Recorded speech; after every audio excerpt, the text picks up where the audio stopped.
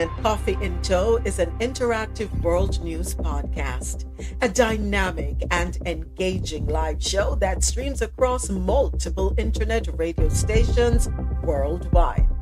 This podcast brings you real time news updates, in depth analysis, and interactive discussions on global events, making you a part of the conversation no matter where you are.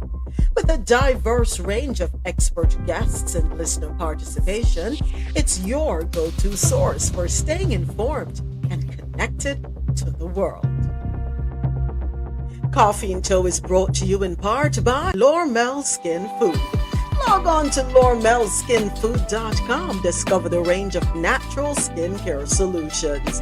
Indulge in the radiance of natural and organic beauty with the best natural and organic soap bars, whipped soaps, body butters, and oils. All 100% natural products. Lormel Skin Food for a natural, beautiful you. The world's best coffee from our farms to your cup. It's Grand Coffee House.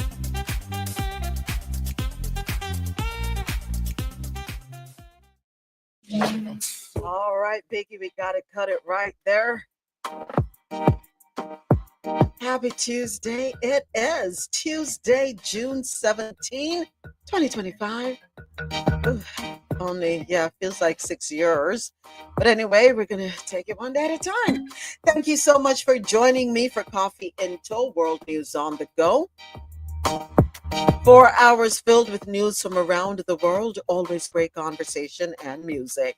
Coffee in Tow streams live weekdays starting at 9 a.m. to 1 p.m. Eastern. You can listen on qmzradio.com for quality music while you work or play. Keep it logged on to www.qmzradio.com for that good music to get you through your day. Also, you can listen on janoradio.com, your non-stop party vibe station. Download the Jano Radio app. It's available in your Apple and Google Play stores.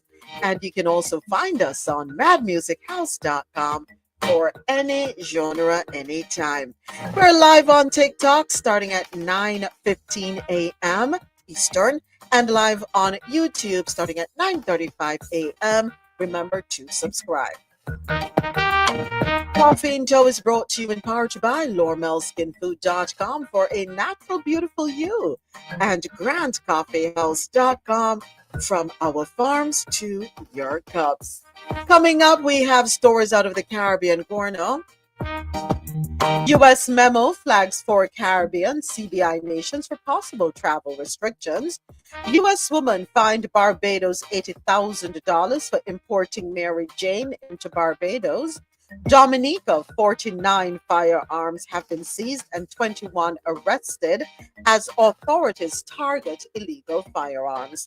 Guyana opposition slams blasphemous libel law as unconstitutional. IDB commits $283 million in grants to Haiti, launches Caribbean support initiatives. Kingston Airport launches $161 million overhaul to redefine travel experience, and PNP vows to ensure 100% literacy at end of primary school. BPTT maintains lead as Trinidad's top natural gas producer in 2024. Dismissal of civil gun suit against the United States will not derail regional trafficking fight. Adam Stewart joins prestigious Wall Street Journal CEO Counsel, and veteran entertainer ruffian sentenced to nearly 14 years in gun court. We have stories on the international scene, North America. We have some updates. TikTok talk, business and tech news, health and science news, and more, plus great conversation. All right, so let's go ahead and cut off the music and let's do a quick check-in with everyone. Kirk, ever bless, never stress. How you doing? Kirk, you're good? Top of the morning. It is Tuesday. Welcome to Coffee in Tow. Reaching out to everybody have a listening ears. Just weather update. It is rainy. It is nice. It is gloomy. Listen, All be right. safe, Kurt. Be safe out there in them streets. Always, always, always, always, my Good, dear. good, good, good. Happy to hear you, as always. Thank you, thank you, thank you, thank you for blessing the space. Seeing. All right. Okie dokie. Alexia, what's good? What's popping? You all right? Hope all is well. If you can't talk, that's all right. Adasoji, how are things across the pond? How are you doing? Yes, good afternoon, good afternoon, good afternoon. Yes, everything's good. It's 21 degrees, it's sunny, it's breezy. The women are dressing less. We're thankful. All good, all good, all good. You know? All for your viewing pleasure?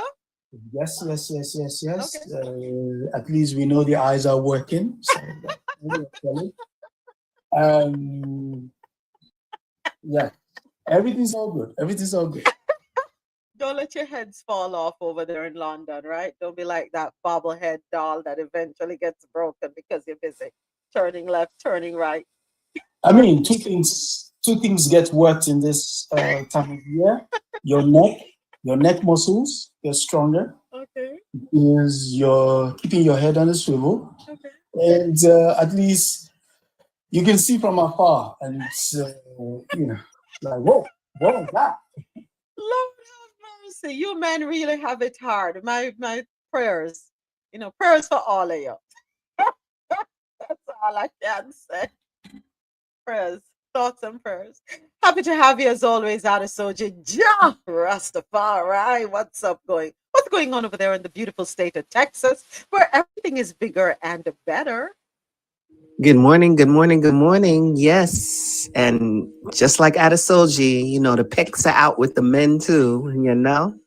It is summertime. For some reason, they think they have to run without shirts. I don't know where that came I from, but mean, if they look okay. good, they look good. Don't hate. Don't hate. Don't I hate. mean, I wish we can run without shirts, but that's another story. Lord knows. Good Please do, Trust me. please morning. do, please Good do. morning, Adasoji. Yeah, But good morning, Juliet. How you doing? you want to run without a shirt, Jack? I don't think it'll be wise for all women, though. I'll be honest. Yeah. I'll just be Yeah. honest. Yeah, Yeah. yeah, But like he said, it's summertime and a lot of things are being shown now. yeah. Yes. Skimpy, skimpy. Well, you know something, Ja. We can't hold it against them. Climate change is real, and we have to exist in it. So whatever makes us comfortable, it is what it is. That part. It is what it is. All right. Thank you, Ja. Rosolo, you should be working from home. ¿Cómo estás? I am. How Bien, are you? gracias. Bien. Bien, y ¿Y tú? tú? I'm well. Good morning, everyone. Good morning. Happy Tuesday. Yes, I am working from home. I feel blessed. It's a blessed Tuesday. It's been raining a lot here, so I don't see the men with the pecs jogging. But unlike Jai, I don't want to be able to run around with no shirt on. No, not I. But I understand the sentiment. But yeah, it's summer coming. It's not officially summer yet. I just want everybody to know. But anyway, Not um, official. No, man. No, man. Oh, it's officially summer, no? no, June isn't it 20th or 20? Maybe not. I don't In know. a I'm few tired. days. Oh, yeah, in Maybe a few yeah. days. Yeah, yeah, yeah. Yeah, yeah, yeah, yeah. But yeah. So good morning, everyone. Kirk, Alexia, Soji, Ja, Kabang, everybody in the chat. Good morning. Good morning. I'm finally back. I feel good. I'm not in the office. Hallelujah. So yes, everyone have a blessed Tuesday. Blessings to all. Yes, I'm going. I'm going. Once my day starts, I'm preparing and I placing know. roofs. I Yeah. know. I know. Happy to have you as always. Thank you. Thank you so much. All right, Kabang. How are you? Happy Tuesday. Thank you for being here with us. Happy, happy Tuesday. Happy Tuesday. Soji, I do want to see the men who are running with their chests out. Where are they at this, Soji? Tell him The again. tall ones, the tall ones, Mm, mm, mm, mm. Um, when they used to do all of those wedding proposals back then in some of those other tribes, the men had to come out and show that they could jump as high, that they could dress elaborately like the birds, and that they could dance, and that they had the chest to hold their women, Where are the Soji? No, this is also in Africa. Forget what's happening on this side. Where are they? Hey, Well, Was he very Kabang, much around? Was he very much around? I said, where are those men? Soji? you're not seeing them anymore? Huh. No, I am not. I don't think Soji is looking for the men, though. I don't think So Soji is he's looking not for gonna. the men. Yeah, Yeah. he's not gonna tell us where to find them. Thank He you, knows where Dr. the Raya. ladies are. He knows Oh, where he the might ladies have are. brothers. Well, we want him to lead us to his brothers. Oh, okay, I got Ooh, you. I And think- make sure you get that tall part, Kabang. I liked when you said tall. Yes, thank I you. think I was born on the wrong Yes. continent. Yeah, Why? yeah. Is there any in the Caribbean? Eh, we don't have the fanfare that is had over there in across the continent of Africa.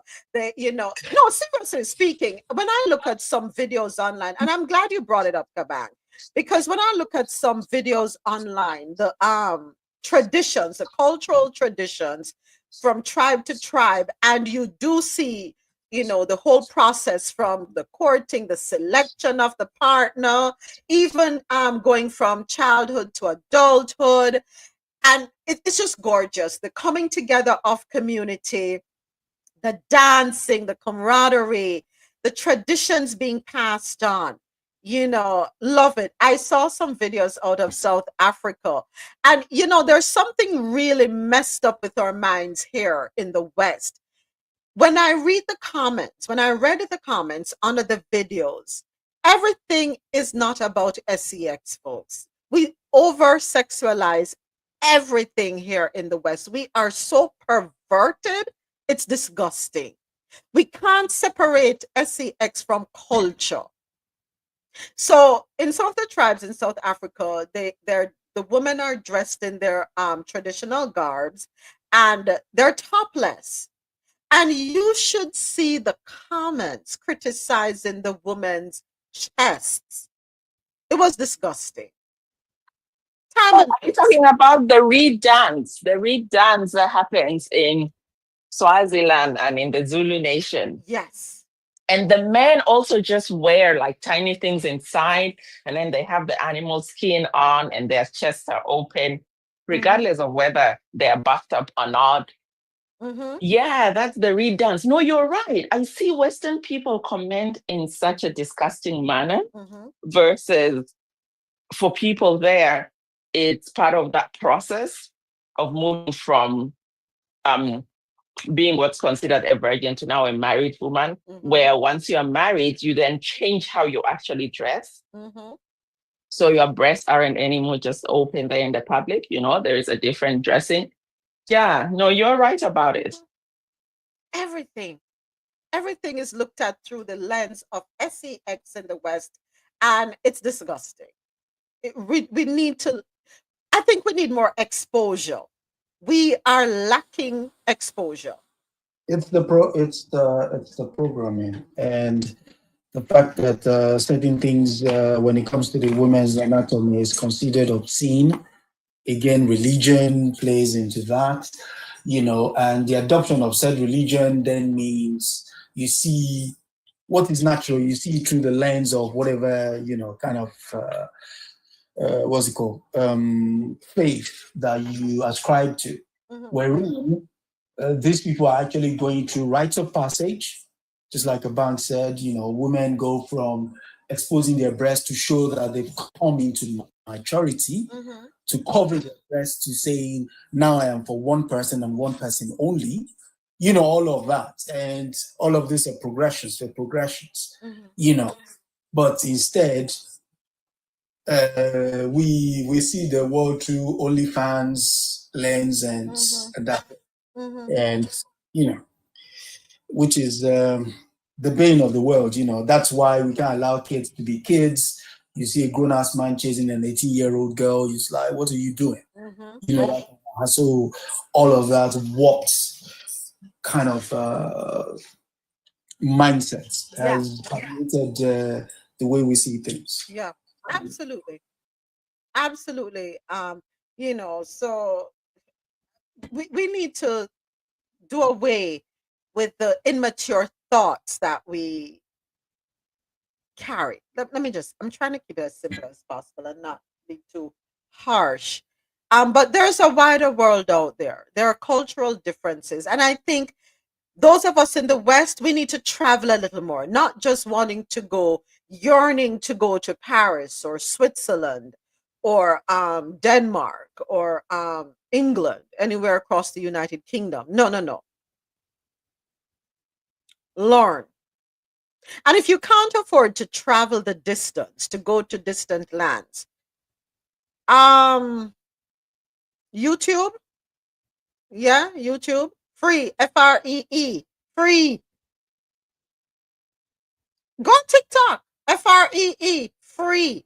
Instagram, FREE, free. Go into a library. You can even have their online libraries now. Some libraries give you online access. Do some research. Stop being so close-minded. I mean, sometimes it's just, you don't even have to travel that far. You can go to South America, places like Costa Rica, places like Ecuador, places like Peru. I mean, that's different.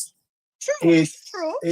so it's a lot different from someone, it's a lot different to someone's experience in the United States or Canada or to a lesser degree Mexico, but you get to see something quite different. And if you can then go further, you can go to, you don't really need to go into the heart of the continent. You could go to places like Senegal, maybe not Gambia, because again, you get the same kind of, what's it called? Western mindset, which is kind of permeated that we need not go into that. So you go into places like that and just experience something different, as opposed to your beating tracks where you go to Paris, going to stare at the Eiffel Tower, which is no different from what's the lady with the sandal in New York, the Statue of Liberty. Mm-hmm. So it's almost like you're just changing language for, no, go to where the people are, they're living off the land and experience, or even go to Jamaica. Go to Jamaica. Yeah. Are you? Yeah, I totally get it. Yeah, All right. Thank you, everyone. Thank you for indulging me. And thank you to everyone below, everyone in the chat. Thank you. Appreciate y'all. Well, no, easy. No, tap up the screen for early this morning on TikTok. Thank you once again to everyone listening online, qmzradio.com, janoradio.com, madmusichouse.com. Thank you, YouTube. All right, folks, let's go ahead and kick it off. It is 7 minutes before the top of the hour. We're starting off with the Caribbean corner. First up, U.S. memo flags 4 Caribbean CBI nations for possible travel restrictions. Article courtesy of loopnews.com. 4 of the 5 Eastern Caribbean nations offering citizenship by investment programs have found themselves on a new U.S. State Department watch list. Antigua and Barbuda, Dominica, St. Kitts and Nevis, and St. Lucia are listed in a leaked State Department memo obtained by the Washington Post, which reveals that the Donald Trump administration is reviewing potential visa bans or other restrictions for nationals of 36 additional countries. The 4 Caribbean countries named in the memo have previously defended their CBI programs as legitimate tools for economic development, with safeguards including rigorous due diligence.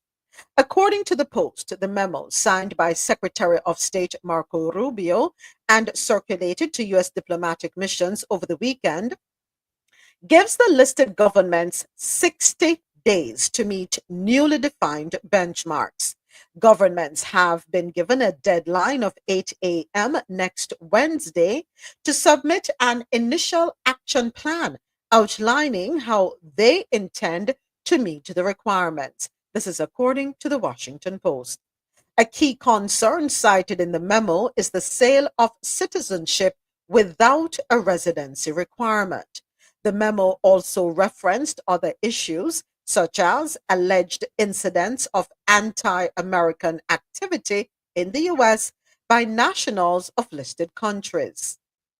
However, the memo also suggests that countries willing to accept third country nationals removed from the US or to enter a safe third country agreement could alleviate some of Washington's concerns. In addition to the Caribbean nations, the list includes 25 African countries and several from Central Asia and the Pacific. The memo represents a significant expansion of a presidential proclamation issued on June 4, which imposed full travel bans on nationals from countries including Afghanistan, Myanmar, Chad, the Republic of Congo, Equatorial Guinea, Eritrea, Haiti, Iran, Libya, Somalia, Sudan, and Yemen. Partial restrictions were also applied to Burundi, Cuba, Laos, Sierra Leone, Togo, Turkmenistan, and Venezuela under that order. The full list of countries facing scrutiny in the new memo: Angola, Antigua and Barbuda, Benin, Bhutan, Burkina Faso, Cabo Verde, Cambodia, Cameroon, Cote d'Ivoire, Democratic Republic of Congo, Djibouti, Dominica, Ethiopia, Egypt, Gabon, Gambia, Ghana. Another one I can't pronounce: Liberia, Malawi, Mauritania, Niger, Nigeria, St. Kitts and Nevis, St. Lucia, Sao Tome and Principe, Senegal, South Sudan, Syria, Tanzania, Tonga, Tuvalu, Uganda, Vanuatu, Zambia, and Zimbabwe. At least I put it in alphabetical order. There has been no official response from the White House so far. A State Department spokesperson declined to comment, saying the agency would not comment on internal deliberations or communications, the Washington Post reported.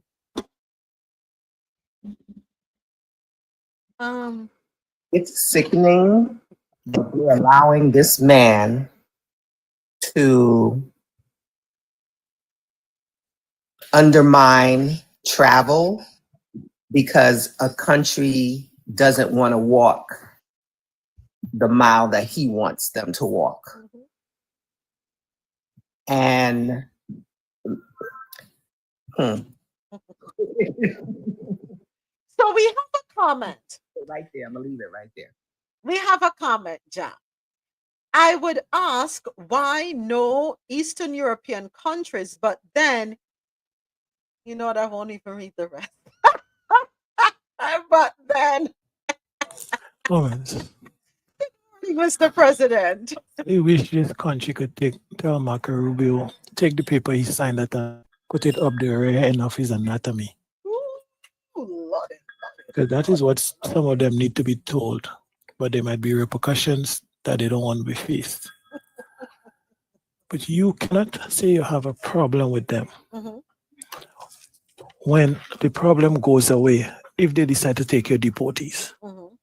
You notice that. I'm glad you honed in on that because I was going to raise that concern. There's no problem. There's no if you have a problem with what they're doing, but if they decide to take your prisoners, the problem go away.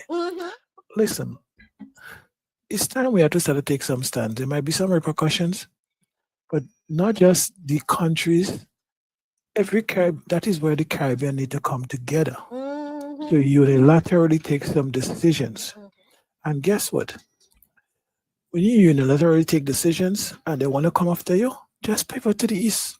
Start doing business with Russia and China. At least with Russia and China, they don't involve in your politics.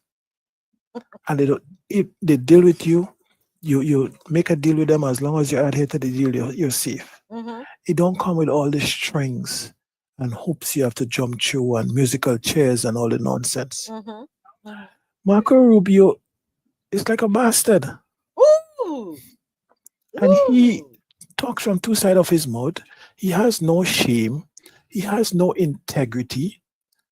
He speaks and stutters, and he want to go around telling people he has no credibility. Little Marco, the same little Marco that was embarrassed by the president, is like a lapdog now, going around the world embarrassing himself even more. It's about time we start to tell people like Marco Rubio and them just don't even talk to us. Huh? Come here, his family come here as refugees, violate the refugee status by going back to Cuba during the Fidel Castro time. Came here under Batista, but he want to walk around and say Fidel Castro is the worst person. When his mother went back, how much time under Fidel Castro reign?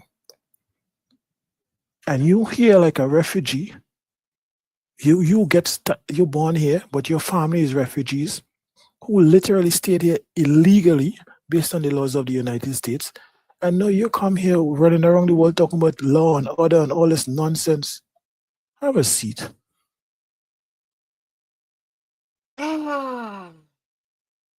This is ridiculous. Yeah. It's threatening. You are threatening people. These are threats. If you don't take the people from third party countries, then this is what's going to happen to you.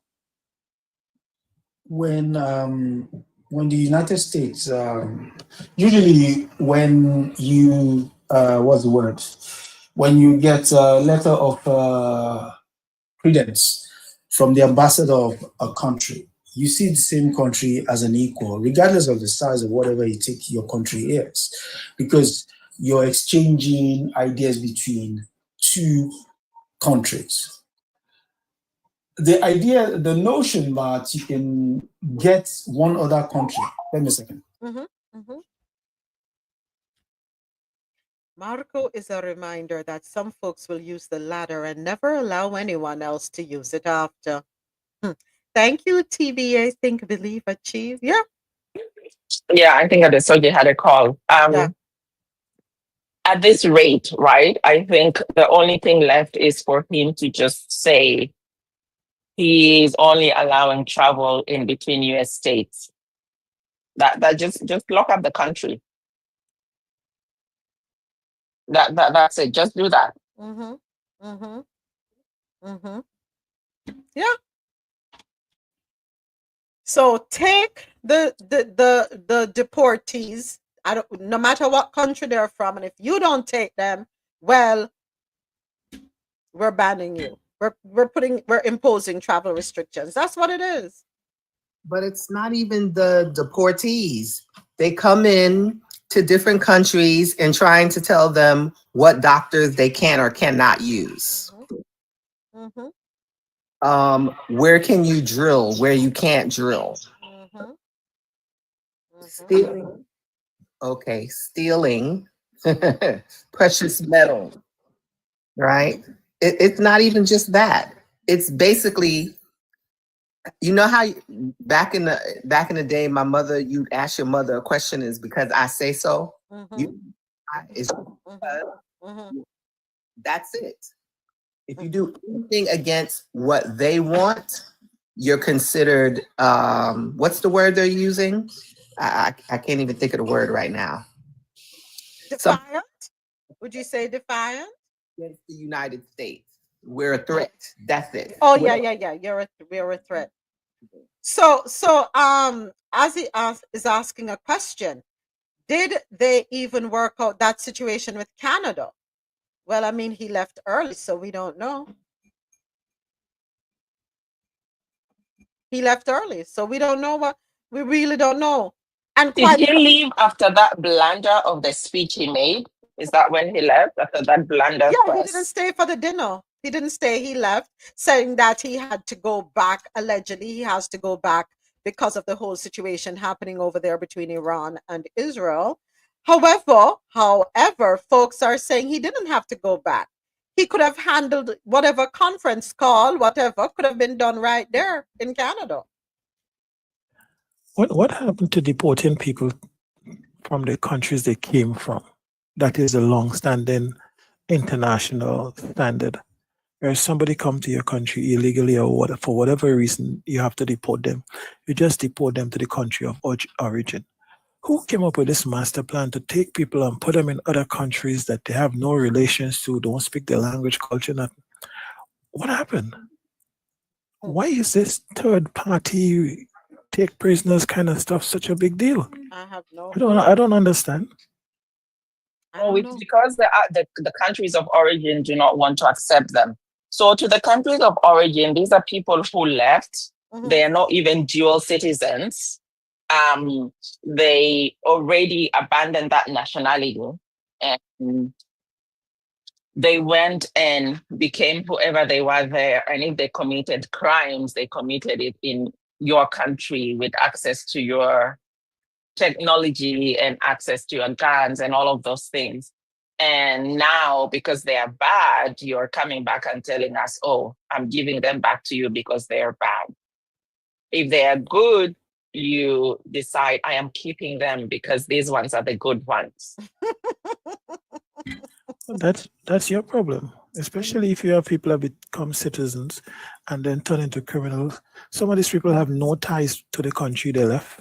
They probably left that country how much years ago? You deal with them like US citizens. Keep them, deal with them. It's your problem. I think they're trading them. My mic, I don't know if my mic is working. I think they're trading the prisoners for workers. That's what it is. Modern day, the S word.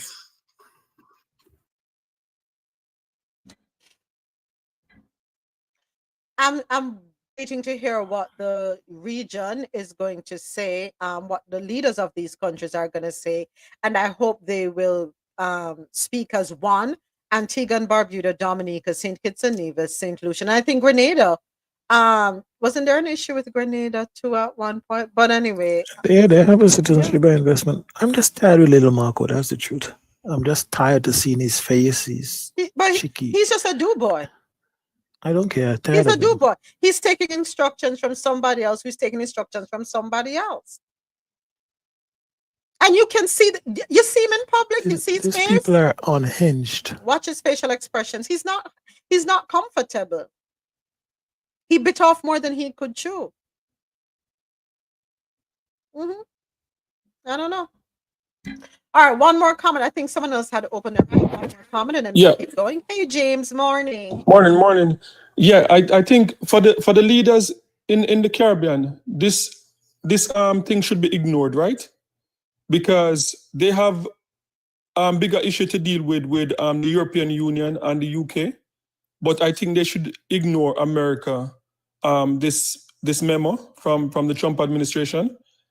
And if they go ahead with it, if they go ahead and respond and try to appease the administration, I think people in the Caribbean should protest, because that would mean that the corruption is real. Because this program, Grenada is not a part of what is going on, because the concerns because what Trump is doing, attaching the Caribbean, the citizenship by investment program, is a copycat thing. They're taking information from the European Union that have nothing to do with America. This has to do with the European Union, with the UK as it pertains to the citizenship by investment program, in terms of like free access to Schengen region, to the UK. And the European Union, they met like over 2 years ago, and they had concerns that they wanted them to address. And people like Gaston Brown, instead of taking things personal and coming out and attacking like the Prime Minister of St. Vincent and the Grenadines, this should have been fixed years ago, because they have concern. And yeah, it's one thing you can say, yes, Europe and the UK, and they're trying to tell you what to do or whatever. But the point that they made, that is a valid point, that the people that are paying for these passports, if these islands, these 4 islands that are listed, if they are put in a similar situation like Jamaica, Trinidad, St. Vincent, and Barbados and the other islands, that you are going to require a Schengen visa, a UK visa, then the citizenship by investment program would die. Nobody's going to buy it because the reason why they're purchasing the passport is to get access to Europe. And one of the thing that was said from over 2 years ago is that we are not comfortable with people purchasing the passport without residency. We're not comfortable with that. And I understand that because all over the Caribbean, in Jamaica, in Barbados, if you have $1 million or $50 million and you invest in any Caribbean island, they are going to give you citizenship because of your investment and because you're staying there and you're building, helping to bring value to the island. The problem that they had is that hundreds of thousands of people are buying the passport and they have not set in a foot in the islands that are part of it. And if they believe that, look, the reason why they're doing this is because the passport, they can get access to Europe, then try and fix it the same way Dickon Mitchell fixed it as soon as he came into office. Try and fix it. And they didn't do that. So I think the US is not an issue. I think Europe and Europe is the issue that they need to fix. But at this point, I think it's probably too late because the European Union, I think they voted already. And I think by the next couple of months, you're going to need a e-visa or something to get into Europe and to get into UK. So I think that's the bigger issue, not the US. All right. Thank you, James. Go ahead, Adesoji, and then we move on. Go Following on to what James has just said. There's a certain level of hypocrisy here when it comes to the United States and Europe with regards to that, what's it called? Visa for citizenship, right? If you come to London now, yeah?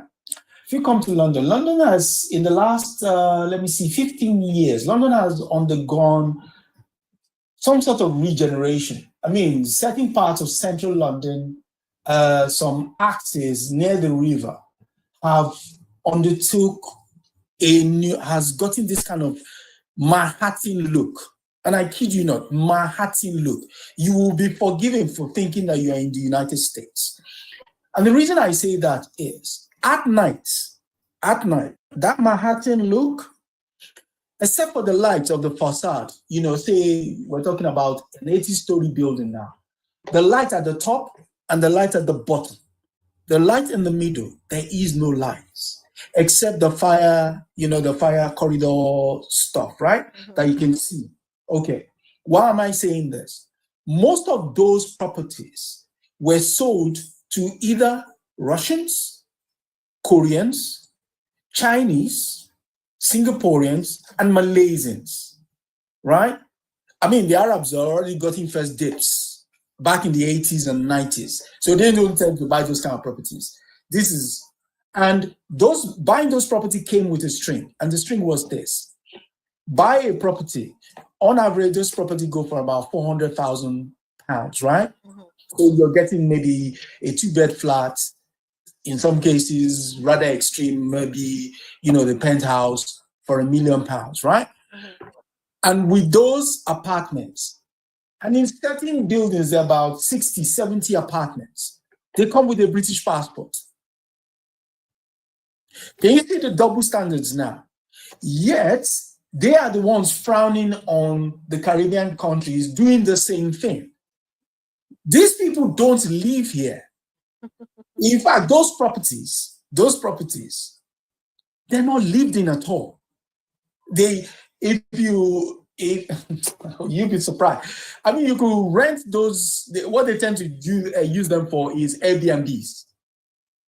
So when you come into London, you want to stay by the river, if you go on Airbnb and just type by the river, you will see these properties I'm talking about. Mm-hmm.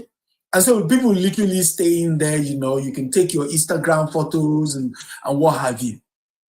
Those houses are just lying vacant. The only thing that ties the owner of the said property and the UK is the passport, which they paid for. So for them, they can care less what happens to that property. So it's kind of double standards when they now say they lean, especially with the EU, lean on the Caribbean countries that why are you doing that? A question of we can do it, why are you doing the same thing we're doing? So the question I leave people with is, are those Caribbean countries truly independent? If they're being leaned on like this, I yield. Thank you. Thank you. Yeah, Adasoji, can I respond to that? I don't think it's the same, honestly. I don't think it's the same. The thing is, what they're saying is because the reality is that every Caribbean, I think only Bermuda is the only place I know that don't allow foreigners to come and buy property. But a lot of properties in Jamaica are owned by foreigners. You have certain amount of millions of US dollars, you are going to get a passport. So the problem is not because the program have been going on for decades, for a long time, right? And the problem is not that if you go to any one of these islands and you buy, like say, a house for $10 million, it's your getaway, like your summer house or whatever. That is not the problem. The problem, what they're citing, is that you can stay in any place in the world, and in particular, they're talking about Africa and they're talking about Asia. You can buy the passport, not set foot in the island. The passport is delivered to you. And then what they're saying is that a lot of people that purchase those passports have never gone to the islands. What they do, they take said passport and they go to Europe. Perfect example, the African YouTuber that Teo from Nigeria, he bought the passport for St. Kitts and Nevis. He went to St. Kitts and Nevis one time to do a video of content saying like, this is where I got the passport from. Teo is now living in that place, Ronaldo place, what do you call it again? Portugal. Teo is now living in Portugal. So he used the passport and he got access to Portugal.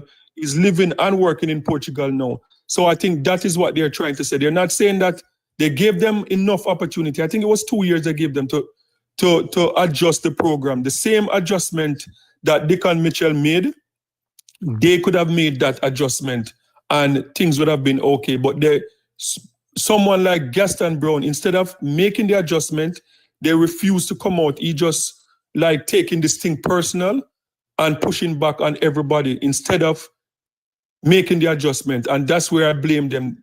Make the adjustment and say like, look, if you're going to get the passport, you have to come into St. Kitts and Nevis. You can't just buy it and never set foot here and do it like how the other Caribbean islands do it. Buy properties or whatever. If you want our passport, you have to own properties here or something like that. So that is where I think that the difference between what they do it in Canada too. If you have $100 million, come to Canada, you get a passport tomorrow. So that's the difference. All right. Thank you. Thank you, everyone, for that conversation. Okay, we Well, were. Yeah. James, I don't understand. So you're telling me if you're buying a property in the Caribbean, all those islands, but you have not visited the country, that you should not be allowed to have the passport?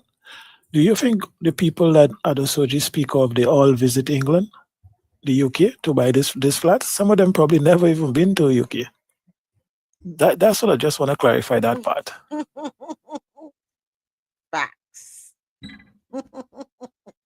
And okay, no, let me not go down that rabbit hole. Let me leave it right there because I know the conversation is going to come up again.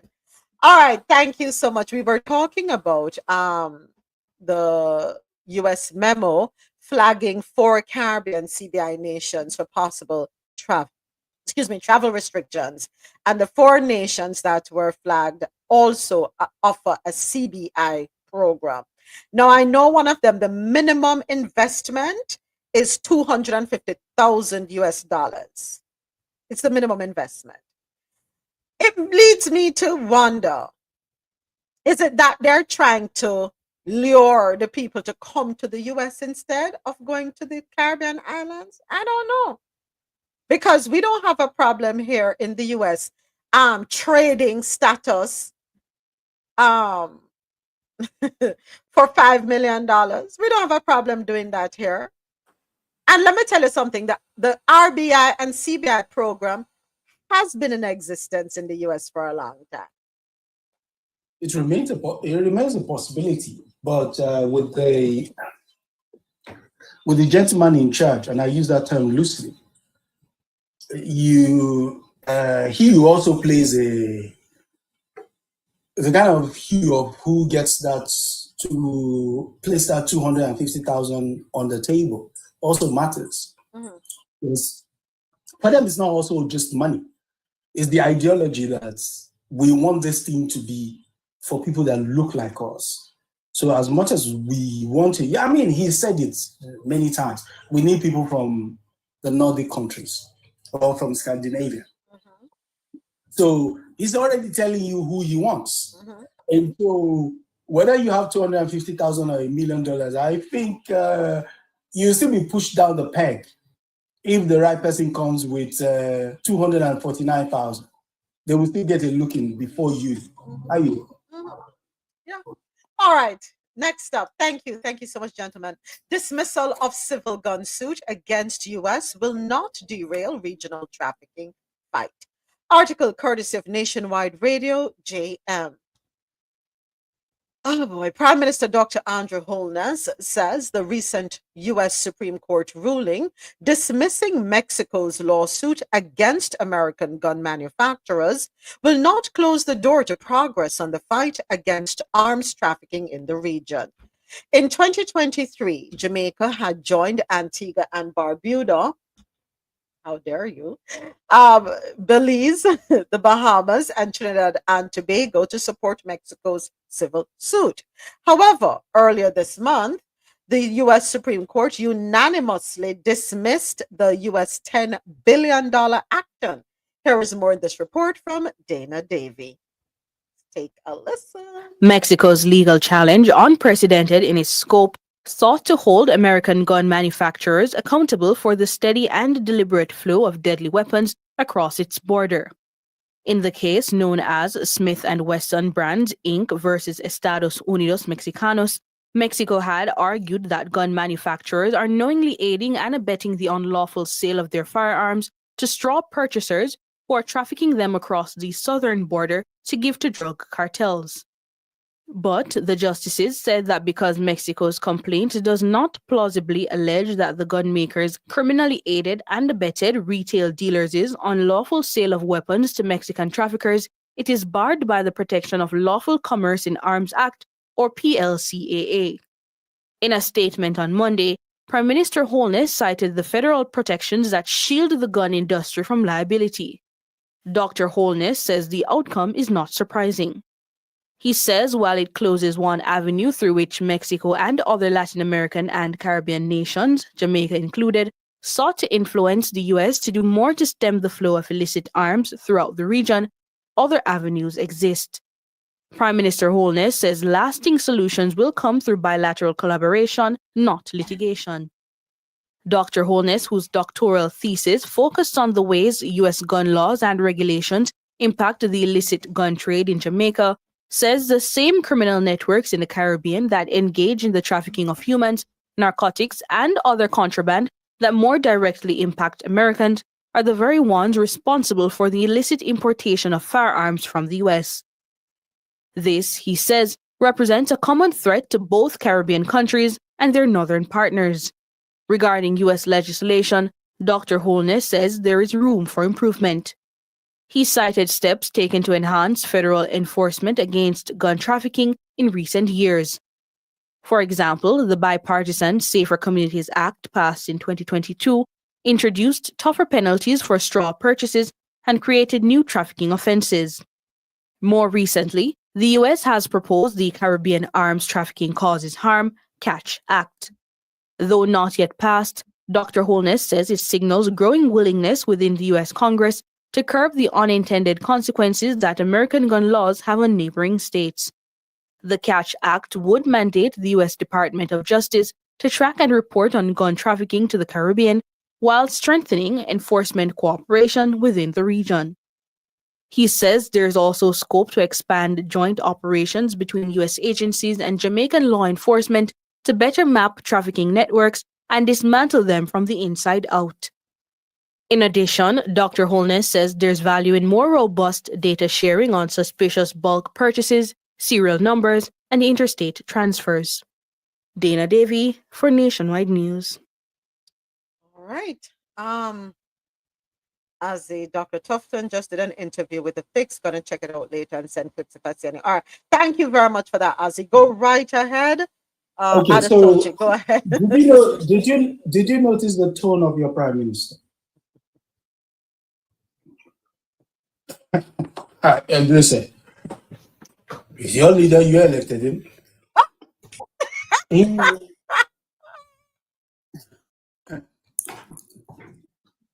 He goes into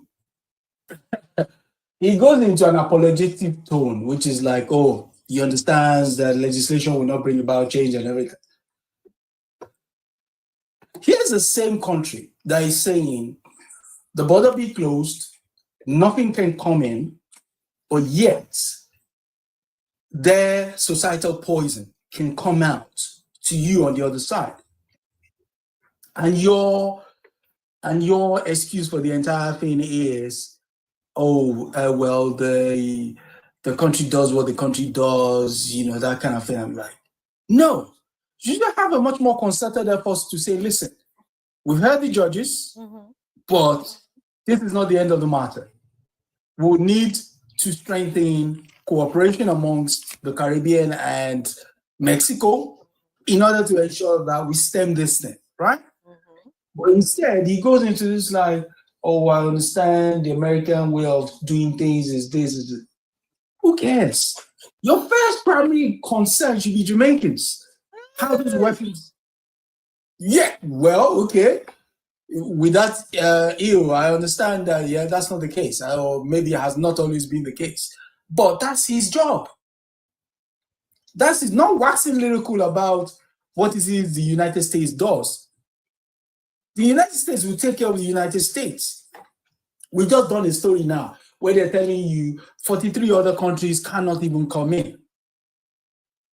Does that look like, bilateral discussion? They're telling you they are not coming in. End of. So, get your acts together. Start, stop oiling yourself up for, whatever. Ooh, Vaseline. So, Adesoji, let's jump back here.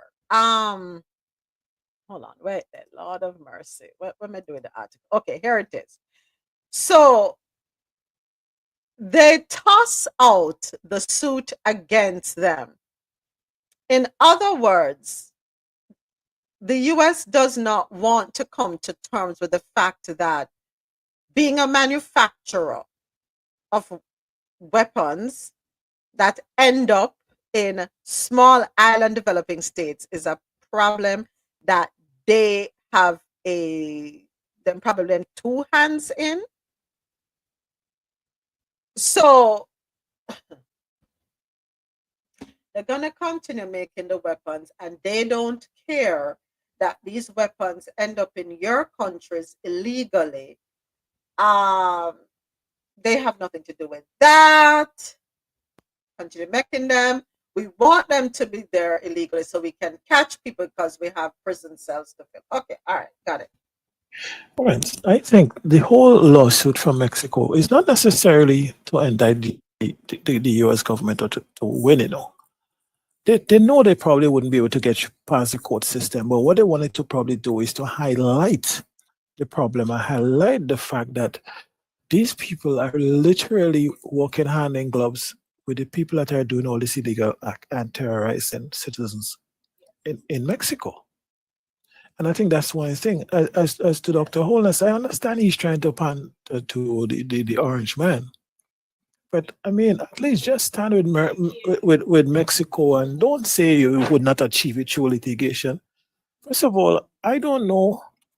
Maybe a Jamaican could enlighten me as to the benefit of his doctorate in that specific area that he chose to do this doctorate and how it impact Jamaica with the gun laws, access to guns and everything like that. Because I don't know if it has a big impact or you just get it to see the doctorate in something. You understand? Going back to Marco Rubio about the safety of America, the people of the Caribbean is letting in. Didn't they said Marco Rubio and them just allowed 17 members of El Chapo family to come into America? Or did I get that wrong? Didn't the news say that El Chapo's son and other close family members, which is a total of 17 members of the El Chapo family, was just allowed to come into America, but you're afraid of people coming from Caribbean islands for criminal records, etc.? Did I get that right or wrong? No, you're absolutely right. That story broke a couple of weeks ago, and we were all alarmed. Everyone is alarmed. And that is why Claudia Scheinbaum will not take him seriously. Let's be honest. Thank you for the follow, Shelley. That is why she's not going to take him seriously, because she sees through the hypocrisy of the entire thing.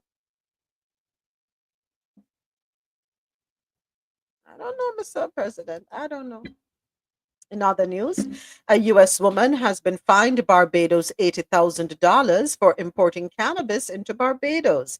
According to CaribbeanNationalWeekly.com, a United States citizen visiting Barbados for the first time has vowed never to find herself in a similar situation after she was caught importing illegal substances into the island.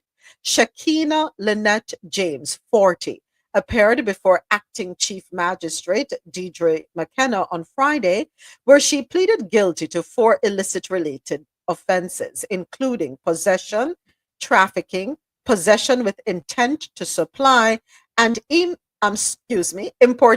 of 24.2 pounds of Mary Jane, valued at Barbados $176,000. James from Massachusetts Avenue, Southwest Marietta in Georgia, was fined 80,000 Barbados dollars, which is approximately, 80,000 Barbados dollars, which is approximately 40,000 US, to be paid immediately or face 12 months imprisonment. The court heard that James arrived at Grantley Adams International Airport on a flight from Atlanta, a Delta flight, that is. After clearing immigration, she collected a hard-shell suitcase and proceeded to customs, where authorities searched her bag and found 20 black vacuum-sealed packages containing vegetable matter. The police were called. James told the court a few days before boarding the flight, "My deceased husband's friend asked if I wanted to be a part of his entourage on his trip to Barbados, and I agreed. He provided me with the flight information and other details. He took me to the airport and asked me to take his luggage with mine, as he was flying in the following day. I went along with his request.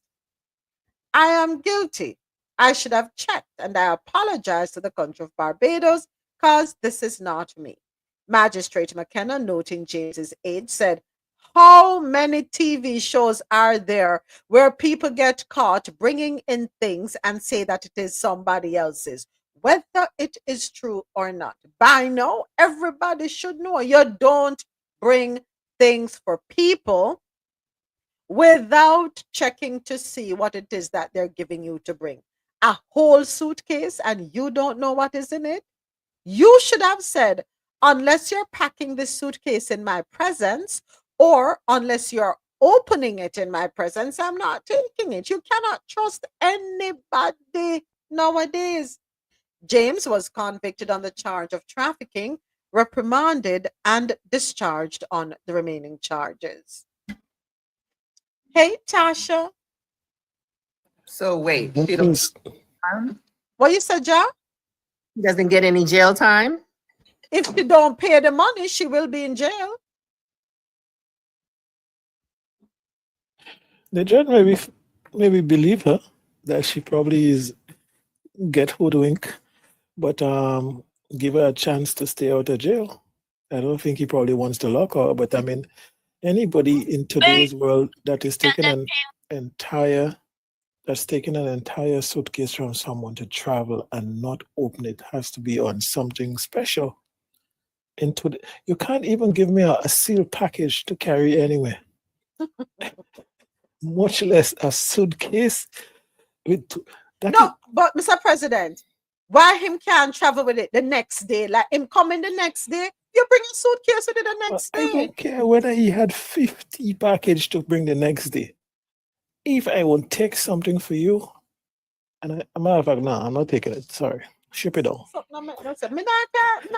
Okay, me and But she's getting the the free trip. She's getting the free trip. So, no matter. and she probably feel, hotel, everything. So the least she could do is carry a suitcase because she probably only had one, right? That's why you know feel licky and yummy in this thing called life. And not every bandwagon if you jump on. And my father said this and it's so true. Everything comes at a cost. Not free in this life. Go ahead, go right ahead, Soldier. Nah. I'm not even buying that. I'm sorry. If I was that judge, man, that woman is doing time. I'm sorry. Nah, not even buying that. Yeah, I mean, he did say, how many programs are you gonna watch that kind of thing, please. I recently had somebody bring a book for me from New York, obviously, because we cannot travel into New York at the moment. Yes. You refuse to. Stop it. Why you rubbing it in?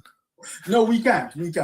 Technically, that's a no-go zone at the moment. So the person that brought the book, the person that handed the book over to the person who brought it to me, took it in what do they call those bags? The bags that protect stuff against wetness. Ziploc? No, vacuum. Vacuum seal. Okay. Yeah, the vacuum seal. Yeah, that one. So took it to that person. The guy looked at the book, brought out the book, flipped the pages. This was my friend telling me. He flipped the pages, put the book in there, and then sealed it. And then put it in his bag.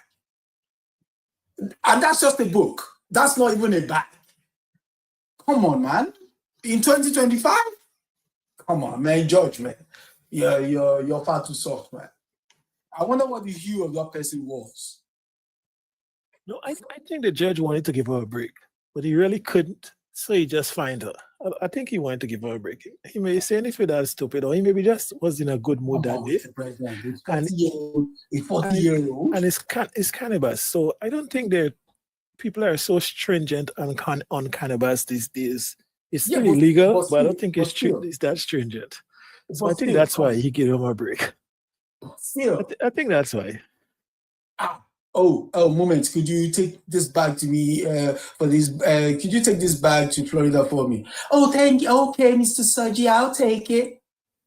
Yeah, you gotta be like 15. Hold on, I have a question. For that. How did that bag fly out of the US? What? Say that again. Kabang, you chipped out. Never even thought about that. How did that bag fly out of the with so much? Hold on. Did the bag come into the US or leave the US? Leave the US. Yes. How did it leave the US?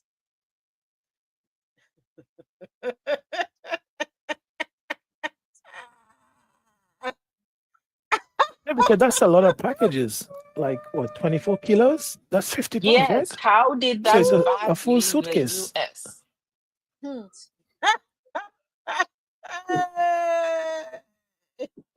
Good question. Like, that's really my question, because when the bags go through any of those X-ray things, you see packages, you already have to do an inspection.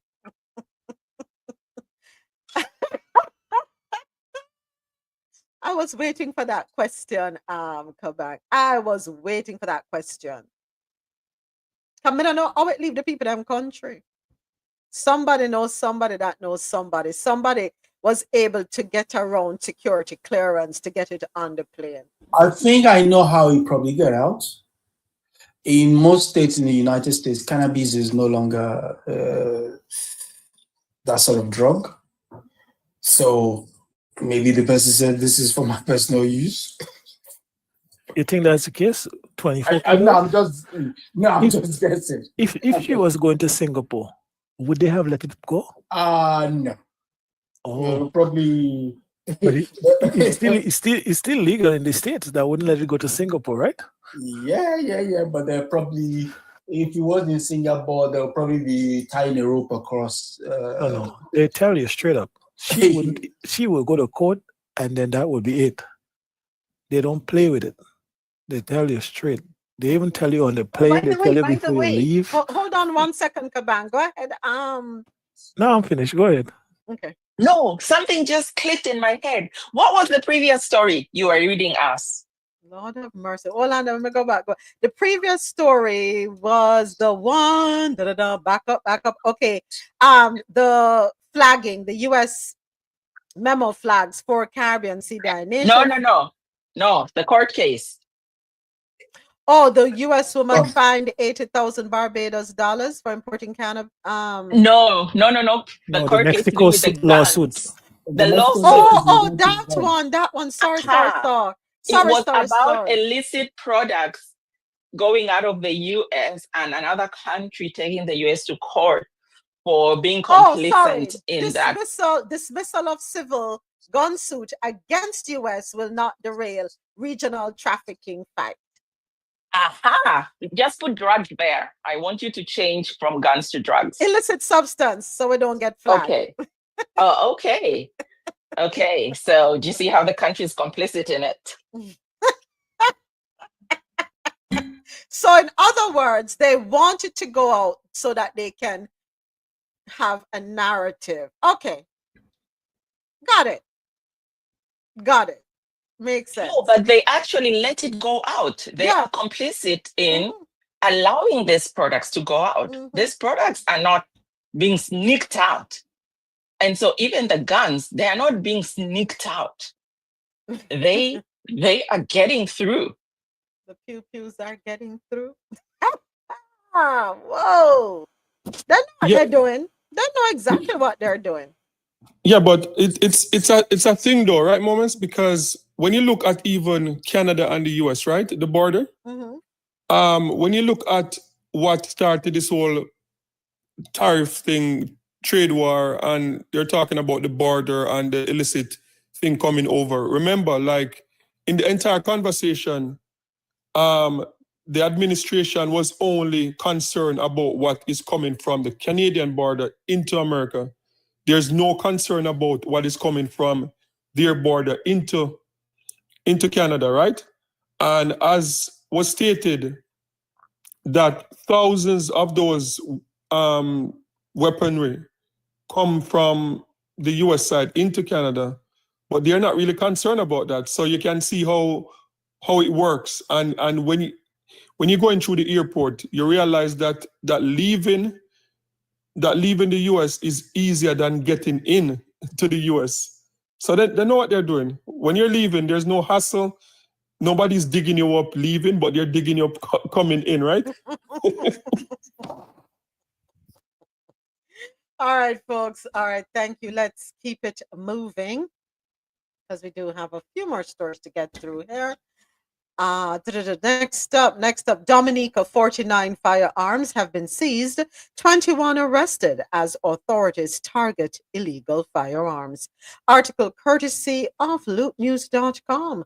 Law enforcement authorities in Dominica have seized 49 illegal firearms and 289 rounds of ammunition so far this year, leading to the arrest of 21 individuals in connection with firearm possession and trafficking. The seizures include high-powered assault rifles intercepted at ports across the island as part of an intensified crackdown on the illegal arms trade. Well, good job, Dominico, for the hard work you're doing over there. This illegal firearms is it's a serious problem in the Caribbean. And most of it is coming from here, It is a really, really serious, in these countries where the police don't even carry guns in certain cases, and pew-pews, and you have these things coming in in this abundance, and you're training the immigration officers and so to try to locate these things. It's really a problem that needs to be addressed. Due diligence needs to happen at the ports. Due diligence needs to happen at the ports, but they allow them to leave the ports. Yeah, they claim to care about the small islands. Do they? Because if they really cared, they would up the surveillance at the ports, whether it's the airport, just like when a plane coming from Jamaica or coming from the Caribbean, and before the bags are removed from the plane, and they have the dogs. I don't even know if they still have the dogs now, because weren't the dogs told they're costing too much money? No vet, no food, no housing, no nothing. So I don't know. But the dogs would go and do their, sniffing around before the bags are removed. Why not have the dogs do the same sniffing before the planes are allowed to leave the country? But didn't the statistics show that over 70% of the pew-pews in Jamaica comes directly from the US? From the MIA port, Miami and port. The same people is like to talk about, the pew-pew violence in Jamaica, be careful when you're traveling near pew, and they're sending the pew-pews. Jeez. If we say we're going to collaborate and we say we're going to work together, the US and the Caribbean, I don't think the US should allow these things to freely flow, out of the country. Intercept. And we hope that what you're not able to get a hold of, what you're not able to intercept here, whether at the airport or the seaport, well, Jamaica will catch it, or whatever Caribbean island will be able to get a hold of them. And that, I believe, there'll be a huge reduction in the number of weapons being moved. But what do I know? Nothing. Because if the same US... Hold on, Kaban. Hold on one second, Kaban. Hold on. Go ahead, Mr. President. If the same US data is what is telling us over 70 or whatever percentage is coming not directly from that port in Miami, you're telling me we cannot implement something to at least reduce that impact, or to do something about it? Such a large percentage coming from a single port. There must be something that can be done. It's not all over that port out of Miami. And the Miami port is funneling out to Haiti, Jamaica, Trinidad. A big business. Go ahead, Kaban. Go right ahead. Thank you. Yeah, so what I wanted to say was that now it depends if they're giving us all the information or not, because sometimes what they will do is they will cooperate with the country and tell the country that we think this and that individuals are suspicious. When they get there, please do this and that process to find out. And then when that happens, when you arrest them, you are arresting them in your country, not in the US. And since they're your citizen, you get to jail them instead of the US jailing them. But some of them are US citizens. I believe there are citizens involved too. I mean, but naturalized possibly, but I do believe there are citizens involved. I don't think it's just... I understand that, but if that was the case, there should be much more arrests. I think there's a I think there's a lack of will on part of the originating country, in this case, the United States. For one, it's not so much as, okay, there is the Interpol. Everybody knows about the international police, like that. So they share information and what have you. The question is, how vested are the United States in the welfare of the people of the Caribbean to be mindful enough to say, listen, we think this thing has set up for export. When he gets there, you might want to keep an eye on this specific container or this specific bag or this specific person. I don't think that information is being shared, because if it's being shared, then the onus is now on the hosting community to say, we told you this thing was coming true. What did you do? Because you can't then say, oh, we didn't know. You know. Yeah. And, not taking agency away from the host communities as well. You need to up your antics with regards to what specific things you consider to be priority in terms of safety of your country. If it's pew-pews, get sniffer dogs.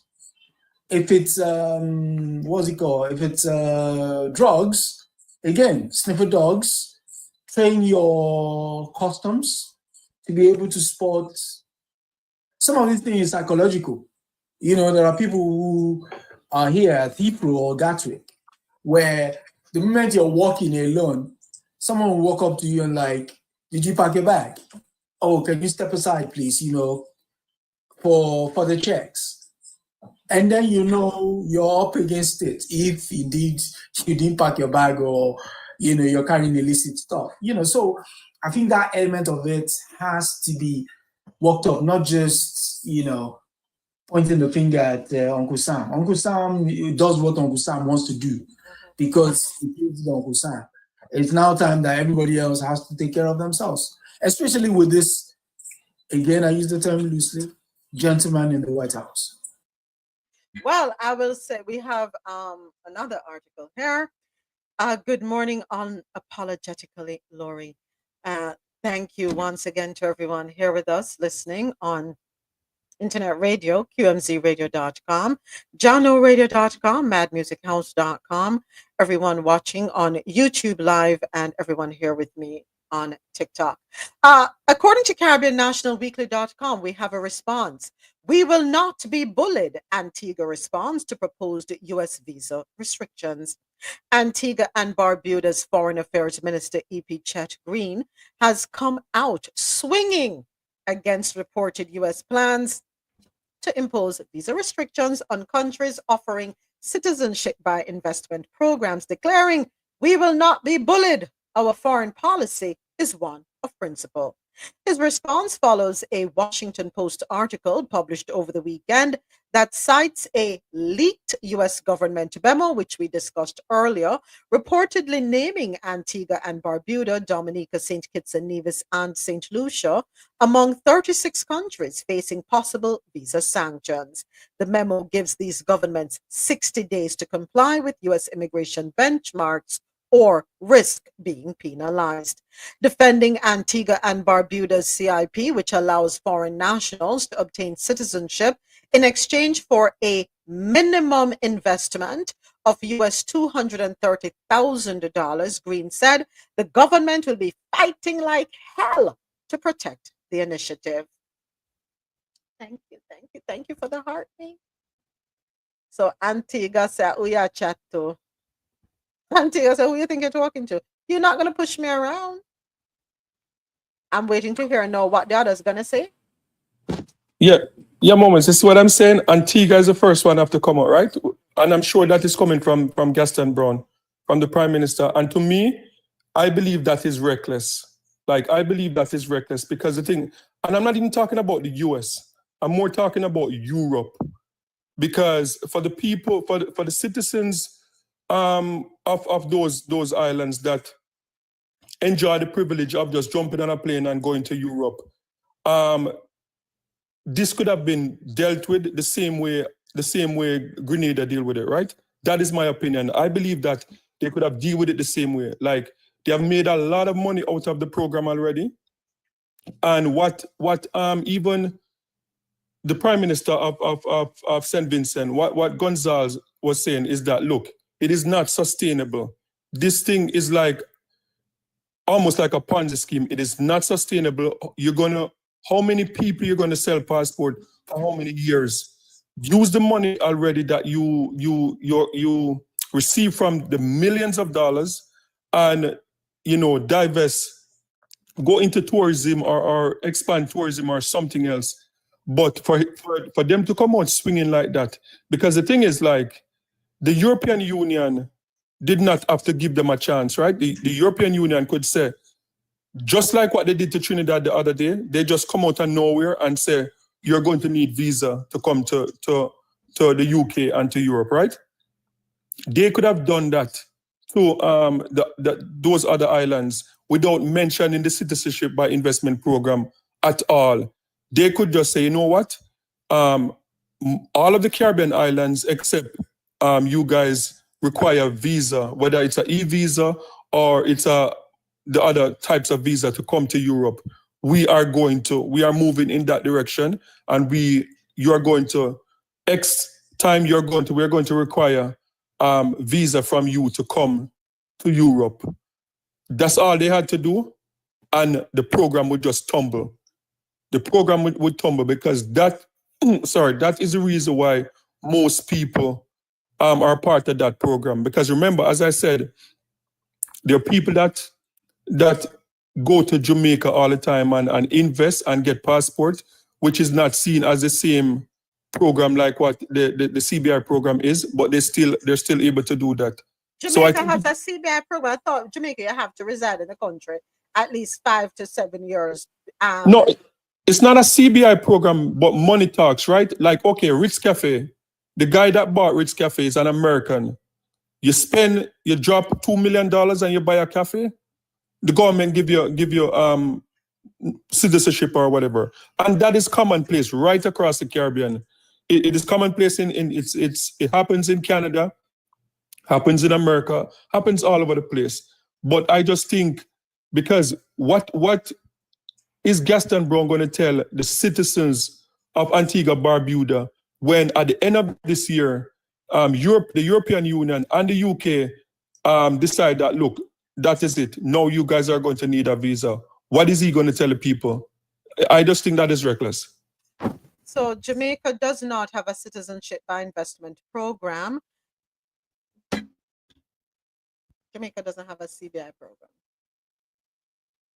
So you may be allowed to set up a business, but if you want to become a citizen, there are certain things that have to be done. Jamaica does not have a CBI program. CBI is seen as directly selling off passport, but most countries you go to with any kind of significant investment would allow you to obtain citizenship when you're going to invest substantial amount, what is considered a substantial amount of money. So they may not directly have that program as it operate in the CBI framework, but of course, if you invest in there, you will be able to get that passport. After 5 to 7 years, after 5 to 7 years. I just want to be clear. I don't want anybody to feel that there is a CBI program in Jamaica. No, Jamaica doesn't have a CBI program, but I know quite a few people that they go and they invest certain amount of money, and they have the opportunity, because what you do, like you could start from, you get like landed documents, not necessarily passport, and then you go through the process and the time run off, and then you're qualified for a passport. But dozens of people. There's this guy from Canada, Ras Kitchen, is a very popular YouTuber. He just leave Canada, go there, establish business. There's Irie, that lady Irie. So a lot of people that own business from outside of the Nigerian guy that owns the heart hospital in Jamaica, like, can go and come as much as he like. I don't know if they have a passport yet, but once you invest certain amount of money there, you pretty much have residency until you're able to get your passport. So it's not a CBI program. So I don't want us to confuse and mislead people. Yeah, no, I never said, and I made sure I said they don't have a CBI program. St. Vincent and the Grenadines, they don't have a CBI program, but people that invest are able to live there until they get their passport. All right. Okay, moving right along. Next up, Guyana opposition. Oh, real quick, in the next 2 minutes for folks listening on janoradio.com. At the top of the hour, we will be switching from Jano Radio Main to Jano Radio News and Talk. All right, that's for everyone listening on janoradio.com. Okay, next up, Guyana opposition slams blasphemous libel law as unconstitutional. According to Caribbean National Weekly, the Opposition Alliance for Change, AFC, is urging all members of the National Assembly to repeal Guyana's blasphemous libel law, calling it archaic and incompatible with both the country's constitution and international human rights obligations. Guyana's blasphemous libel law, a colonial era statute, criminalizes the publication of material deemed offensive to religious beliefs or sacred figures with penalties of up to 1 year in prison. This colonial era law stands in direct contradiction to Article 146 of the Constitution, international human rights obligations, including Guyana's commitments under the International Covenant on Civil and Political Rights, to which Guyana is a state party, the AFC said in a statement on Monday. The party's call comes as Attorney at Law Dexter Todd was expected to apply to the High Court for bail on behalf of Mr. David Babyskello Wharton, who was remanded last Friday after being charged with blasphemous libel. The charge stems from a song he recorded and shared on social media that referenced a Hindu deity. Wharton has since publicly apologized and removed the song from his platforms. If convicted, he faces up to 1 year in prison. I think we have bigger fish for fry. That's my humble opinion, but hey, yeah, gotta be careful what you say. Know your country's laws, folks, before we go spewing. Blasphemous libel laws, by their very nature, criminalize expressions of religious critique or dissent and pose a chilling effect on free speech and open discourse in a democratic society. I agree. All right, next up, IDB. Where are you? IDB commits $283 million in grants to Haiti, launches Caribbean support initiatives. According to Caribbean National Weekly, the Inter-American Development Bank, IDB, announced on June 13 that it will provide 1.6 billion or approximately 283 million US dollars in grants to Haiti for projects ranging from school meals and hospital renovations to basic infrastructure development. The funding forms part of the 2025 to 2030 recovery plan for Haiti, which the IDB is helping to lead at the request of Haitian authorities and in coordination with the United Nations, the European Union, and the World Bank. The announcement was made at the Brazil Caribbean Summit held at the Itamaraty Palace in Brasilia, where heads of state and government leaders from CARICOM and Brazil convened to deepen regional cooperation. As part of the recovery effort, the IDB also plans to finance private sector development projects in Haiti, particularly in areas outside of the capital, Port-au-Prince, to help generate economic opportunities and stability. Why private sector, though? Just asking. So is this where the grants are going to go?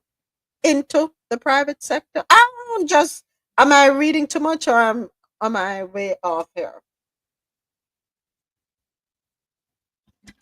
As part of the recovery effort, the IDB also plans to finance private sector development projects in Haiti, particularly in areas outside of the capital. The IDB is fully committed to the development of Caribbean countries, together with leaders from the region and Brazil. Among the other major initiatives unveiled, multi-country debt for resilience swap. At the request of CARICOM Chair and Barbados Prime Minister Mia Mottley, the IDB is coordinating with other multilateral institutions to develop a standardized regional debt for resilience swap framework. The goal is to create fiscal space, improve transparency, and redirect debt savings into regional public goods that strengthen climate and economic resilience. The Caribbean Multi-Donor Fund, the IDB, launched the Caribbean. Why am I struggling with that word today?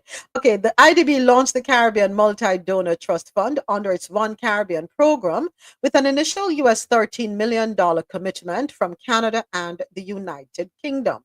The fund will support collective action in areas such as citizen security, private sector growth, food security, and disaster risk management. The IDB is inviting additional countries and institutions, including Brazil, to contribute. 283 million US dollars in grants to Haiti for projects ranging from school meals and hospital renovations to basic infrastructure development. Okay. Next. Kingston Airport launches $161 million overhaul to redefine travel experience. This report courtesy of CaribbeanNationalWeekly.com.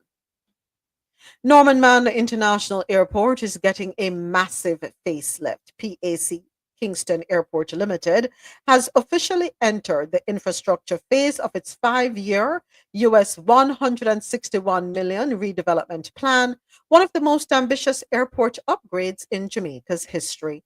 Funded by Mexican parent company Grupo Aeroportuario del Pacífico, the project marks a major leap in NMIA's efforts to become a modern, efficient, and environmentally conscious travel and logistics hub for the region.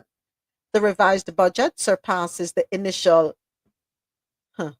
US $129.8 million estimate, reflecting an expanded scope that goes beyond airside safety works to include major improvements in energy use, passenger experience, and commercial offerings.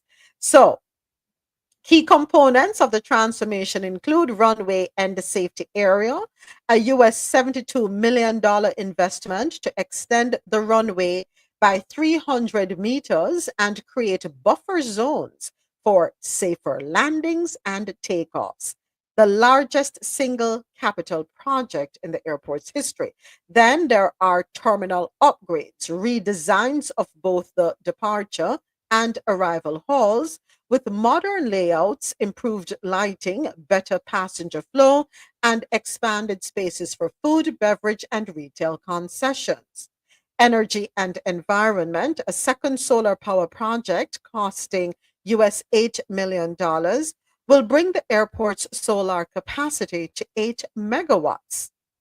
Battery storage is also being added with an aim to cut electricity costs by up to 80% over time. Technology and systems, new check-in counters, baggage screening systems, upgraded baggage handling, and the replacement of aging elevators and escalators. And last but definitely not least, cargo growth and logistics. With cargo volumes doubling in recent years, driven by surging e-commerce, the Norman Manley International Airport is reinforcing its role as a key logistics hub in the capital. Do we have a budget for customer service training, please and thank you? Yeah, yeah. So Jamaica needs something like that. That airport need an upgrade, so it's well warranted. The question is though, how does it affect ownership, lease, and stuff like that? Because it says the Mexican. Do they own the airport? Is it leased for a number of years? Is it a loan? What are the terms and conditions? Because these are some of the questions you would have to ask. But it need the uplift. So the Norman Manley International Airport is owned by the Airports Authority of Jamaica, AAJ.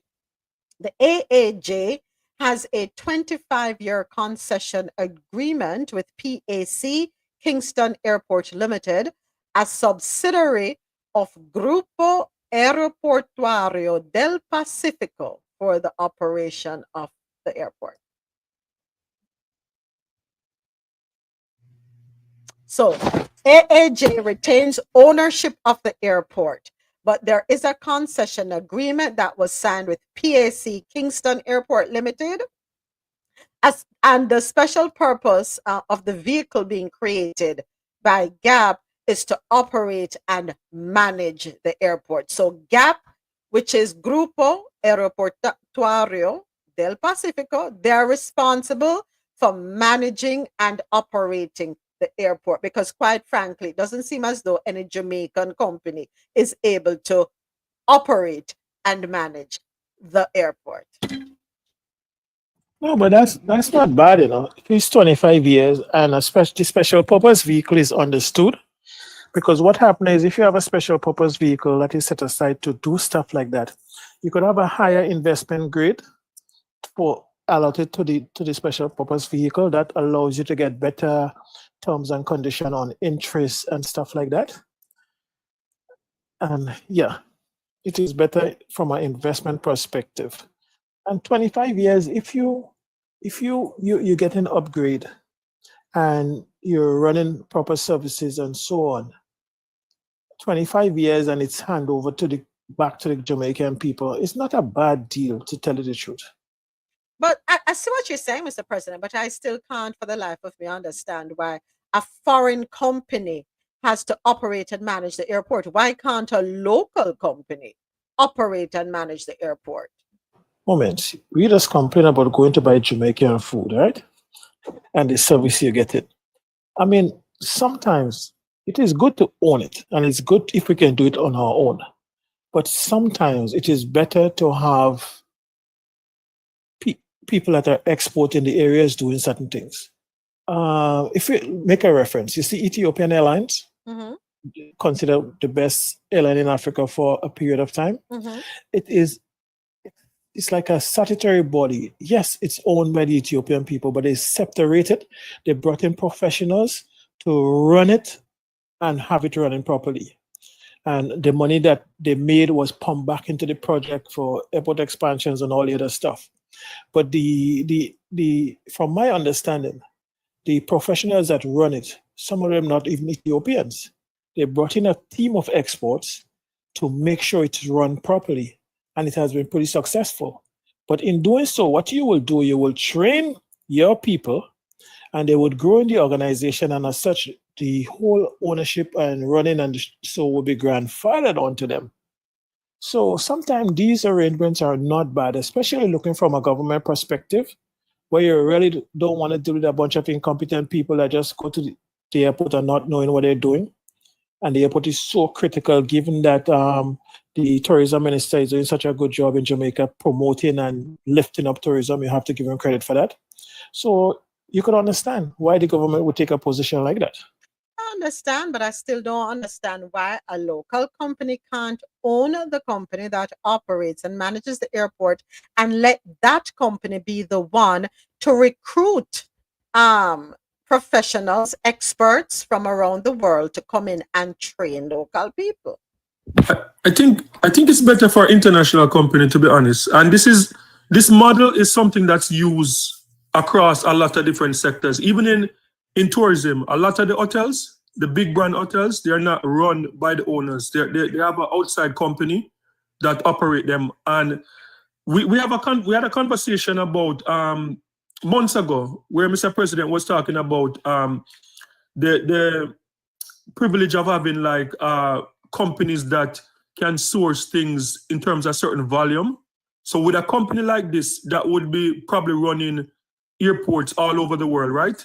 They can source things at a wholesale price in terms of maybe, just imagine the renovation that they're talking about now.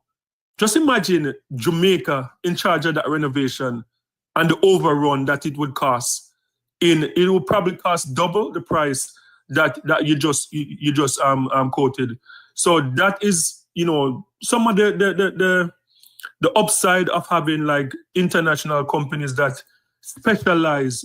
This is what they do. This is their bread and butter. They run airports all over the world. So it's a good thing. And the airport in Jamaica, I know it's a customer service, but the one in Kingston is a good airport. That's where I travel to most of the time. And it's a good, like, when I hear about the upgrade, I'm like, really? Because it looks decent to me, but it is a good airport. Coming from 20, 30 years ago, it's international level type of airport. So I don't have a problem with it. Really, Jim? You think it's international? Yes, I think so. I travel into both Kingston and Montego Bay. Yeah, no, I just because I knew when it was upgraded, and at that time it was fantastic, and now it looks like it could use another upgrade. But even a few months ago, when I went through the same airport, it's a good airport. It's a very good airport. So I don't have a problem with it. And I'm going to that airport from the waving gallery, from when you used to go and wave off your family them goodbye. So it's a good airport. I don't see any. It's run effectively, efficiently. Like customer service, like that is people. Like, sometimes the people them have a bad day or whatever, or them come with them attitude, but the company can't really fix that. People haven't fixed it. They can fix it, James. You said that. I want you to stop right there. I'm going to stop you right there, sir. We can fix our attitude. Moments. We pick on. No, hold on, back up, James. We pick and choose who we want to give a nasty attitude to. They pick and choose. So don't tell me we can't fix that. We can fix that, because I'm telling you something. When some of those same workers go into other organizations to work, they conform. I need us to stop making excuses for bad behavior and stop accepting bad behavior and poor customer service. And until we take a stance against it, we, the citizens of our own country, will continue to be handed bad behavior. And because we're excusing it, we need to raise the standard. If we can step up to other people's standards, and we can choose to, they choose to treat tourists better, that's a choice. Come on now, James. I'm not making an excuse for the bad behavior, and we need to let it go. We need to stop that foolishness. Yeah, moments. Yeah. Yeah, James, go ahead. I didn't make excuse for I said the company. What I said, because the thing is, like, I've worked in these areas, like hospitality and hospitality. When it comes on to tourism, there's no sector, whether travel or hotel or whatever, that does more training in Jamaica than that sector. They do a lot of training. I remember back in the days, Air Jamaica, they do training left, right, center every day. What I'm saying is the company is, the problem that we face with a lot of customer service is a people problem. A lot of these people, when you look at the airport, even the airport, a lot of these jobs are unionized, and it's hard to get rid of some of the people with their bad attitude. So that's all I'm saying. I'm not saying that, I'm saying that the problem needs to change, but it's down to the people. The company, sometimes you try to fire people and the union give you a hard time, and that's just how it is. But it's just the people, it's not the company. The company is doing a good job in terms of running it, but the people that deal with the customer service, they get training. Like, a year is not going to pass without the airport or any hotel in Jamaica, any other major hotel getting training. They get training all the time. So it's not because of lack of training, it's because of the people themselves. Well, fix Okay, the may people. I- Go ahead, respond? Kabang, and then Alvi. Go ahead. Go right ahead. Okay. So the issues that you're dealing with in the airport there is similar to other issues that other African countries are dealing with. As industry setup, but the correct individuals get into it, and nepotism gets into it. And so instead of it operating based on benchmarks and meeting certain benchmarks, it becomes a process where entities are allowed, or people are allowed, to act as they are because they belong to a specific family or a specific group brought them in, and they somehow have some kind of protection. The other thing too is that when there is a lack of benchmark and following compliance system, where if you're not meeting, these are the performance indicators. If you're not meeting these performance indicators, we are getting you out. We are getting you out because you're impacting the success of access into the country, customers, how airlines are being run. You are affecting a whole industry. A lot of the countries become very laissez-faire with such issues. Okay. And then when they get the funding to do the project, a lot of the funding for rebuilding the airport disappears to other people's pockets. And so the internal group that's supposed to do it never does it. This is the biggest issue. But airports bring in a lot of money, because do you know where the money comes from? All of those landing fees, all of those overhead flights. When airlines fly over you, the path that they use, that brings in money into the country. Landing fees, taxes, a lot of the funds come out of there. So it requires accountability, and it requires getting rid of people who are not doing the job, and not making excuses for them. I guess my standards are too high, or my expectations are too high, I guess. And I'm pretty much tired of accepting or having to deal with subpar customer service. We can do better. And how I know we can do better as a people, and James, I'm not blaming the company per se, but to some degree I have to. Even though they are spending the time to train their employees, they are not holding their employees accountable. Go right ahead, Alvi. Good morning. I hope all is well. Yes. I'm gonna make it short. I'm gonna respond to James. James, let me tell you something. If I have a company that is called LV876, and one of my customer service employees are horrible, they're not gonna say, "Oh, that customer service employee is horrible." They're gonna say, "The people from 876 is horrible. They're horrible at customer service," right? Because you are what you allow your business to, like how your business to run. You train. Here's the thing, I work in the BPO sector, and we have to have excellent customer service, because when they train you for 2 weeks, they shadow you for the next 2 weeks, and they every 3 months you get training, and they watch you through QAs, right?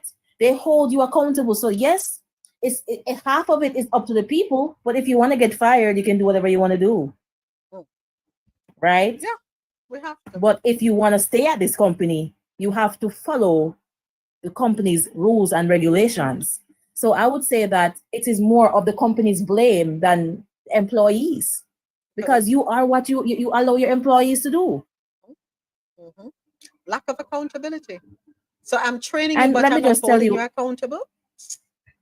exactly. And come on, we know if we fix up for everybody when we are go at embassy to deal with the visa. No matter how ridiculous the question can be, we can't act up.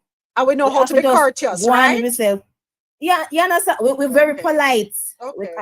We clap that tea. No, because we're picking and we're choosing when to be nice and polite. Jamaicans are known for bad customer service. They have this thing where once you go into a Jamaican restaurant anywhere in the world, if you get bad attitude, the food is good.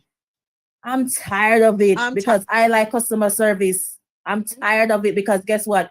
And I live in Jamaica, Montego Bay now. I'm telling you right now, if somebody even kissing teeth after me, I'm gonna spend my money. Me Ghana somewhere else. Me not going back. Thank you, Alvi. We can do better. We need to demand better. I'm not making any excuse for them bad behavior. I'm not doing it. I took pride when I was in corporate, both in Jamaica and here in the States. I took pride in what I delivered to my external customers as well as internal customers. You're going through customs and immigration in Jamaica. It's like you take the people them, man. It's like you and them did have some big argument. It's like you and them get up out of bed. They bring their bad attitude, and I'm supposed to excuse that? No, come on.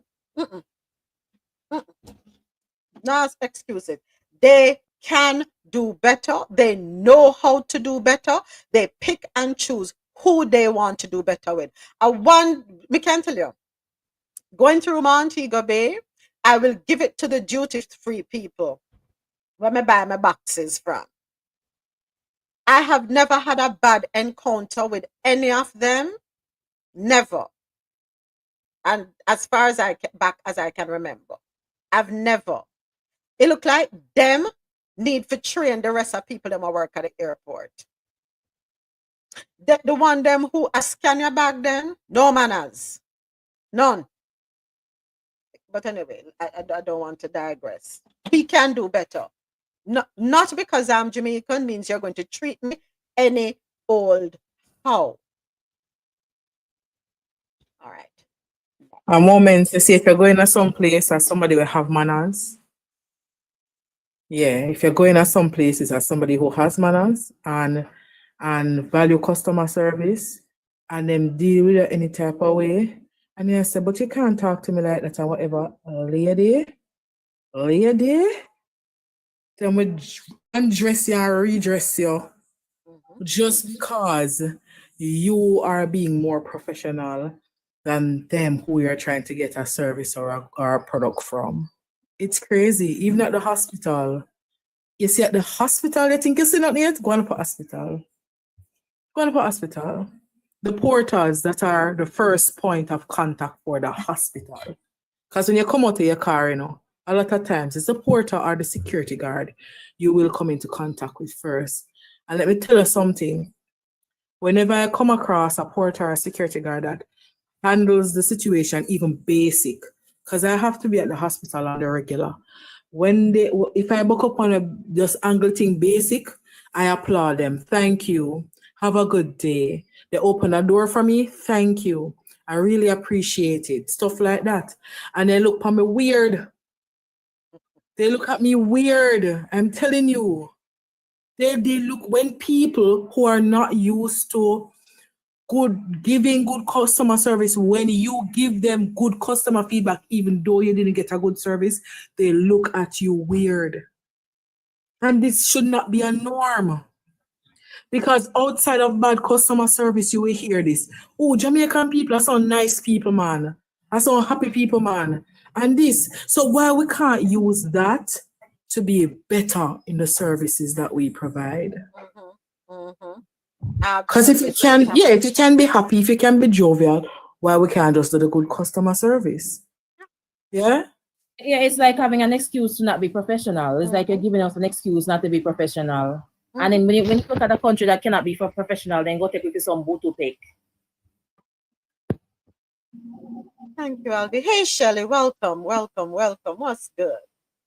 Hey guys, how you doing? I'm just sitting here listening to you, enjoying you all conversation. All right. Thank you. Thank you for coming through.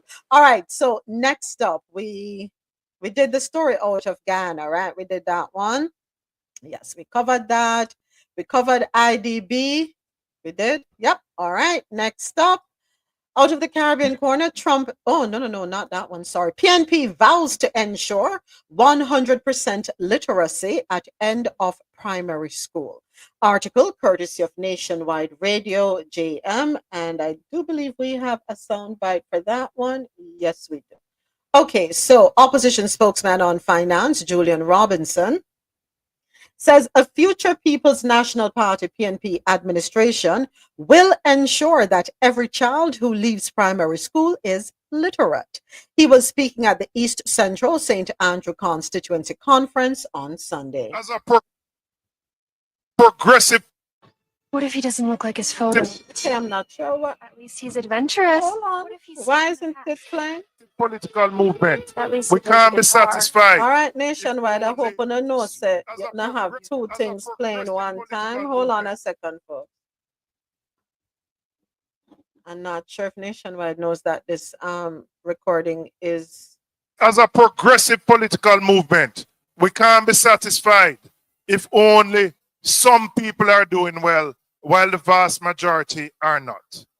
And our first task is to transform our education system. All right, not sure what's going on with this recording here. All right, let's try this one more time. See if we can get them things to play. Hold on a second, folks. Let me. As a progressive political movement, Oh, it's TikTok? No, but the thing isn't playing from TikTok. It's playing from somewhere else. So TikTok is not. Hold on. Let's try this clip. All right, folks. So Robinson's comments come amid the recent report that several students in the first form cohort at Pembroke Hall High School are either unable to read or can only do so at a third grade level. He says a PNP administration will make substantial investment at the early childhood and primary levels. Hold on a second here. Let me close out everything here and come back again. All right, let's try this one more time. As a progressive political movement, we can't be satisfied if only some people are doing well while the vast majority are not. And our first task is to transform our education system. I am giving you a commitment that after our first term, every single Jamaican child who leaves primary school will be literate, numerate, and can do some maths. Because we cannot be satisfied with a system where we have children, students in first form, and 70% of them can't read and write. We cannot be satisfied with. Okay, so that was part one. What we are going to do is to put the resources in basic and primary school education. We're going to put the investment at the early childhood level so that children get the basics by the time they reach high school. And that will ensure that they can perform well in high school, that they can get the skills necessary to function in a modern workforce. That was Julian Robinson, opposition spokesman on finance. So Alexia says literacy has been an age-old issue in this country. All right, go right ahead, Alvi, and then Alexia.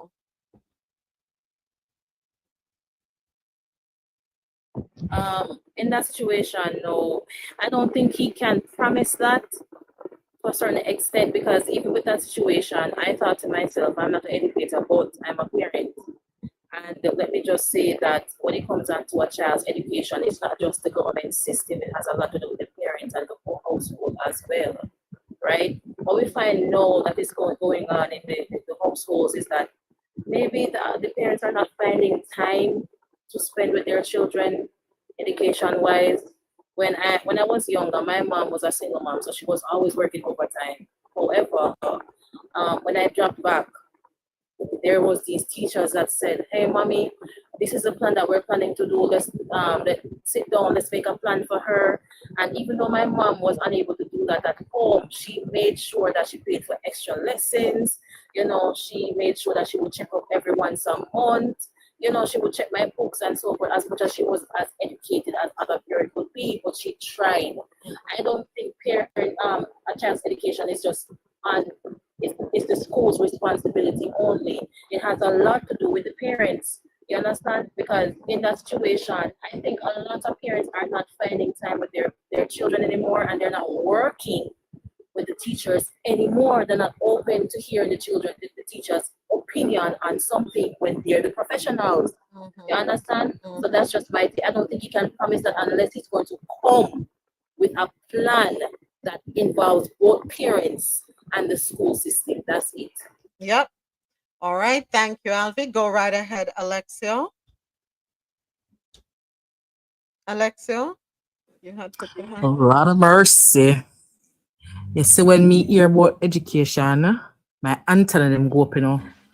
My antenna them go up. The only person from PMP can talk about education is Damian Crawford. Everybody else jump in a barrel and roll down the gully.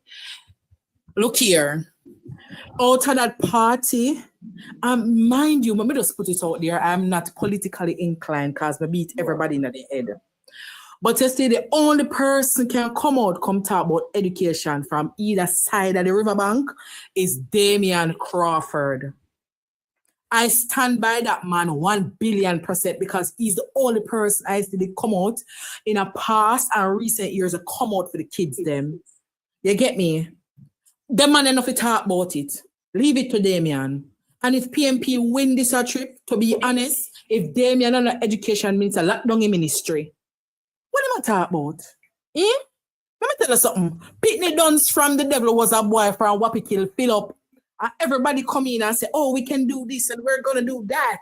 And we're going to do this and we're going to try this. Listen, them no one get the teacher them. The tools, the necessary tools to make the thing happen. Because it can happen.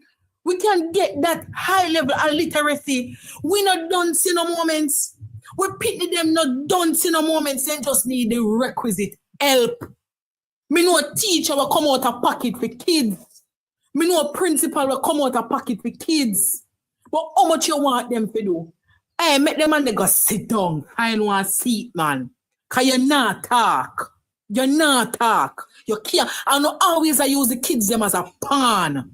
So no know so no want come get the brownie pints. And them a look something and come out with health, or come out with education. Go sit down. Go sit down, man. Go quietly and teeth the money, man. Don't use topics where near and dear to with art. Because you see, all we have to say with kids them. With kids them. You think we want there? Moments when I have to sacrifice a large part of my life to sit down and bring my kid to the point where she could get through the school overseas. You don't hear me talk about my daughter all the time. If you don't ever know some sacrifice, you don't know the hills and valleys you have to go through to make sure that my kid get a good education. Enough time I sacrifice paying my rent to make sure that my daughter boarding fee pay. And me and my landlord that shit out. Me tell them something, make them go on until they are willing. Oh, you tell me how them gonna do it when you want like teacher them a runway.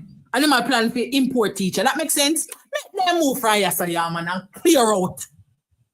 Yeah, try import teacher. Go in high school, them will still use iron shear what tear up and pit them closed. The primary school, them still use giant up bench. What you talk about? The pit them not safe on the road, none at all. Either going or coming from school, they're not safe on the compound. The pit them have problem a yard. When some of them reach in, them have move for 6 more. They can't get to do the homework them. No for parents, them can't buy the pencil, the cartridge paper, the glue, nothing at all. What you talk about? No parents can't even read and write for help to pick them. But then try a thing. They send them get their little sister where just left school. Oh, you gonna make sure so them are read and write. Tell me, you're still in that classroom with them? You tell me that. If big Lady Liberty land can't make sure say people them are read and write. Jamaica go do it when Uno no one give the teacher them and the school them the proper tools to get it done. When you not barely when the people them who the palm part, you can't hardly get the real poor people them can't even get palm part. And people will have it. No people will have it the palm part. Look here, my heart full. They no bother with it. Me can't tell you so one regular parent. Let me tell you, me have one auntie. We're about 10 years now that the woman they are president for the PTA down a primary school. You hear? 10 years. You ever hear one somebody in one position for 10 years? That the woman that left her yard when she go chop off her picking them and step on the compound. She down there make chart. She down there helping at the canteen. The woman at head cook and buckle washer. 10 years every time they have one award, she get something. And she started out as a parent who cares. Miss Hermetic government, move up. Oh no, no, get no brownie pints from me. Oh no, anything easy for do. The badness easy for do. An easy one too. Look how much charity come at Jamaica, come donate things to how much is school. Charity come out, build school. And you can't get the thing right, I know. And you think we're gonna believe you say, oh, by primary school, all of them are gonna read and write. Go away. Moments are gone. All right. Thank you, Alexia. Okay. Breathe, Alexia. Breathe. Take a couple of breaths right now, okay? I am having to breathe too, Jack. Okay. I love it. She ate them up. I hope my darling friends down there in Jamaica, I hope you're listening on both sides of the aisle. I hope you all are listening loud and clear. Okay. That's how people really feeling. That is word on the streets. That is coming from the heart of the people. One quick something. Big up to Miss Francis down at Westwood. Big up to Miss Francis down at Westwood. Big up St. Anne's Bay Primary, yeah. Una doing the best. Una doing the best. But uno alone out here. Big up Miss Treasure. From a little basic school up in a CLM pass, go up there. So I can't remember the name of the place because my head at right now. Big up. Big up the teacher them will come out a pocket. Uno come out a soul for the kids them. I'm understand when uno choose to have a better life. Me, a grateful parent, can't tell uno to stay. But I say every time when I leave, one whole generation is lost. One whole generation is lost. I have three cousins right now who are teachers, and one chose to migrate, and he's trying to get his sister to come along. And the sister said, no, me I stay. And I understand people cuss her out, but I understand why she stay. I may applaud her feet. Too long we as Jamaicans sit down and make the government play with we. Just like we not get good customer service from the regular people on the road. We not get it from the government either. But we keep on a vote like some idiots. Me never vote yet because I not see what we vote for. Nobody not play with me. Nobody not play with me. Thank you, Alexia. So Alvis said, don't get me started on art. Last week, we had a very in-depth conversation as it relates to literacy and numeracy in Jamaica. And that was spurned because of the article that came to the forefront regarding the Pembroke Hall High School, where 70% of the students, 70% of 220 7th grade students, that's the starting of high school in Jamaica, 7th grade, were not able to read or could not read beyond a 3rd grade level.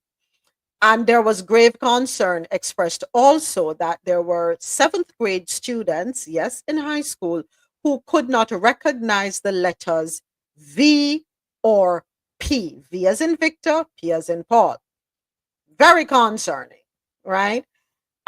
This is not going to be, we can't task one group of people solely to fix the issue. Alvi raised an important point. Alvi said her mother, though working very hard, she still made sure that Alvi had the best opportunity available. She paid for the extra lessons. She was invested in her child's progress, how her child was performing. It's all hands on deck. We cannot leave it up to the government alone. We cannot leave it up to teachers alone. Parents have to be involved. Everyone has to be invested in the future of the children in Jamaica. Now, the government, your responsibility, quite frankly, is see to it that the proper infrastructure is in place. We want to ensure that teachers have all the resources they need, right, so that they can do their job. We also, and a part of the equation that we cannot leave out at the end of the day, no matter how passionate you are, no matter how much of a calling something is, if one is not able to sustain themselves, at some point, they are going to go away. They're going to leave the trade, right? It's going to happen. So the government is tasked with seeing to it that our teachers are properly compensated. If you properly compensate them, you will get more out of them. They will pour even more. All right? Go, someone's mic is open. Shelley, go right ahead. Hi, how are you guys doing? The education is, I am very passionate about that too, as somebody else said. And I think we all are passionate about education, having been there, seen our children through it and all. And I believe this promise that the government or the opposition made, as with any promise, like I've said before, it's about time that we, we the citizen start to keep them accountable for the words they put up. And we need, in government, it's government by the people. It's not government with all those people in parliament. So those of us who are in the community, we need to take an active role of holding them accountable to the promise they made. This promise about the education, it can be done. It very much can be done, and it should be done. It's very important, because if you get the education solid with math and English and comprehension at the primary school level, if they have math and English and comprehension, they can take on anything, because that is the foundation for every other subject. So it is true, but as it relates to bringing the government into it, when we sit down, or the community sit down, or the PTA sit down, they need to bring in the government and find out how they're going to do it. That the PTA needs to be active in this. So this should be not just a situation where you leave up to the promises of the government, but something that you hold them responsible for the words they say. And this is the point where you say next 5 years, when the time turns, you said you were going to do this. We had this agreement and it was not done. Therefore, we're not voting for nobody. Absolutely. I agree with you on that, Shannon. It is something that you've heard me say here several times. We have a hand in the situation that we're dealing with. We have a hand in the cards that are being dealt. How? Because we refuse to advocate for change by doing. How do we do so? By going to the vote. When you go into the voting booth, stop accepting mediocrity. Stop accepting voting for more of the same. Una love laugh up with the representatives and not holding them accountable.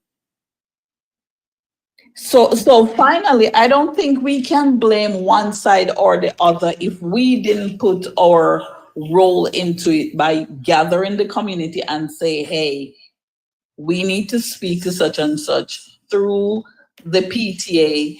And when it comes next 5 years, you have some agreement. We have too much information at hand now not to step forward to what is needed. And we have been failed by both parties not to say, hey, a government must run this thing, but this is how it's going to go from our point of view.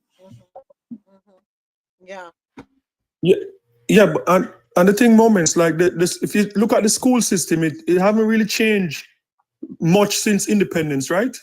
Apart from they might change up CXC and call it something different or whatever. But I've always said that I'm not going to take any government serious about education until books are free. Like books, like someone, what was it last year? I think it was last year. So someone asked me for help to buy books for a child.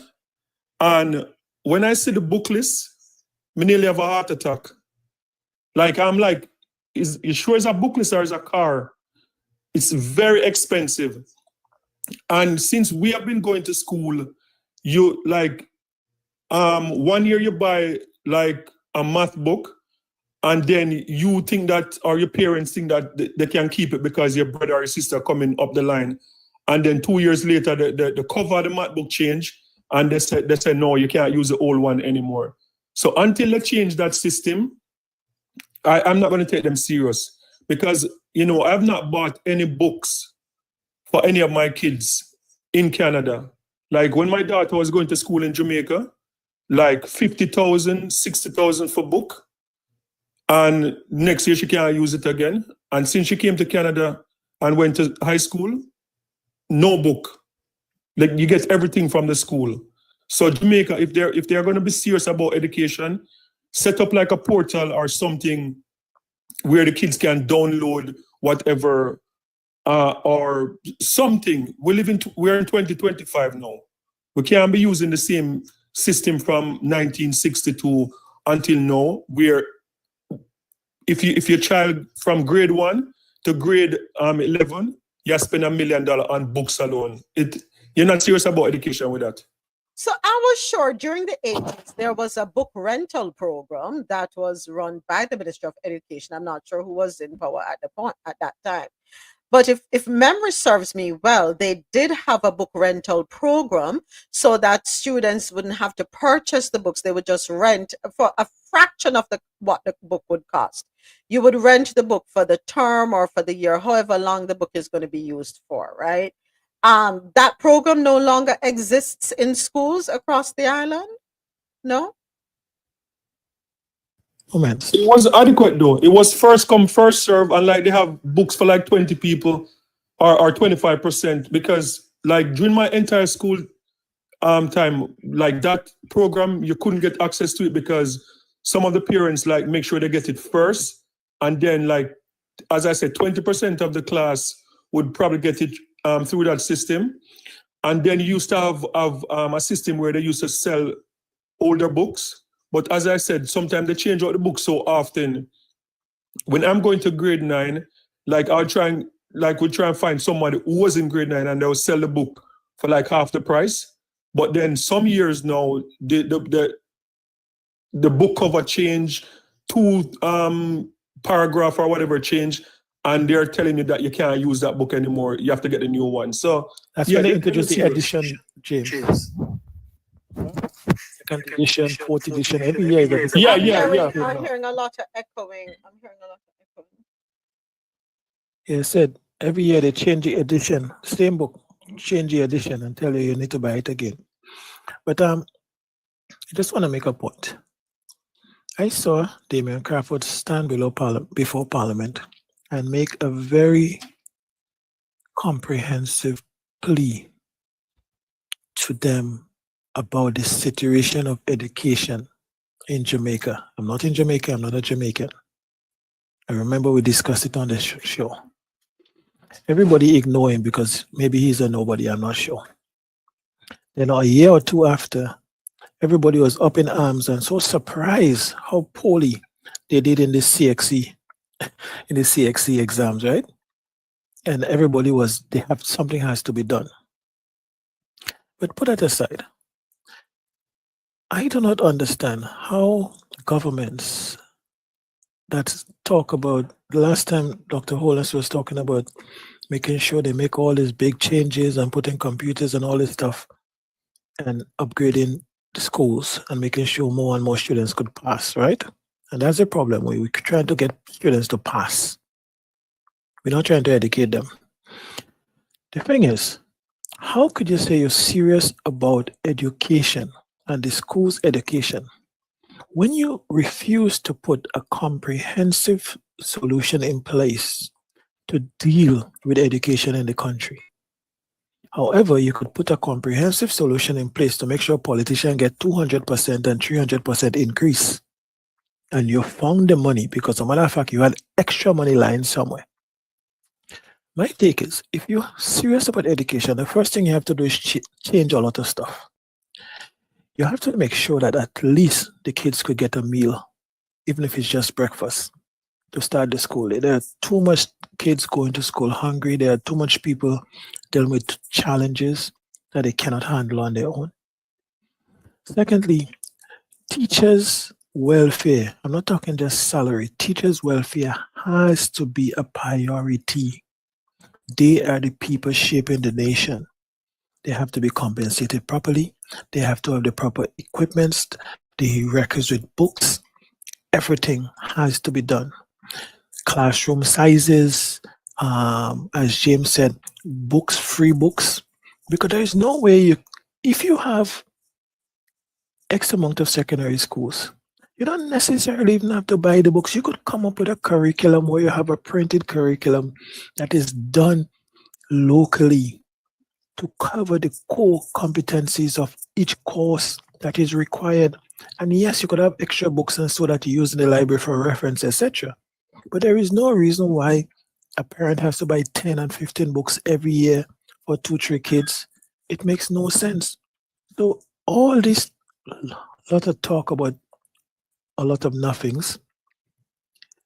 And we already have an education system in place in Jamaica that handles that have been handling a lot of stuff. We just have to tweak it. We just have to show a willingness to contribute towards the kids and contribute towards education in the country. So I don't understand why it's becoming some rocket science. You have to stop that because it's not rocket science when you have to give politicians 200% increase before you have something that could hold them accountable, because right now they're still working on how to hold up politicians accountable, right? What are the deliverables and how you grade them and so, but yet still they get retroactive salaries. Give me a break.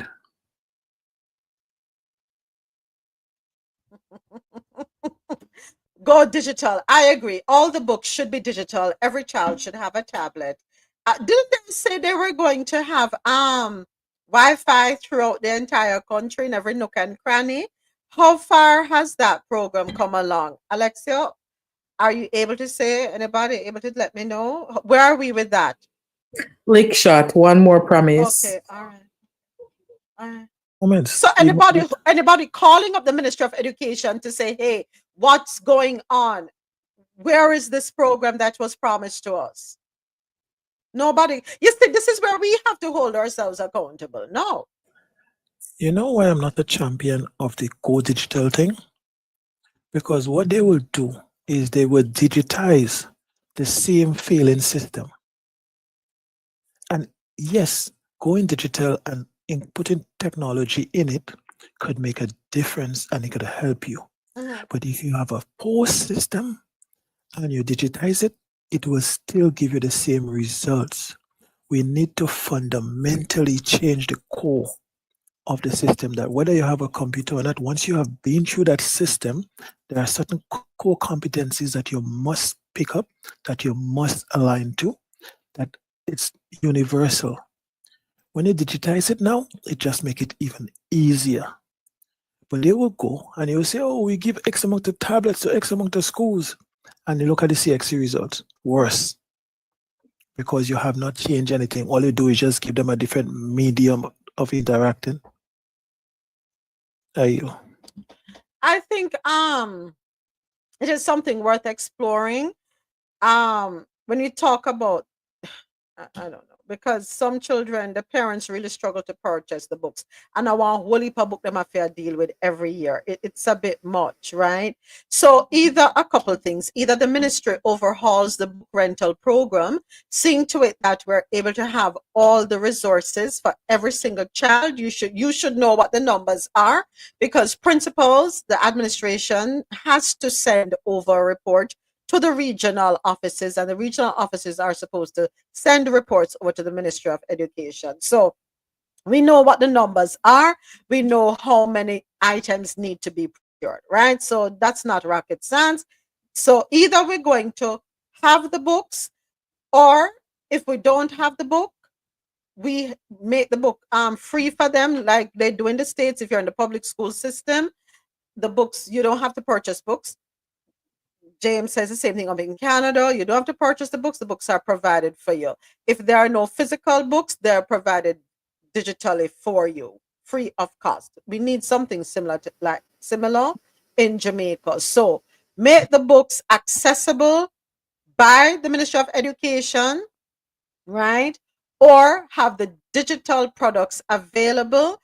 I think all students should be outfitted with a tablet, a device, so that it shouldn't only be in private schools. Shouldn't only be there. It should be across the nation, so everyone gets. Well, that's not a bit. Comments.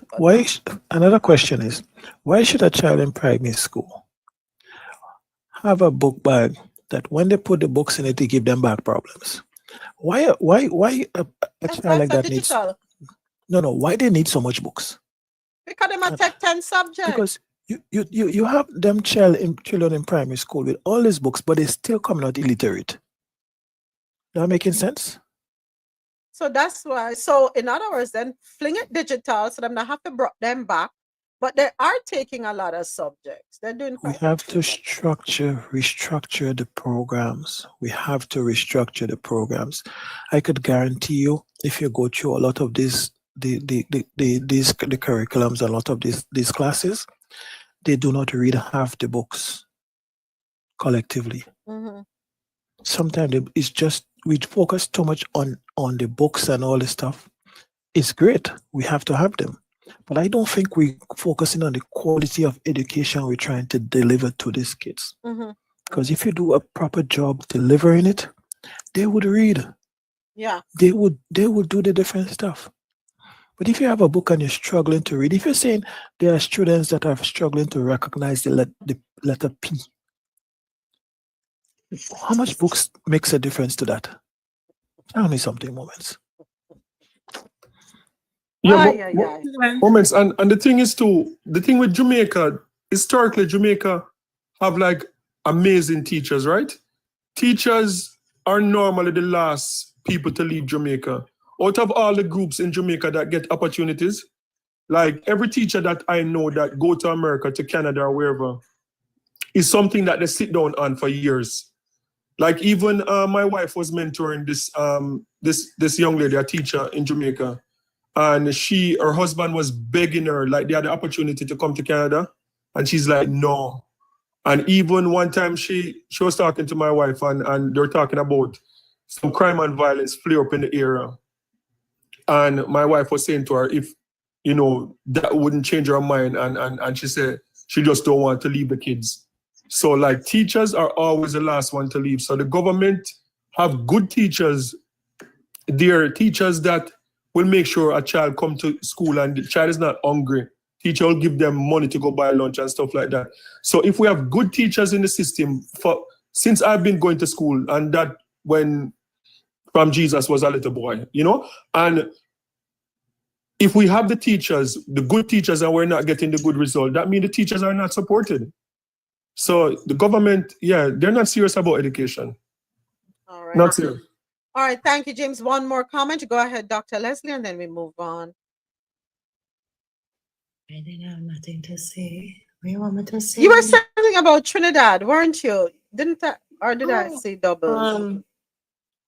No with pun regards intended. to tablets, even here, not double. Good morning, everyone. Even here in the US, there is this big push for tablets, and that's wonderful.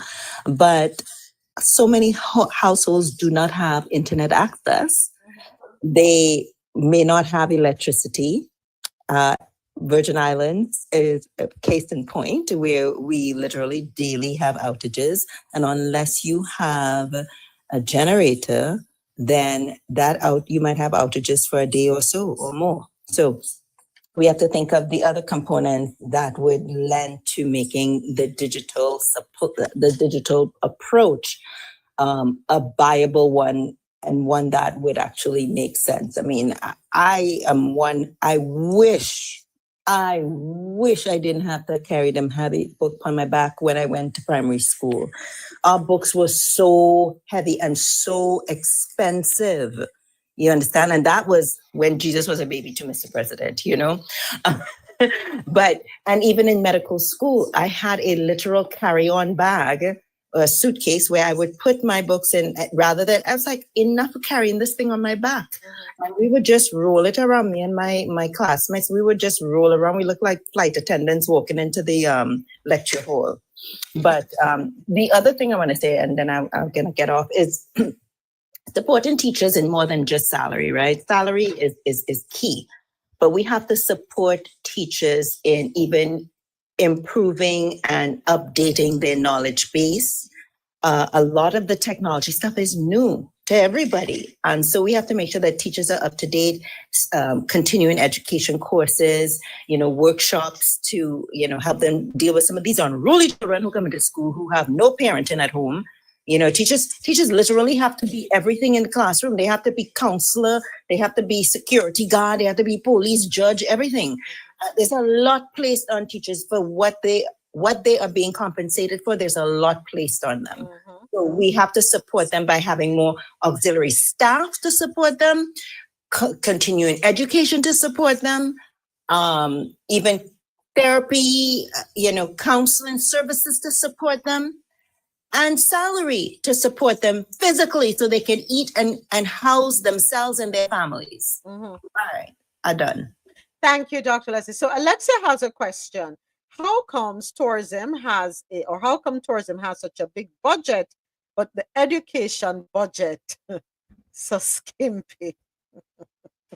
Well, who's the money going to in tourism? Look at follow the dollars. Follow the dollars. Who gets the money? Look at their station in society. Who knows who? Follow the money.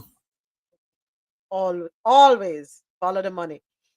Yeah, they will tell you, Alexia, that they pump the money into tourism because the tourism will bring the dollars, and 40% of the dollars brought in stays in the island, and then that will help to take care of other areas.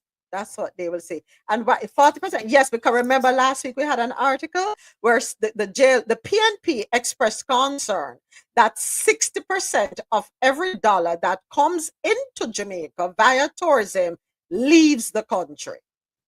Go ahead, Mr. President, and I have to move on. Yeah, the reason why I support everything that Dr. Leslie just said about the support of the teachers also, I do not know a single good teacher in the Caribbean who do not use part of the very low salary they get to give back to students. Not a single good teacher. Pay them well. Give them enough money to give back then. I can speak to it 110%. Grew up with an educator, and I've seen her go in our bag several times. Me see her take shoes out of my father business place, Pitney. Me see, don't even get me started. And not to that teachers are underpaid, underappreciated. Many sacrifice time and resources. Yeah, it happens. All right, next up, BPTT maintains lead as Trinidad's top natural gas producer in 2024. According to CaribbeanNationalWeekly.com, Trinidad and Tobago's natural gas sector remained heavily dominated by four major offshore producers in 2024: BPTT, Shell, EOG Resources, and Woodside, collectively accounting for 95% of national output. This is according to the Energy Chamber of Trinidad and Tobago. BPTT retained its position as the country's largest gas producer, delivering 46% of total national production.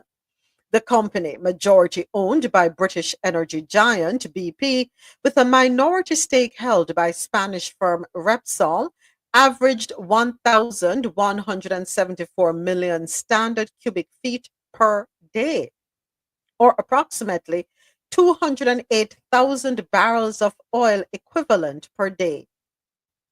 While these figures reflect the operating company's production levels, the Energy Chamber noted that several non-operating equity partners, including the National Gas Company and state-owned Heritage Petroleum, hold stakes in producing blocks. However, the Ministry of Energy reports output based solely on operatorship. I have some concerns.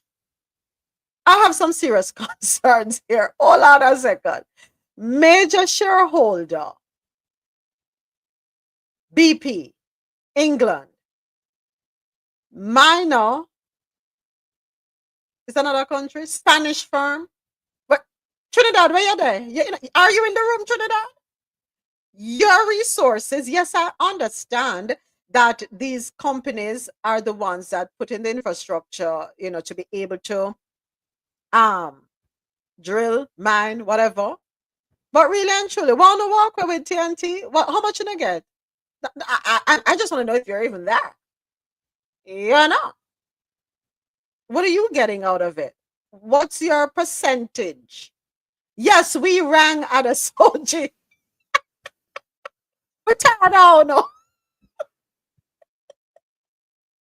So among the smaller producers, De Novo, part of the Proman Group, The only West Coast gas producer, contributed 1% of national production. Heritage Petroleum, the country's top oil producer, added just 1% of the natural gas total. Touchstone Exploration, a dual-listed Canadian and UK firm operating exclusively in Trinidad, produced, and they're in the process of acquiring, Shell's Central Block. Meanwhile, Perenco, an Anglo-French company known for revitalizing mature oil fields, increased its natural gas footprint significantly last year, having acquired older BPTT assets. Perenco ended 2024 with 2% of the total gas production. I'm still looking for Trinidad and Tobago. Anywhere? Moments. The one thing that Trinidad had, the refinery, Nigeria is taking it over. So Trinidad have nothing. And Jamaica, hold on, now Jamaica have some of it too. Jamaica is refining some of the oil. No, the Jamaica is refining because the Trinidadian company shut down, I think about 5 years ago. So now a Nigerian company signed an agreement to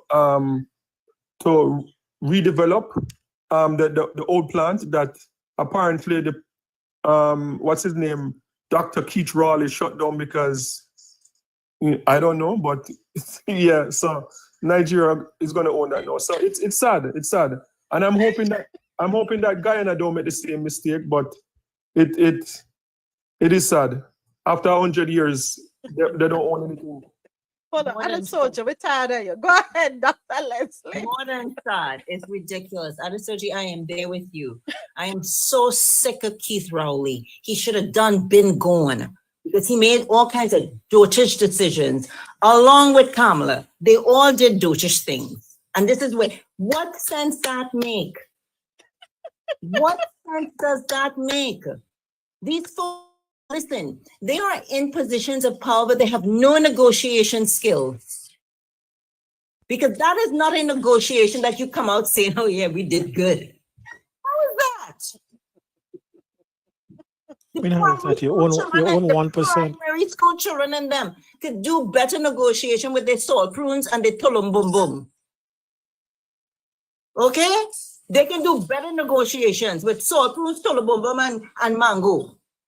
This is beyond the pale. Man.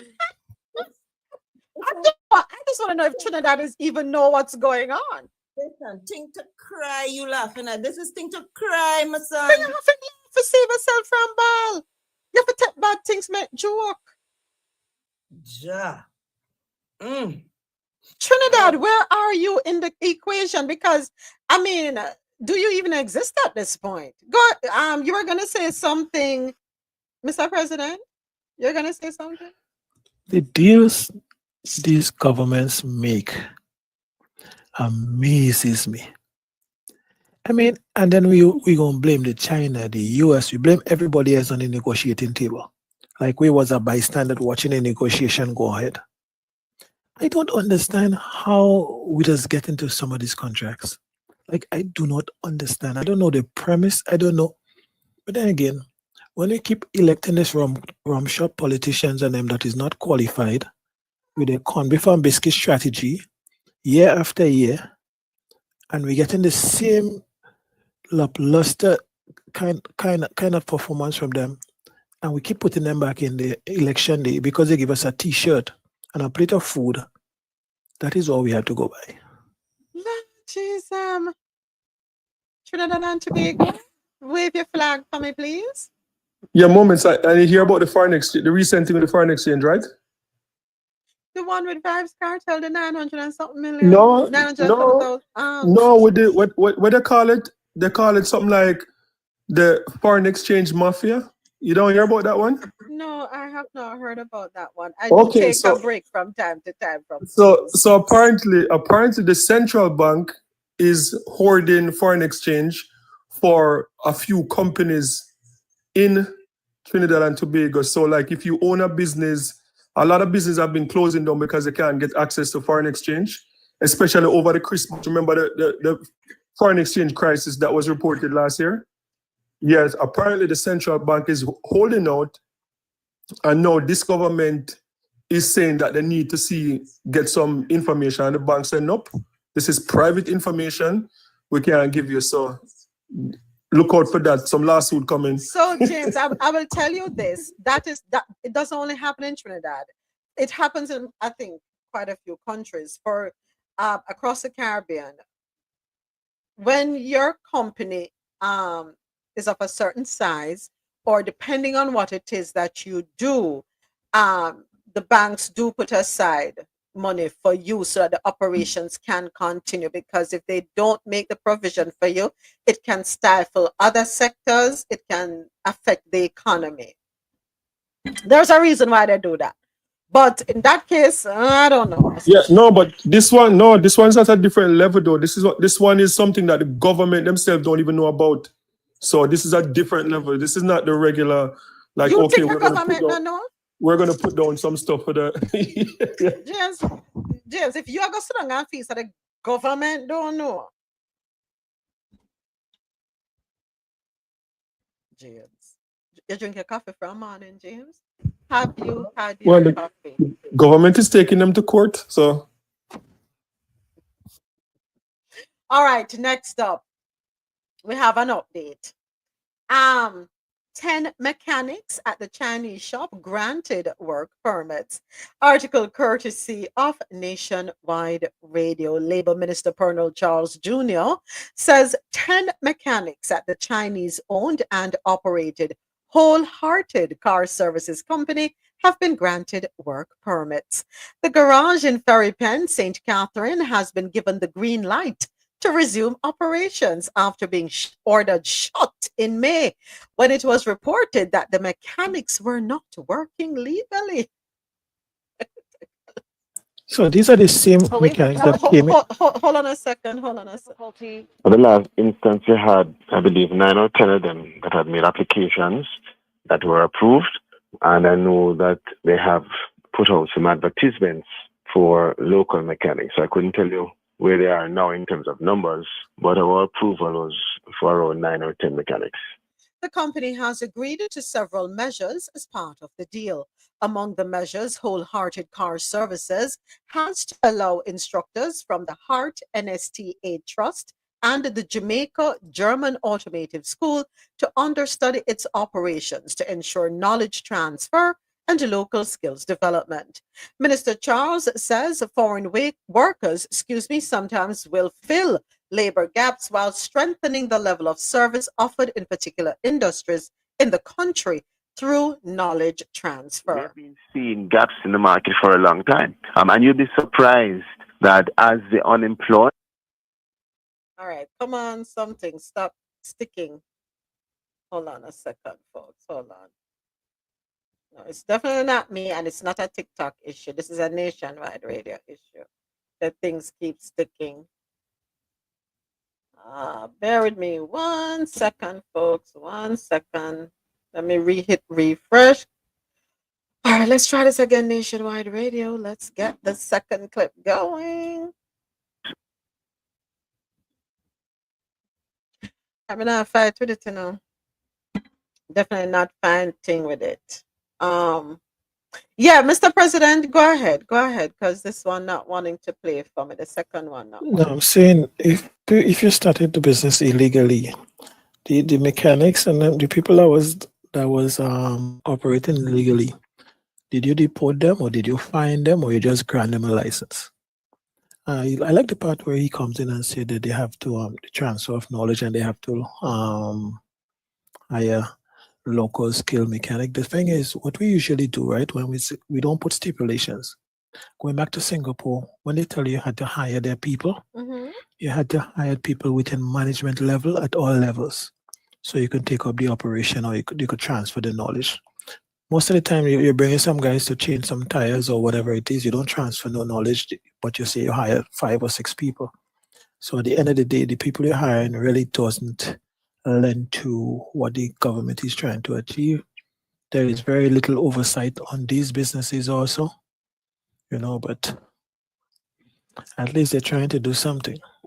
But the fact that they think they could just come and set up business illegally and start operating is beyond me. I mean, I think they can do it because it has been done. It's just that it come to light. You can't tell me say, oh, them are the first one to try this. Not at all.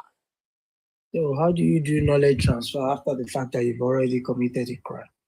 And then you said, oh, now it is our mind that this company will be doing knowledge transfer. Really? The same company that flouted your laws in the first place.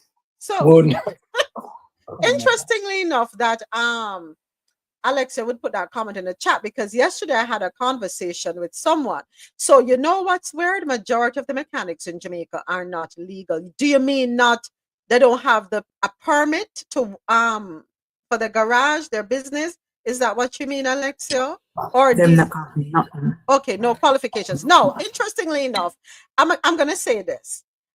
Having a piece of paper don't mean say you know anything either. Having a conversation with someone yesterday, they have a plumbing issue. They brought in a qualified person with papers, them guys, school, them have training. They could not fix the issue. They called in someone else with no formal training, somebody who learned through apprenticeship, and that person was able to fix the problem. See, you know all the shapes governments. Me have the paper and then me have the know-hows underneath me. So you're working on my name. Me not do no work, but me get a cut away you do. when them build house in Jamaica, no, and they say the electrician have to string the house according to how JPS, right? According to regulation. You would think I want gentleman with a piece of paper from college or university I come string a house? No. Him have 4 or 5 somebody where him call for come string the house. And then him sign the piece of paper say him string the house. And them get a part of the food or him get a part of the food. Yeah. So that was a paper plumber. You did one actual worker plumber. You have to know a difference. You have to know a difference. I don't care if no mechanic in Jamaica has papers. If you're coming to be a mechanic, you have to come highly qualified. You should. If you're a Jamaican, fine. But if you're coming into Jamaica, you have to be qualified. Let the locals string it, not you. You have to meet the highest standard. All right, thank you. Me I say, Mr. President, listen on me fear right across the border now. Me not say them to come do it as them feel like. Right? But I'm saying is that too long now we are pick the beam out of other people, yeah. And we now pick it out of our own. You get me? So right now Jamaica behave like the normal parent. Do as I say, not as I do. At time for them start do as I say too. Yeah, man. Stop nitpick with other people. Looking at your own backyard and fix it up. So that you can be above board too. Okay. Up next, Adam Stewart joins prestigious Wall Street Journal CEO Council. It's time for us to go down into the islands. Our features travel and lifestyle segment. All right. So according to Caribbean National Weekly, Sandals Resorts International's executive chairman, Adam Stewart, has landed a seat at the exclusive Wall Street Journal CEO Council, a prestigious invitation-only forum that gathers top-tier global CEOs to foster frank discussions and strategic decision-making. The CEO Council is a closed membership network that hosts semi-annual summits held in cities such as London and Washington, D.C., bringing together world leaders, senior politicians, top WSJ editors, and policy influencers. It offers attendees direct access to candid, off-the-record conversations, expert insights, and opportunities to build the right relationships and influence the path forward in their industries. All right. Previous gatherings have drawn renowned figures like Ilonia, Volodymyr Zelensky, Rolls-Royce's CEO Tufan, and Netflix's Greg Peters. Stewart's inclusion marks a win not only for sandals, but also for Caribbean hospitality, and signals a vote of confidence in his vision for innovation and resilience. Okay, big up yourself. Now, go ahead, James. Mr. Valensky, what is he doing there? Okay, let me read it again. Let me read that part again. Previous gatherings. Yeah, I know, but why was he there previously? Emancipate yourself from mental slavery. These guys will call a party. They will ask you to bring your finery and everything. You'll be there. You'll be lauded. But then if you look behind you, nothing. You're only there because they want to steal an idea from you. And once the idea is stolen, they'll pick you back down. I'm sorry. So by joining this elite assembly, Adam Stewart gains a platform to influence global business discourse, gain insights from international peers, and advocate for the Caribbean's priorities in hospitality. It also amplifies Sandals' efforts to champion sustainable growth, technological advancement, and cultural authenticity in tourism. Stewart's participation underscores the growing recognition of Caribbean business leaders on the world stage and cements Sandals Resorts as a global innovator shaping the future of travel. Yeah, I understand why, what's her name was there, Ilania and everyone else, but Valensky? I don't know. Go do some research on Zelensky. I think we all need to do some research because he may have some things under his belt that we're not aware of, we're not privy to. Yeah, Stewart, no, Stewart is my new hero. Like I used to look up to his dad, but I don't know. I think he's probably gonna surpass his dad in terms of, because I don't know how this man do it. This man managed about 1,500 different companies He has a team. and still managed to get 8 hours sleep. He Like, has a team. It's yeah, I know, having the but right people around you. When you have the right people around you, yeah, I you know. can sleep peacefully. Yeah, but he's my new hero though. Like he's legit. Legit. All right. Next up, time for us to go down in our coffee pot. What is this? Hold on. Condolences. Condolences. What's going on here? Hold on. Let me scroll. Oh no. Condolences indeed. Dr. Leslie just found out a friend of hers in St. Thomas has passed away.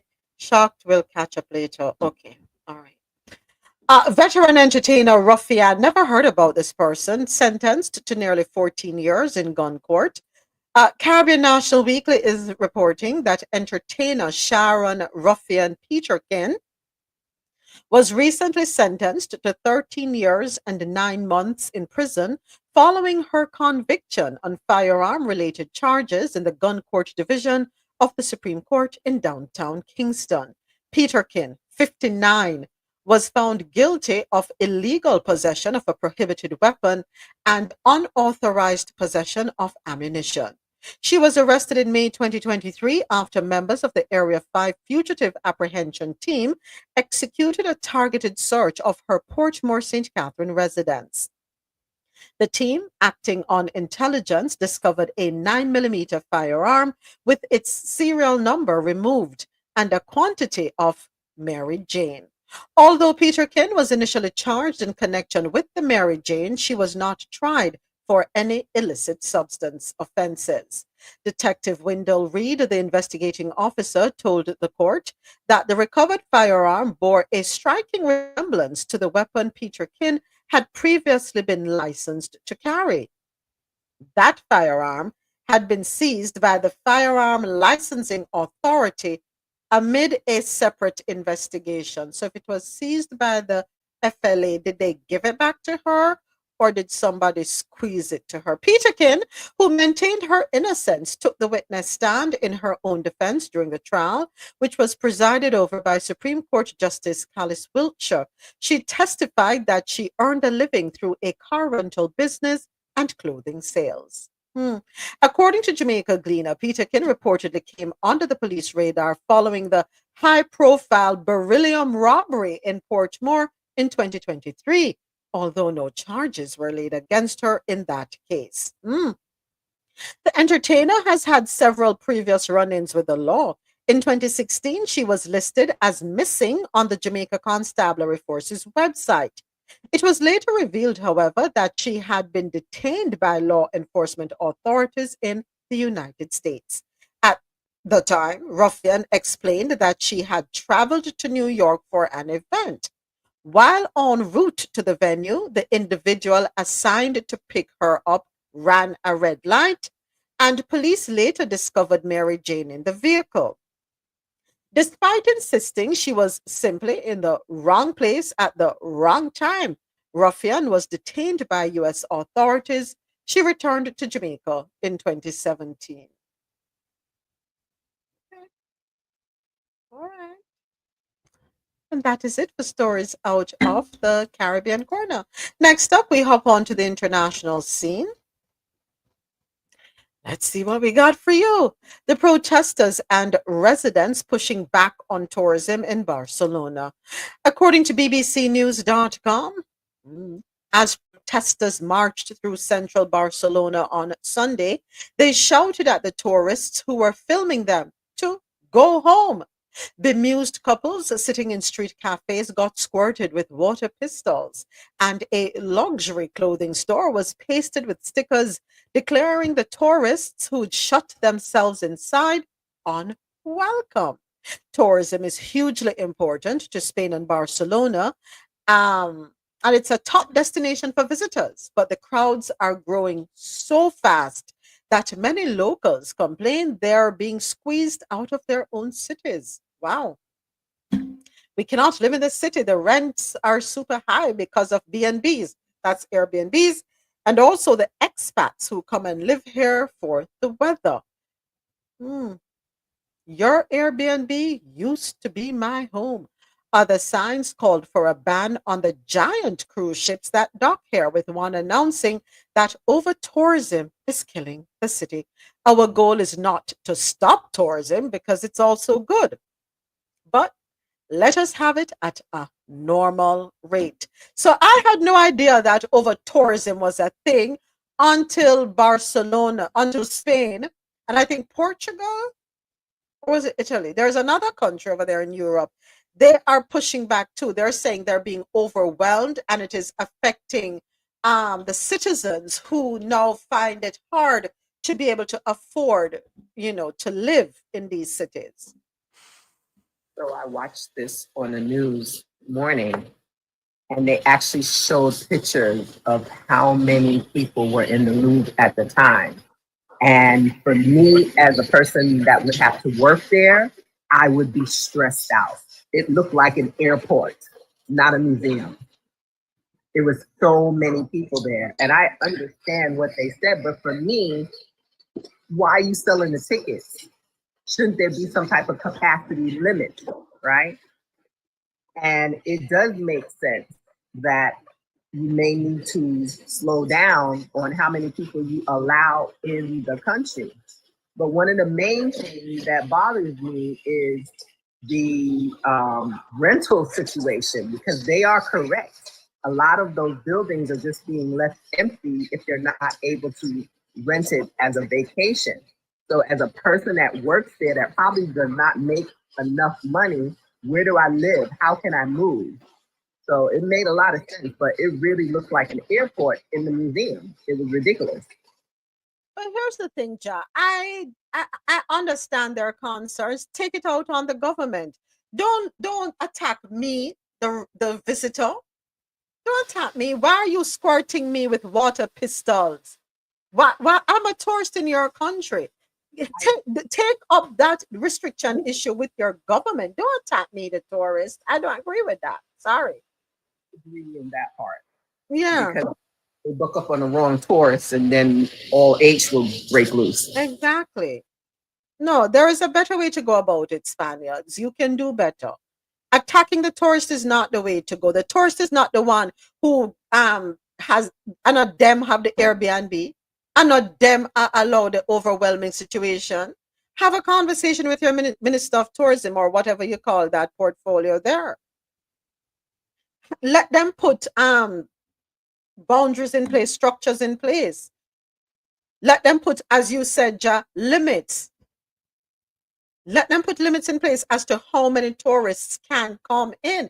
And then that has to be, that information has to be transferred to the airline industry. May not be a simple feat, but I mean, do what you must. Limit how many visas. Is it that anybody can go to Spain, or do you have to get a visa to be able to go to Spain? And if a visa is the way to go, limit how many visas you are giving out, and make sure it's not visa upon arrival, because it would kind of hurt for no say somebody spend them thousands of dollars or hundreds of dollars, head on over to Spain, only to be told at the airport, no, we're sorry, we can't let you in. So streamline the process. I think it can be done in proper fashion. That's just me. But please stop attacking the tourists. They're not your problem. None of them create your problem. They're coming because they're being told to come. All right. Next up on the international scene, Israel issues Tehran evacuation order as Iran threatens to leave nuclear weapons treaty. According to TheGuardian.com, this morning, Israeli forces have issued an evacuation order to residents of a large part of Tehran, warning them of the imminent bombing of military infrastructure in the area. And this warning came in a social media post very similar to those regularly directed at Palestinians in Gaza over the past 20 months.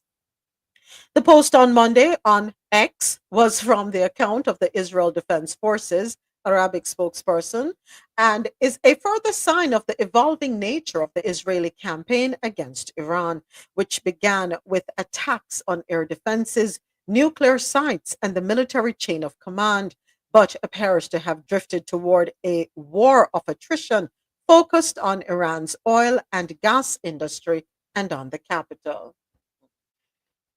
Oh, geez, nobody can tell me, say, Uncle D never know said this was gonna happen. And the reason I'm saying that, before the strike took place, before the strike took place, there was a warning issued or recommendation issued that persons vacate. No? Persons from the embassy. Am I wrong or am I right? I don't know.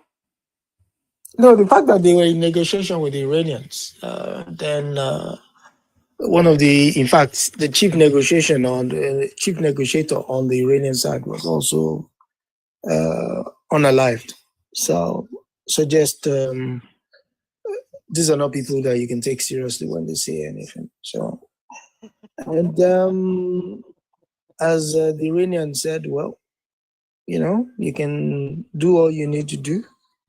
And yeah, bring it, as they would say. Bring it. All right, Marcus.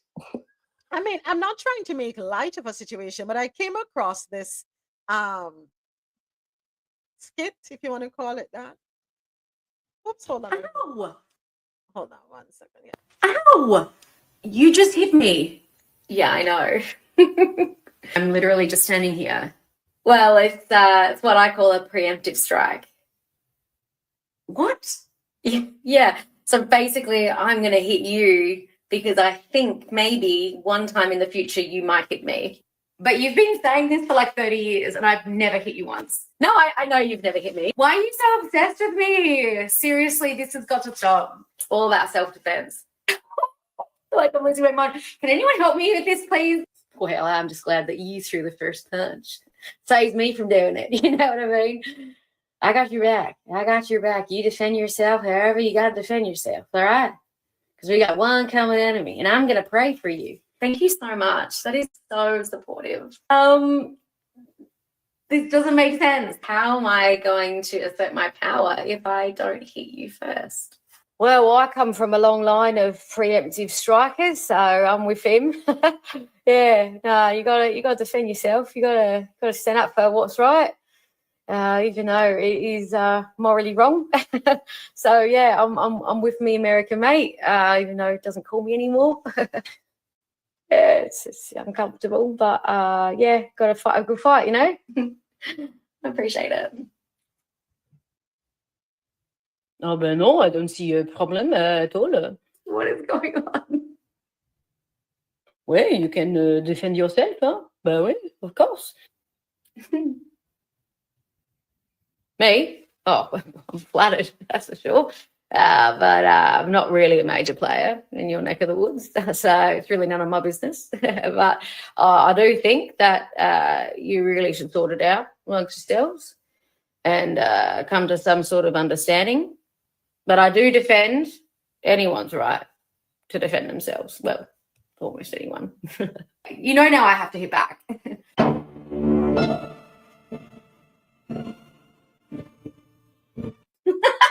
That's cute. That's really cute. That's anti-Semitic. Oh, come on. You got it out of Soji. The UK, France, the US. It's not real, and I ran away. Yeah. Yeah, but somebody was asking me the question the other day that why is it that these guys are so hell-bent on destroying everything they built their credibility on? And I struggle to answer the question because it just doesn't make sense. Any child born 5 years ago can tell you that those things don't add up. Just doesn't add up. Everybody now, including a man and his dog, knows that you've been screaming wolf, wolf, wolf now for over 30 years. That they're 2 weeks, they're 6 months, they're 3 months, they're a couple of weeks away from developing the H-bomb. And that prediction has not come to pass. In fact, in the course of that 30 years, Lebanon, Syria, Iraq, government, and Libya, to a larger extent, have been toppled. And what do all of those 4 aforementioned countries have in common? They stood up for the Palestinians. And now the last standing bloc is Iran. But here's the thing with Iran.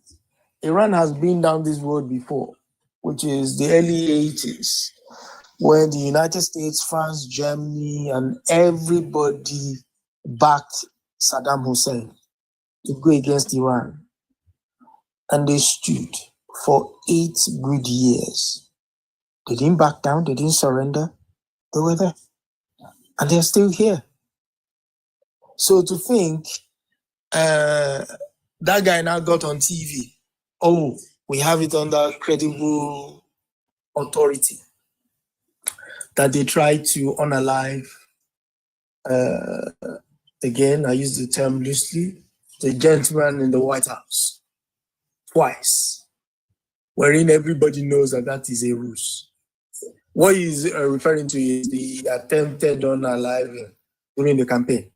He's putting that down to the Iranians.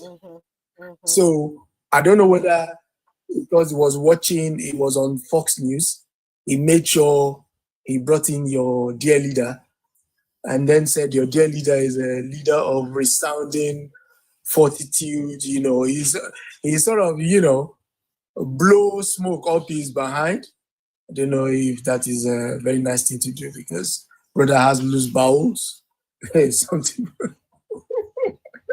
But he blew the smoke all the way. And then the Americans themselves, like, listen, dude, enough with that nonsense. This is not going to happen. And he knows. So his problem is Haifa, the place where majority of the refinery of gas and oil that was stolen from gas fields in... we don't steal, we take. Oh, sorry. Thanks. Let me use a British terminology. We nick. We don't steal. Nick has a very comedic term to it. So, so we nick, and the stuff that we've nicked, that we stored in Haifa, have gone up in flames. most of your planes are now parked in Cyprus. Your people cannot leave. The so-called shield that you had over your city has been shown to be very defective, because your idea was, as long as it was 5 drones, you could take it out. As long as it was 50, you can take it out. But when it became 100, the whole thing malfunctioned. Now these guys are just throwing stones at it for fun. And they've already said it to Mr. The gentleman, don't get involved. This is not your fight. Because these guys have a history of going around and stirring up trouble and then quickly running behind Uncle Sam, that Uncle Sam will come to their aid. Unfortunately, I'm sorry. I'm going to throw a projectile and then I run to you, Adesoji, and say, Adesoji. Yeah. And then you step in and say, don't worry, I got this. Exactly. So that boat has already sailed. That boat has sailed. But here's the thing. In that boat sailing, what that boat also then showed is that the governments in all those Arab republics, Jordan, Saudi Arabia, Oman, Bahrain, Qatar, did not have the best interest of the Palestinians at heart. And everybody can see. Which means if Netanyahu's government crumbles, those governments are actually coming down as well. And what the West did not want to happen will be what they have to contend with, which is finally representative democracy of the real people. Because those days of going in there to foment trouble and then coming back on your TV and saying, oh, we're just going there to ensure that democracy is what is obtained over there. Or you have one very posh person, we have the belief that as long as that region is democratic, it will have the best form of Western values. They're not Western, they're Eastern. And the faster we get to contend with that, the better. I yield. Thank you, Adesoji. Majority of Australians think China will be world's most powerful country by 2035, and that's in 10 years. And that is according to a poll. TheGuardian.com is reporting a majority of Australians expect China will be the most powerful country in the world by 2035, as trust in the US tumbles, new research has found. Just over 1 in 3 Australians, 36%, trusted the US to act responsibly on the world stage, representing a 20-point fall from 2024, and the smallest proportion since the Lowy Institute began polling in 2005. The think tank's 2025 report found only 1 in 4 respondents had any confidence in President Trump's approach to world affairs, in contrast with the 46% who expressed faith in Joe Biden the previous year.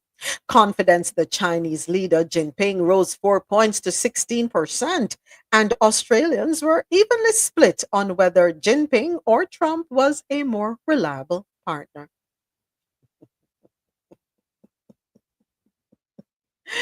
Oh boy. Let's just say if push comes to, it doesn't have to be push comes to shove. I'll look east before I look west. Because there's really nothing in the west. I'm sorry. There is nothing. Xi Jinping, or as his detractors will call him. Sorry, I forgot in fact that we're on his app, so I can't call him by his nickname. But yeah. You better get it together. Yeah. Otherwise, you guys will be. So, but I mean, truth be told, China is. I don't think it will be earlier than that. I think now is even the case. The fact that the United States have been considered unreliable means China's position is preordained and it's going to come to pass. I agree. Time for stories out of North America.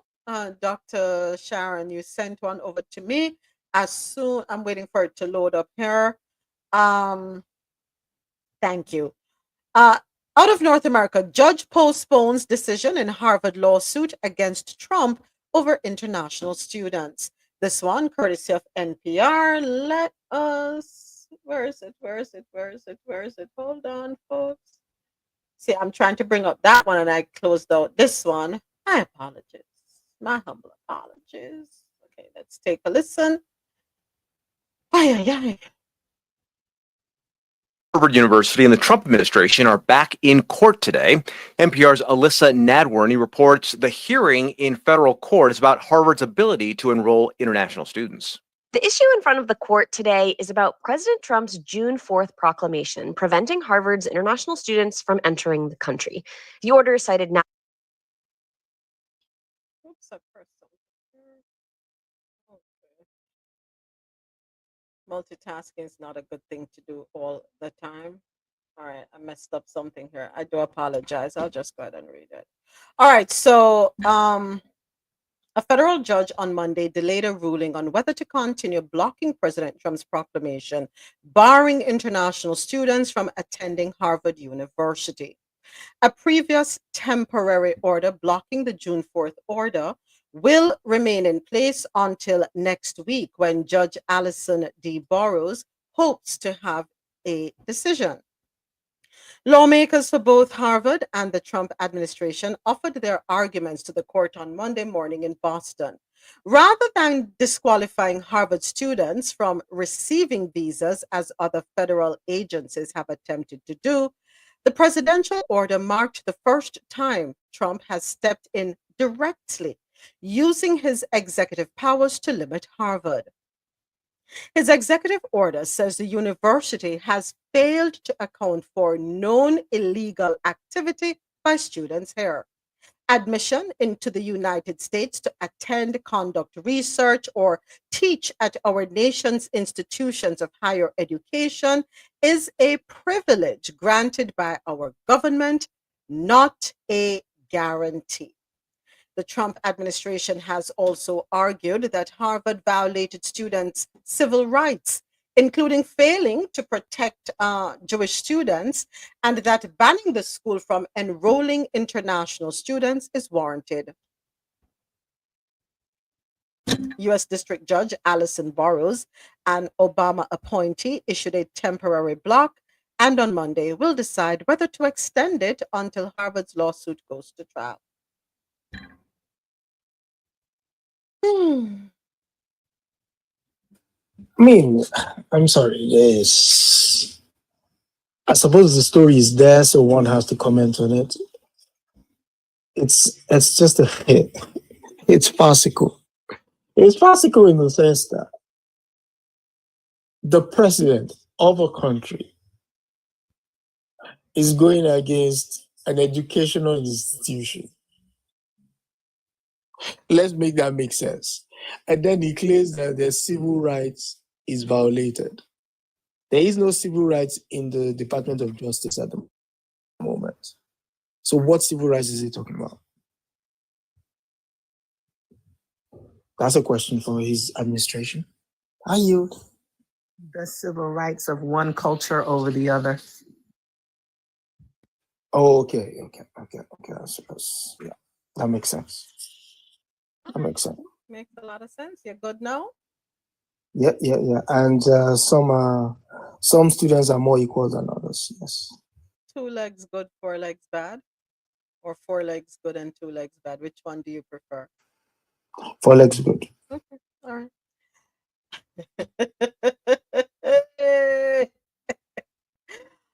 Florida woman sentenced to 21 years for the unaliving of Jamaican husband in Coral Springs.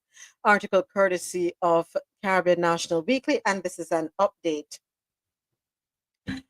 Oh boy. A Florida woman has been sentenced to 21 years in prison for the murder of her Jamaican husband following a heated domestic dispute at their Coral Springs home last year. Denise Nicole Malcolm, 46, pleaded guilty last week to 1 count of second-degree murder with a firearm, according to court records. She was sentenced to 21 years behind bars, with 285 days credited for time already served in pretrial detention. Her husband, 52-year-old Roanne Noel Malcolm, a former employee of the Jamaica Observer, was fatally shot multiple times in their home on Northwest 43rd Street on August 31, 2024. The incident occurred after he returned from grocery shopping for a planned Labor Day barbecue. According to an arrest report from the Coral Springs Police Department, Malcolm told investigators she no longer trusted her husband and had grown frustrated over what she described as years of lies and infidelity. The final argument erupted after Rowan told her he was going to Port St. Lucie with friends, which she interpreted as a cover for seeing another woman. The couple, who reportedly slept in separate bedrooms, had a history of volatile confrontations. On the day of the shooting, a nearly hour-long argument ended in gunfire. Their then 14-year-old son, who had been listening to music in another room, told police he heard 2 or 3 loud bangs around 6:30 p.m. When he ran to his parents' bedroom, he saw his father wounded and his mother holding a handgun. He immediately called 911. Oh boy.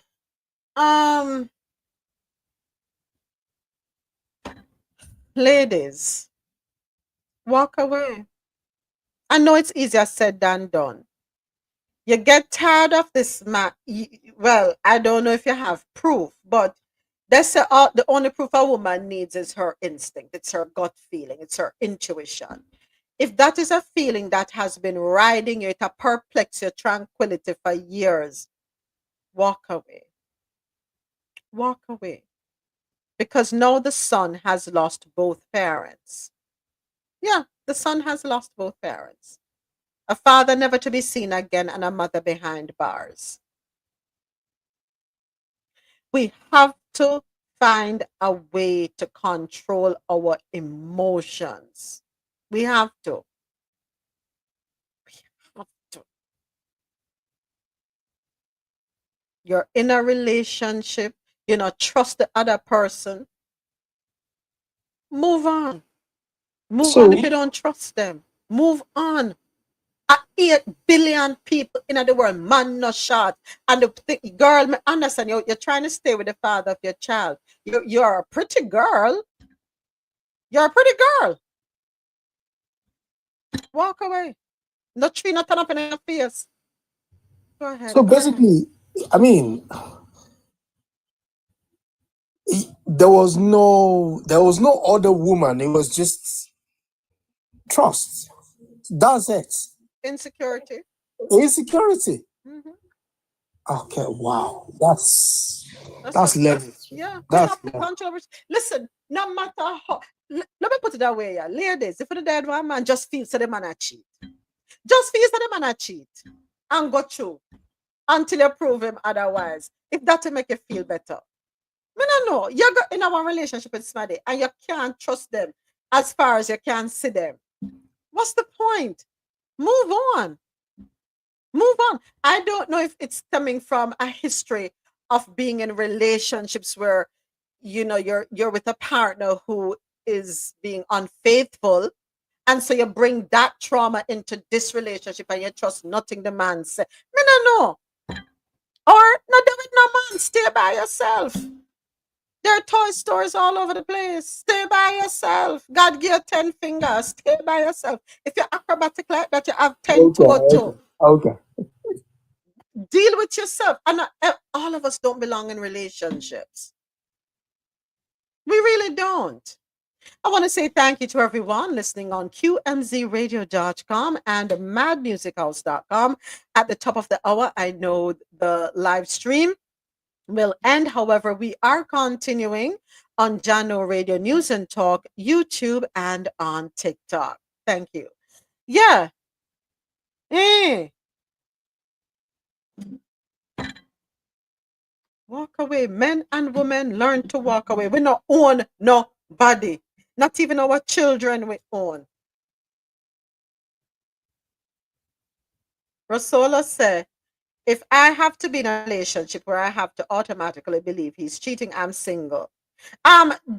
Alexa, yeah, I know. Tell the men that too. But right now, you know what happened? We tend to overshadow the things that men go through all the time. We always highlight what women go through and ignore what men go through. And I don't think that's fair. That there's an imbalance where that is concerned. We're always highlighting, oh my God, the man wicked, the man did this. But what about the woman them were wrong? What about the woman them were wrong? What about the woman them no wrong? Why didn't he leave? For the same reason why a lot of women don't leave. Do you know? I'm going to tell you this, and you might find this a little shocking. Do you know that a lot of men stay in relationships to save face, for financial reasons, to keep a family together, for societal acceptance, but they're not truly happy? There are a lot of men in relationships that are not serving them, but they stay because they know if they leave, there are going to be repercussions. Some of them know the type of woman them I deal with, so them prefer to stay because they don't want a situation where now they can't see them pitney. Them pitney become a pawn. No, we have to talk about it. We cannot only throw the darts at the men. Women have a role to play a lot of times in situations, but we don't want to hold ourselves accountable. I'm going to tell you the doggone truth. Some want to provoke in the backside. So if you just don't know when to stop, you poke and you poke and you poke and you poke and you poke because of your insecurities. You bring your trauma, come dump on somebody who is there for you, providing for you, caring for you, doing everything for you. But because you haven't healed, you hold him responsible for what the next man do to you. I could talk about that. Yes, as a woman, I'm talking about it because we are guilty of doing that. And we need to stop it. Oh, no, get a good man. I want to run with a good man. Oh, no, know what to do with the good man. Because of an unhealed trauma. Someone we cannot listen to friend. Or not listen to family. Enough woman have a good man, get a good man and mess it up. So yes, there are men who stay in relationships that are not serving them for various reasons, not just women. And it's not always easy to walk away. Just like it's not easy for a woman to walk away because I don't know the ins and outs. It's not always easy. I get it, Alexa, but right now we are talking about what this man got through. I'd stop swinging it back to what women go through right now. That is something we talk about all the time. Let us put the light on what the man them I got through right now. We could talk about it. Some every time the man come in, worse than TSA. Worse than TSA. If you cannot trust him, leave him. The man coming in, go through the man phone. Not tired. Some I put tracking device on the man. Not tired. Not nothing for doing in the life or spare time. If you have to put a satellite device on a man, leave the man, allow the man, go be by yourself. So that it doesn't get to this point where you unalive the man. You have lost your life too. But you know who suffer in this more? The child suffers. The child suffers.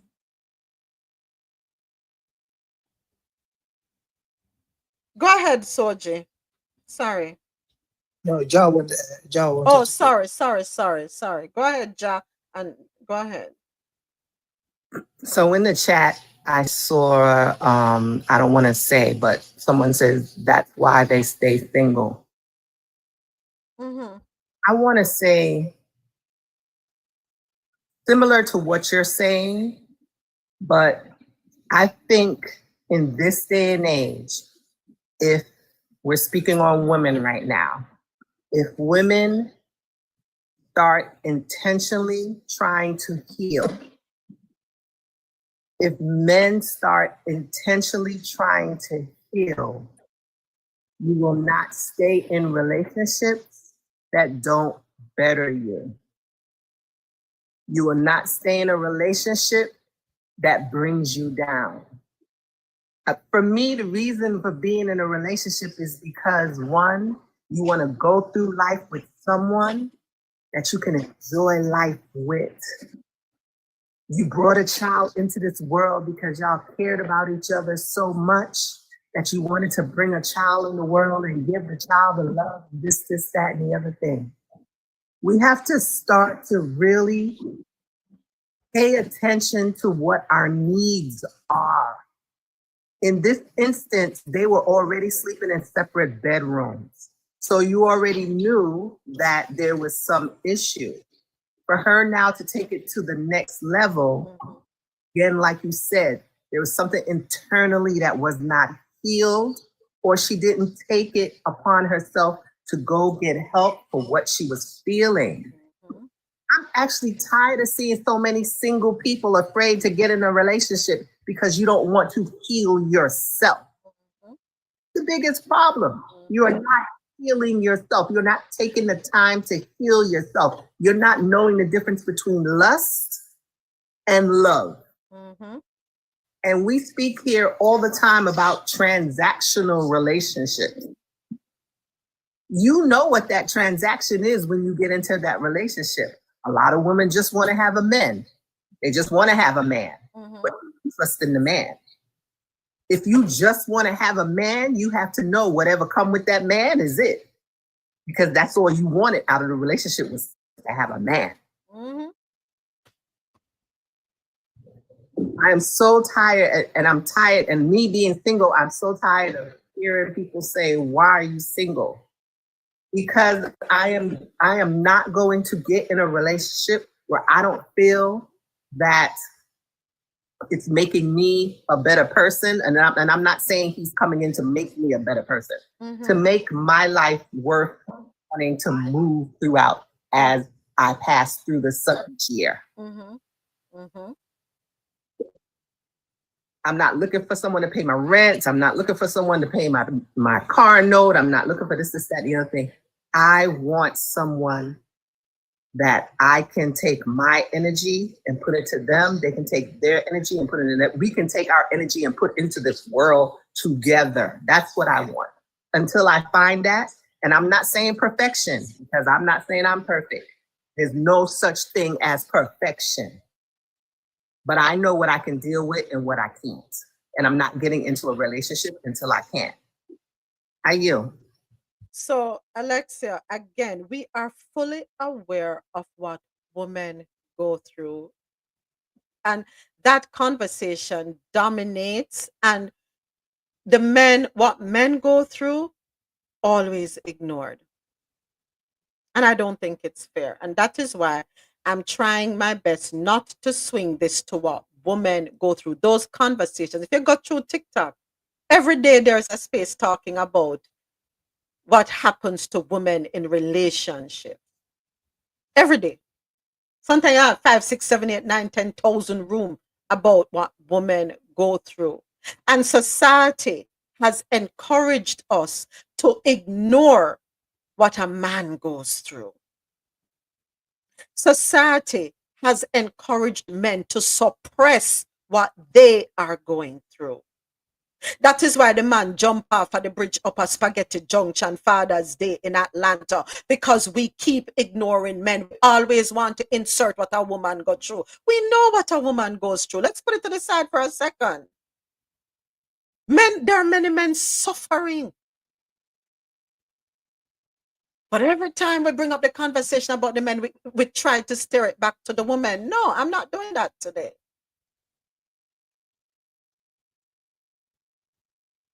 More men commit unaliving than women do.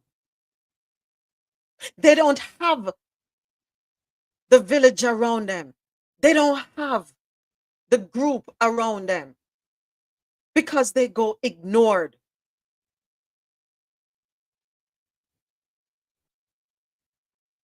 And a lot of them are carrying trauma too.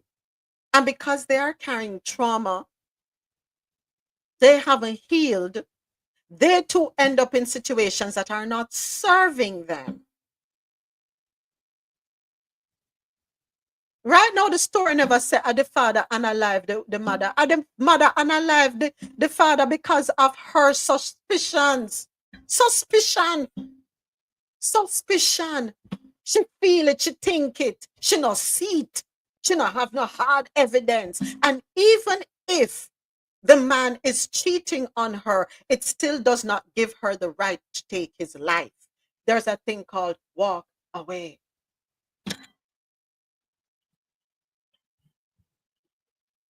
Does not give her the right to take his life. Suspicion. What if every woman got up and did that? Our men are crying out, and we need to do right by them too. We need to do right by them too.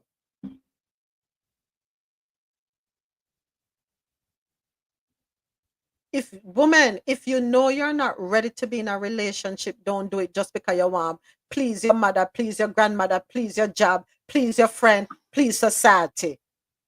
Don't do it. You're robbing yourself. You're robbing that person. Let that person that you want tie down because you want please society. Let that person go be with someone who will truly appreciate them and love them and care for them, support them, stand beside them, be a companion to them, be a friend to them. Someone who want the man because the man can make you live in a certain neighborhood, make you drive a certain car, make you do this, make you do that. All the wrong reasons. Someone who don't even love yourself, but you don't want one man. Get me started. I guess because I have sons, I don't know why I feel this because me wouldn't want to say one girl contact my son and do this with my son because she think. Because she think. Let me tell you, man. Hey, I don't know how it go. No, I mean, even the story is self-explanatory. Because that was what I was saying, like, okay, what led to this? And the story is specific that the woman thought there was no evidence, there was no the fact that the man came back from shopping, groceries, which means something innocuous that anyone could have seen and just said, this guy's just going about. Oh, he said he was going out to hang out with his friends. In my mind, I thought, you thought what? You thought what? You understand? And then, unfortunately, where we at? We have a son who no longer has parents, although I'll be hard pressed to see how, even when she gets out, how is she going to reconcile with the kid? Mm-hmm. Because the kid saw you do what you did. Mm-hmm. Heard it and then saw the results. And exactly. So, I mean, it's, just like Lady just said, sometimes your insecurity is blinding to the point where it becomes a fury that you up. That eats you up to the point where you unalive someone. Okay, now that deed is done, are you okay? Are you okay? Are you okay? Now you're going to sit in a cell with a group of others, the noise there, but I mean, you wake up every morning, hopefully you go through your 21, and then you come out. What?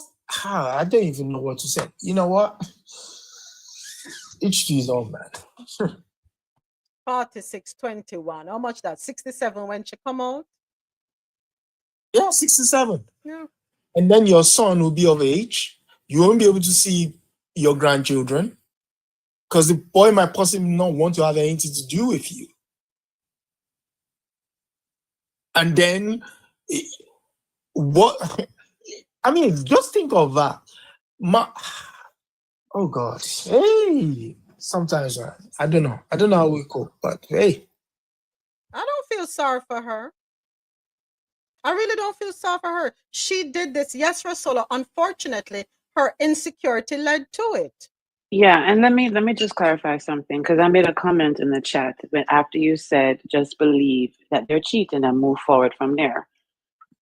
If I go in a relationship and I have to believe that he's cheating, I'd rather be single. I didn't say I like single life. I didn't say I want to be single.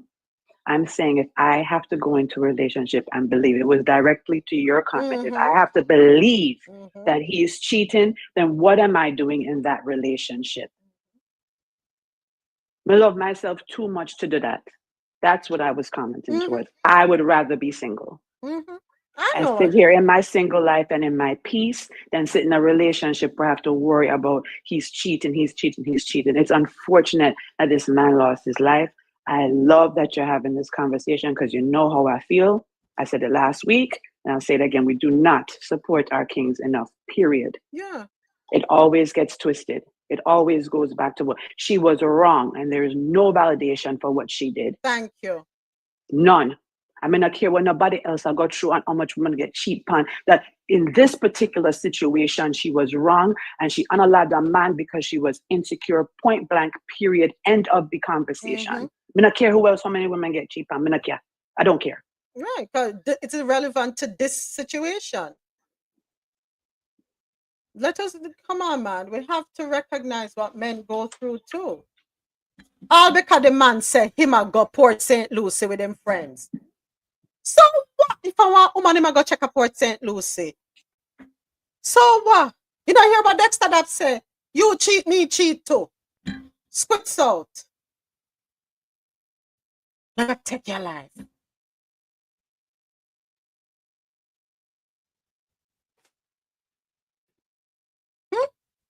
You accuse, you take the man life based on an accusation, based on an assumption, based on your hallucination, quite frankly. But at the base of it all, your insecurity. I got to know something, ladies. No matter how you think you're pretty, somebody prettier than you out there. Me I tell you the God Almighty truth, a man not blind. Women aren't blind either.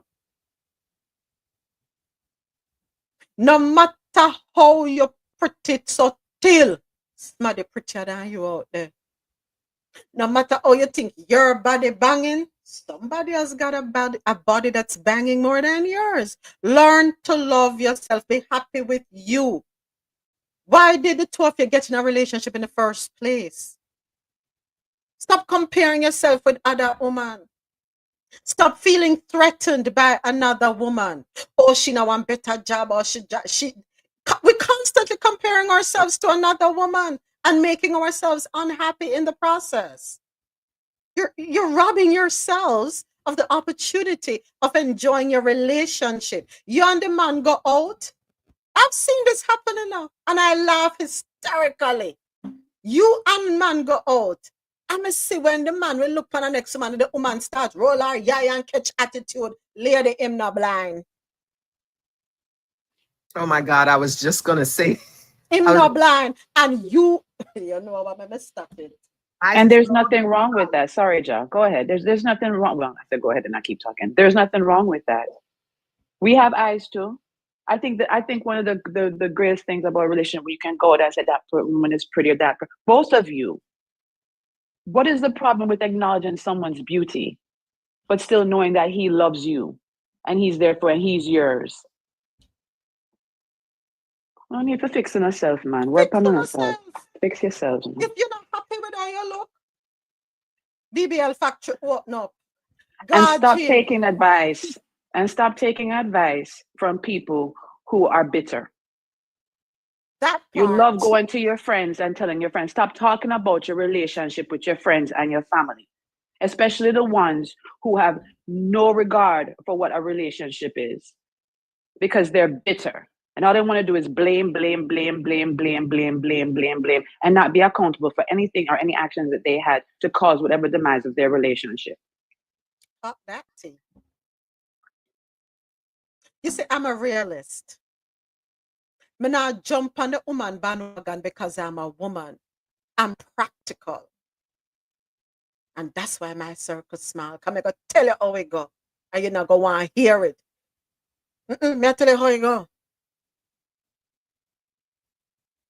I'm not going to sit here and condone a lot of the BS that women carry on with. I'm not going to do it. Learn to hold yourself accountable. You're wrong, you're wrong. I just saw it go. Clean up your act. Get your mind right. Can I add one more thing? Yes, Ja. There are some times when I'm invited to places, I don't want to go. And here's the reason why I don't want to go. Because I am the single person in the room amongst people that are in relationships.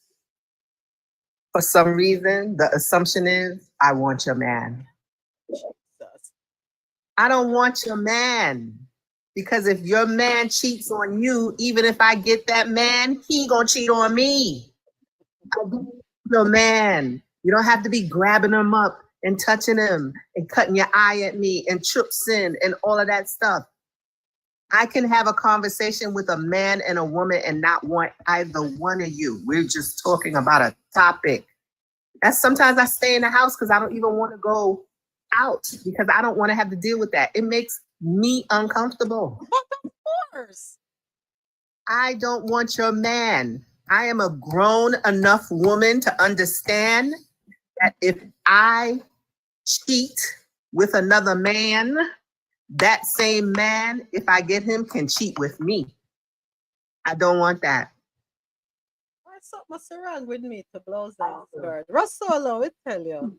Me and my husband we go out, and you wonder if me and my husband there.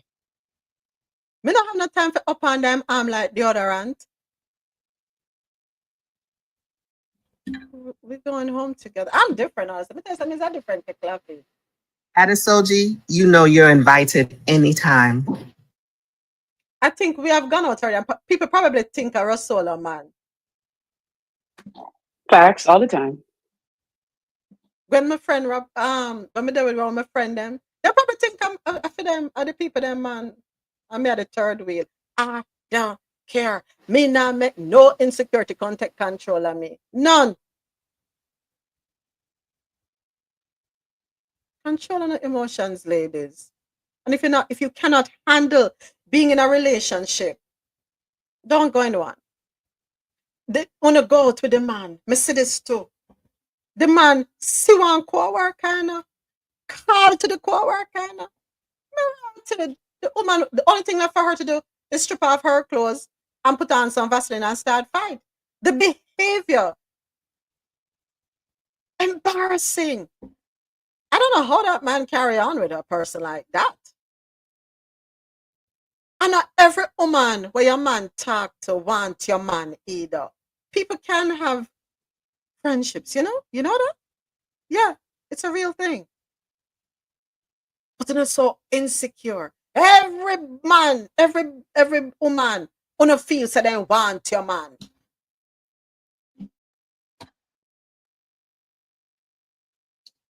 No go heal. Me I beg you no do. Check in somewhere and go heal. Rest on our head, rest on our body, rest on our front, rest on ourselves for a minute. Spend some time with you. Did you just say rest your front? Yes, she did. Rest your front. Done?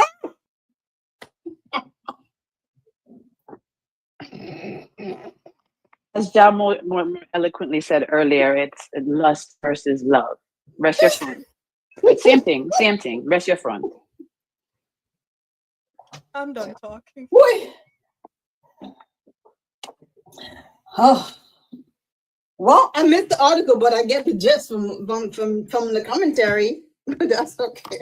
So a Florida woman has been sentenced to 21 years for unaliving her Jamaican husband in Coral Springs up in Fort Lauderdale, Florida. She unalived the man because the man tell her say, him a go Port St. Lucie with him friend them. She say is her next woman him a go see. So based on her security, on her insecurity, she unalived the man. Now, granted, them living in the same house, they sleep in separate bedrooms. Them have a history of having volatile confrontations. So I mean, there was already a breakdown in the marriage, in the relationship. So maybe that was a relationship that should have ended before it got to this point.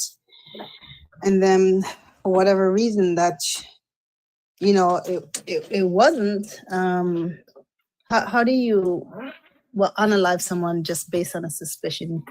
And even if there was proof, like, and I guess it's just easy for me to say standing from this point, but because I've seen that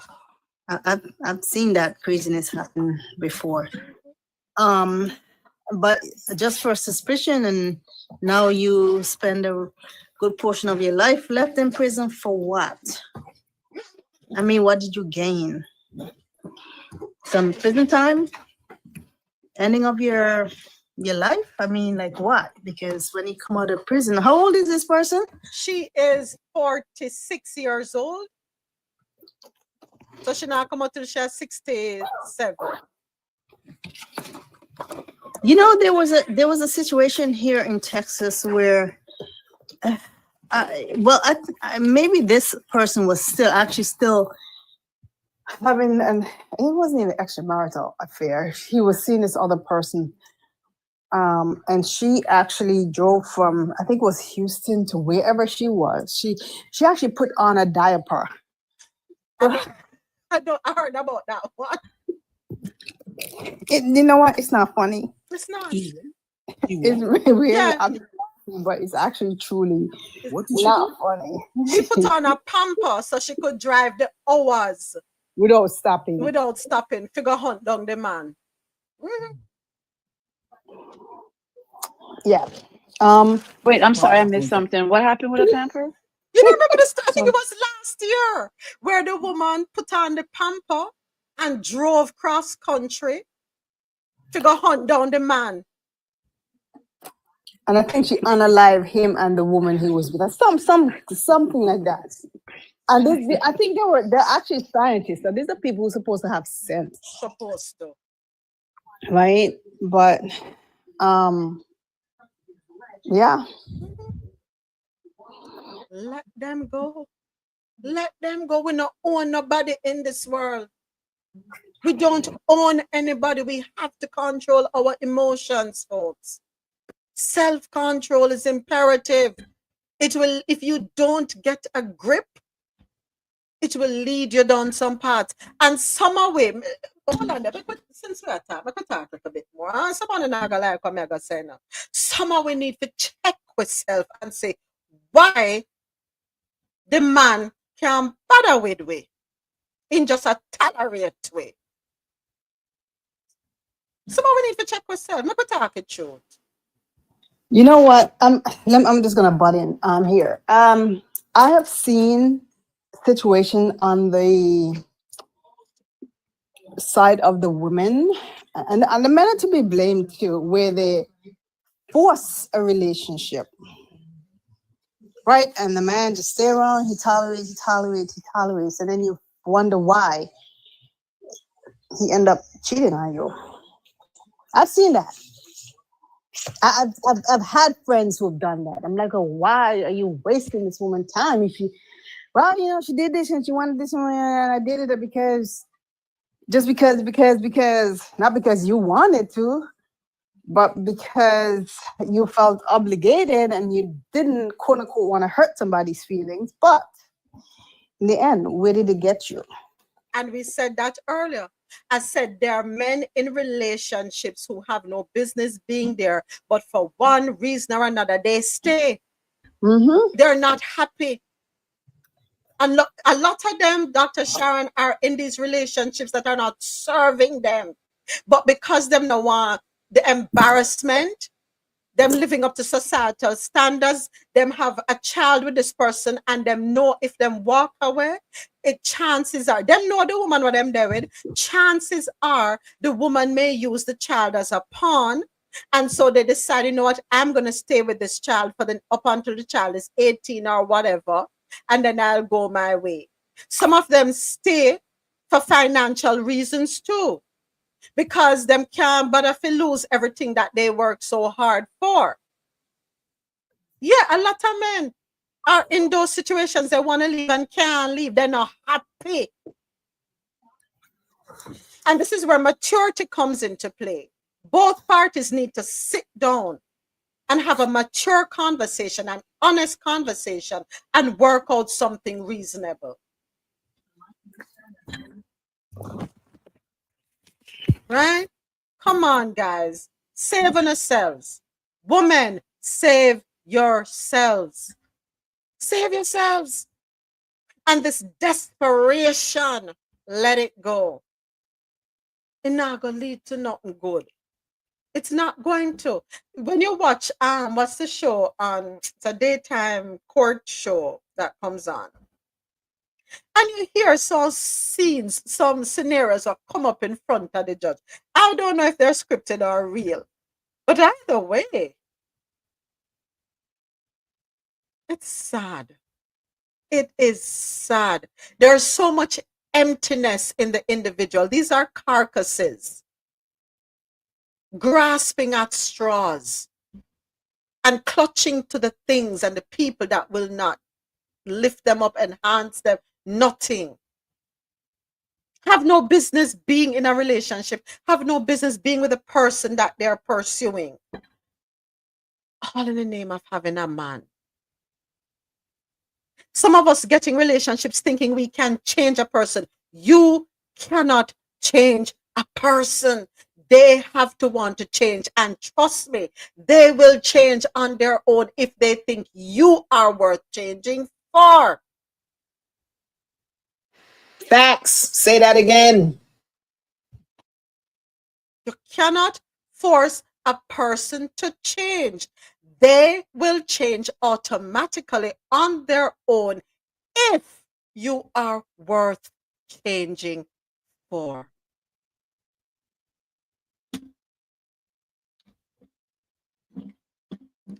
Someone who love take up man with children and then want to come between the man and the child. If you know so you cannot handle stepchildren, do not get into a relationship with a man with children. Because you cannot say to that man, cut off. Yeah, there are some women who do not entertain their men talking to their children what they did have before they meet you. The man only for focus on, and no come with picnic too, you know. No, the man for cut off film, the man only deal with no. And whatever comes in the union. Insecurity. Have some things need to dig down, root out, and dispose of.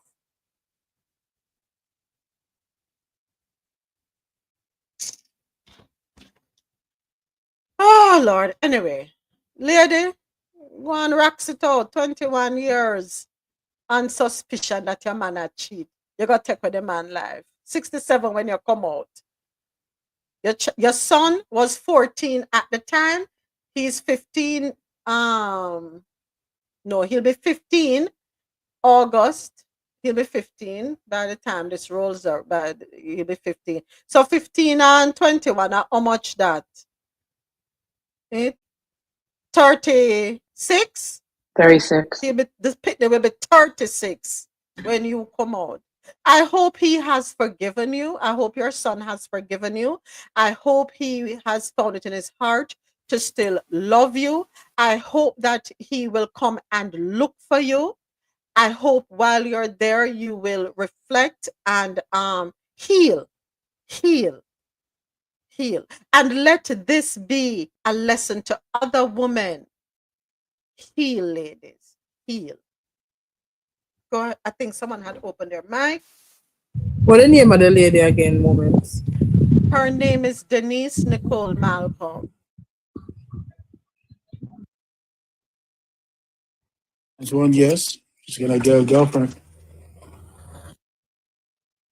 Tisha Jamaican? Did it state? It only says the unaliving of her Jamaican husband. I don't know if she's Jamaican. It doesn't say. See, that's why I say if you're a foreign woman, allow the Jamaican man them alone. Or you can't manage them. Alexa, no. That was supposed to be a joke. Oh my God. Come on, guys. Ease up. No, man. Ease up. Right Ease now, no time for joke because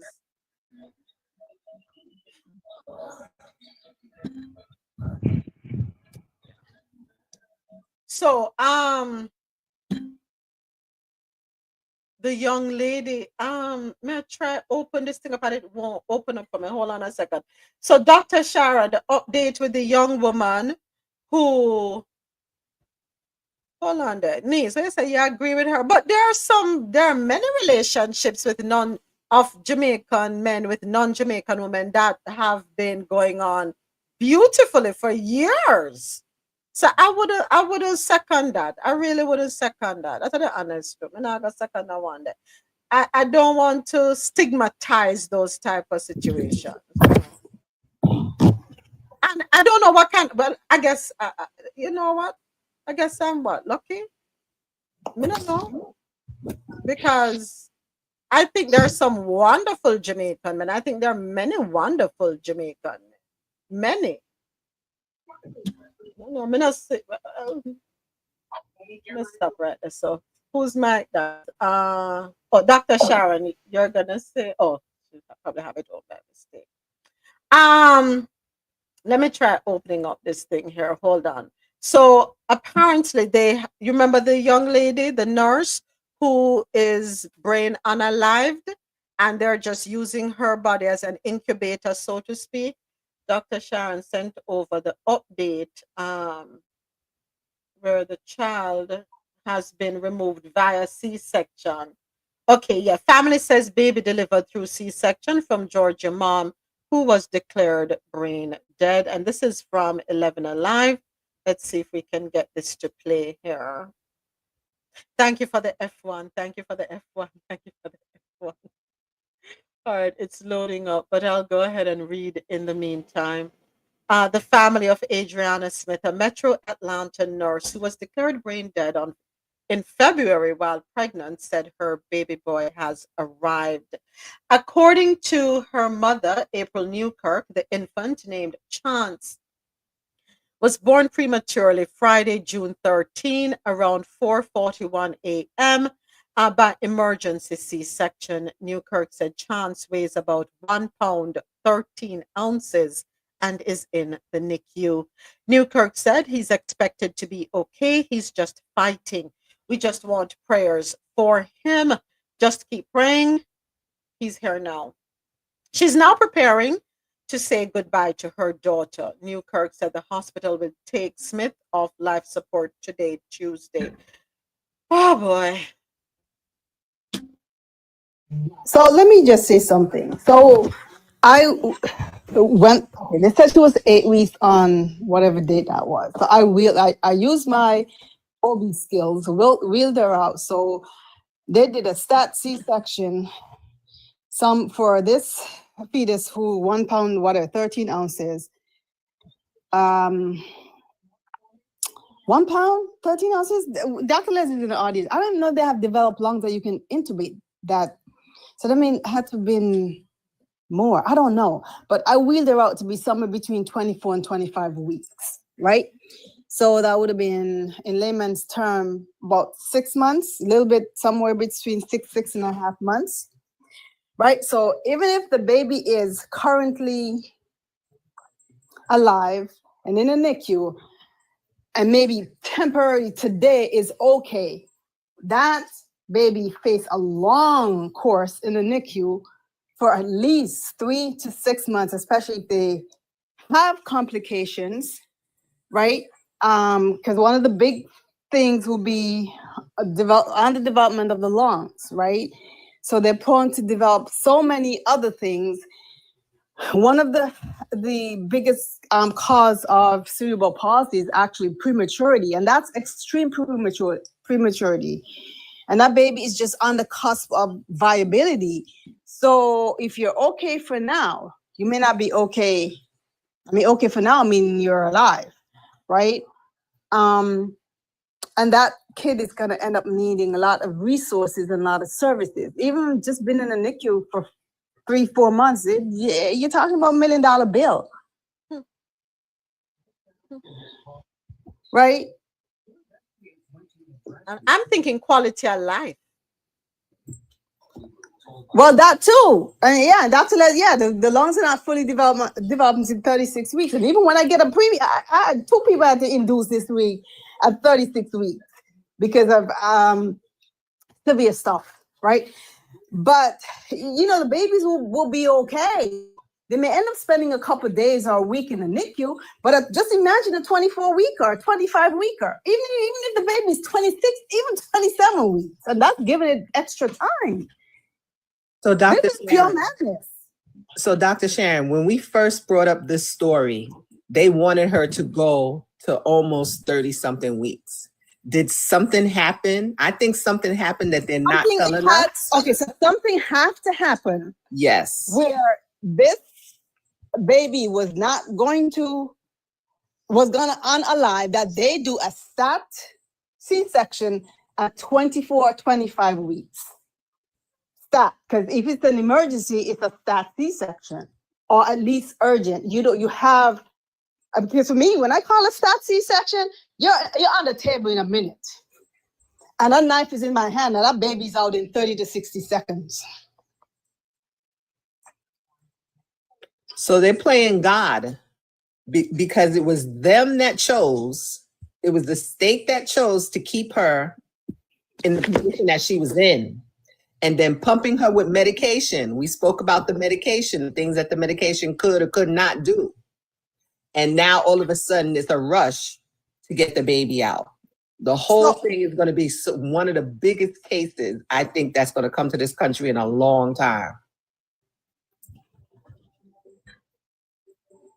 Yeah, it's just, so Dr. Leslie, I don't know exactly, but when I wheeled her out, because whatever date I put it in my OB wheel, and she would have been 24 plus weeks. Mm-hmm. So even if I'm off by a week, even if I'm off by 2 weeks, it's still 26 weeks. It's still extremely premature.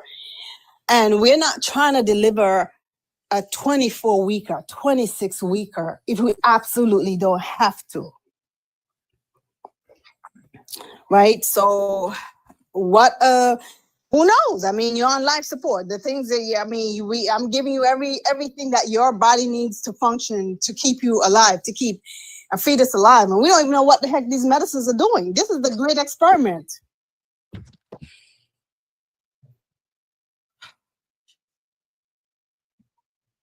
I remember when the story came to the forefront, they were trying to get her to at least 24 weeks. I remember. No, not 24. Nope. I think they were trying to get her to 32 weeks. It wasn't 24? No, ma'am. Oh, it was 32. Okay, my bad. My apologies. I don't know. And even at 32 weeks, that baby would have spent at least a month in the NICU. Right. So this baby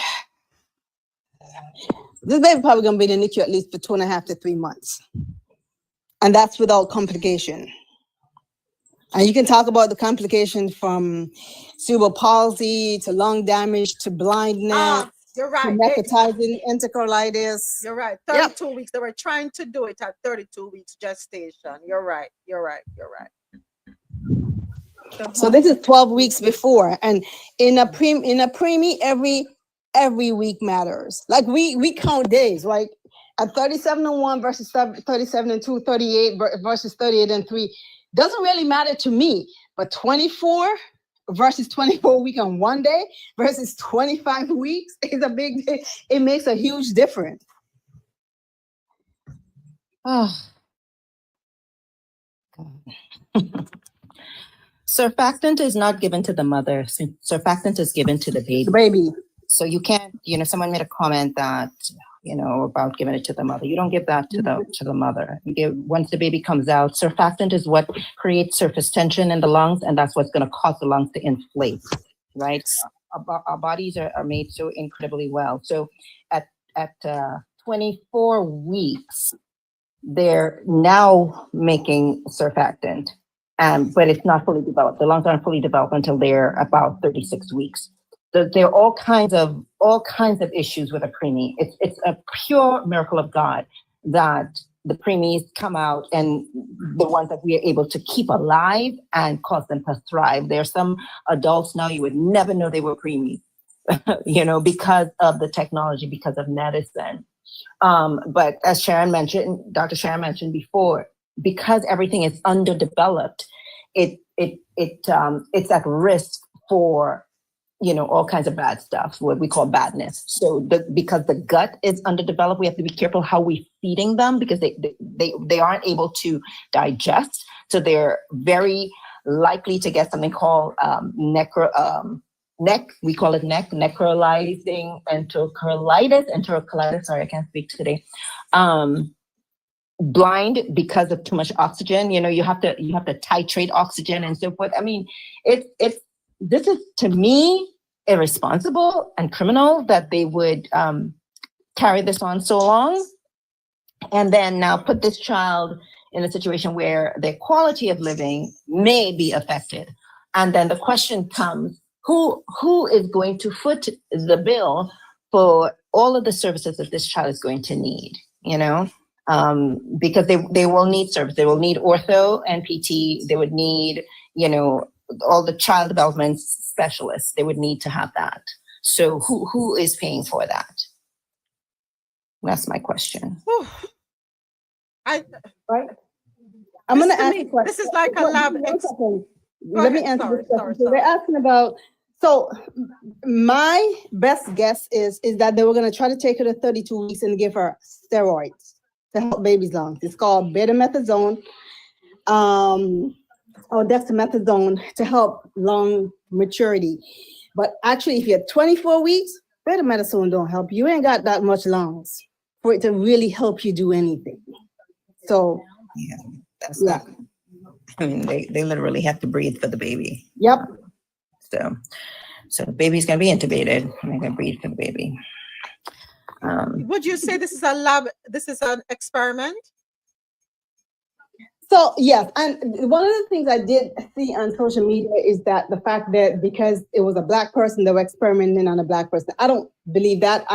What I believe is that this happened to be her, and it happened to fall under this whole anti-AB law situation in Georgia, and this is where we are, right? But keeping her alive and keeping every single body function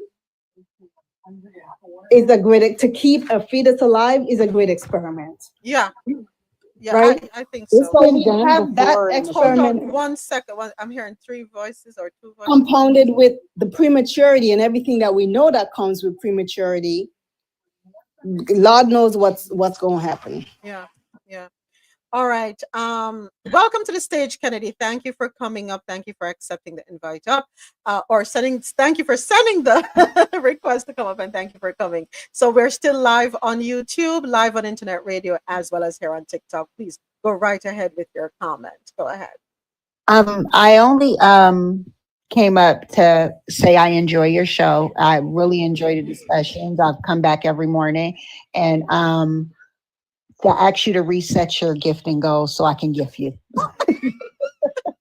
That's all. Thank you, Kennedy. Thank you.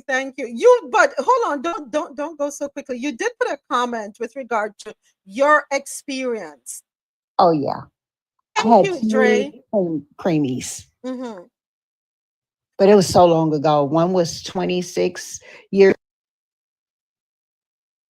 About their experiment. I don't think that I agree with the ladies, the doctors, they know better than I do. That I don't think they experiment. I think we just have better technology, and the odds for the baby to survive is higher now than it used to be. So I think that they, try to save the baby. I also think that this has happened before. I've seen it happen in around the country before, where mothers were pew-pewed or something, and they, kept her alive as long as they could for the baby's sake. Not the first time. That's usually with the consent of the family. Oh, when yeah. you override the family's will and desire, whoever her MPOA is, you are crossing a line. You are actually crossing the line. So this is a case for ethics, because if I am a hospitalist in either the adult or the children's hospital, if there is a straight up documentation of a patient's desire and there is a family member making decisions on behalf of the patient, I cannot override that unless it was medically futile, right? You have to look at what is medically futile, what is not. I think there was, and I don't know the discussions that happened behind closed doors. And so we have to be very careful with the conclusions we come to, even because we don't have all the information. And that's all I'll say about that, because like I've known so many cases where we have an opinion in the public based on the information that they've given us, but in reality, something else happened. So, without all the information, I really can't say, but from the outside looking in, I have a problem with them doing so fully against the family's desire and keeping this person alive for this sole purpose. Yeah. Thank you for the gifts, everyone. Thank you so much. We have to be careful. And again, of course, we're having the conversation based on what is presented to us in the media. Whew. Here's what I'll say. The child is not here now. I can only pray that God will have his way and let his will be done. Let his will be done. Yeah. This is why a $15 federal minimum wage is getting love from some Republicans. This one courtesy of CNN via WSVN. Let's take a listen. And the national minimum wage may finally go up because of a bipartisan bill. Republican Senator Josh Hawley of Missouri has teamed up with Democratic Senator Peter Welch of Vermont to introduce the legislation. It would raise the current $7.25 an hour to at least $15 an hour. It's the first time it's been touched since 2009. While some states have their own minimum wage, others just use the national standard. By the way, Florida's current minimum wage is $13 an hour.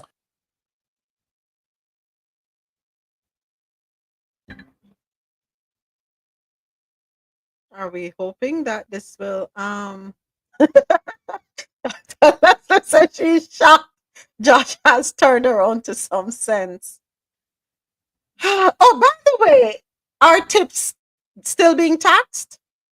Overtime still being taxed? Or did that stop? No more taxing on that? Anybody knows? Let me know. You have to ask the question, what are they giving up to?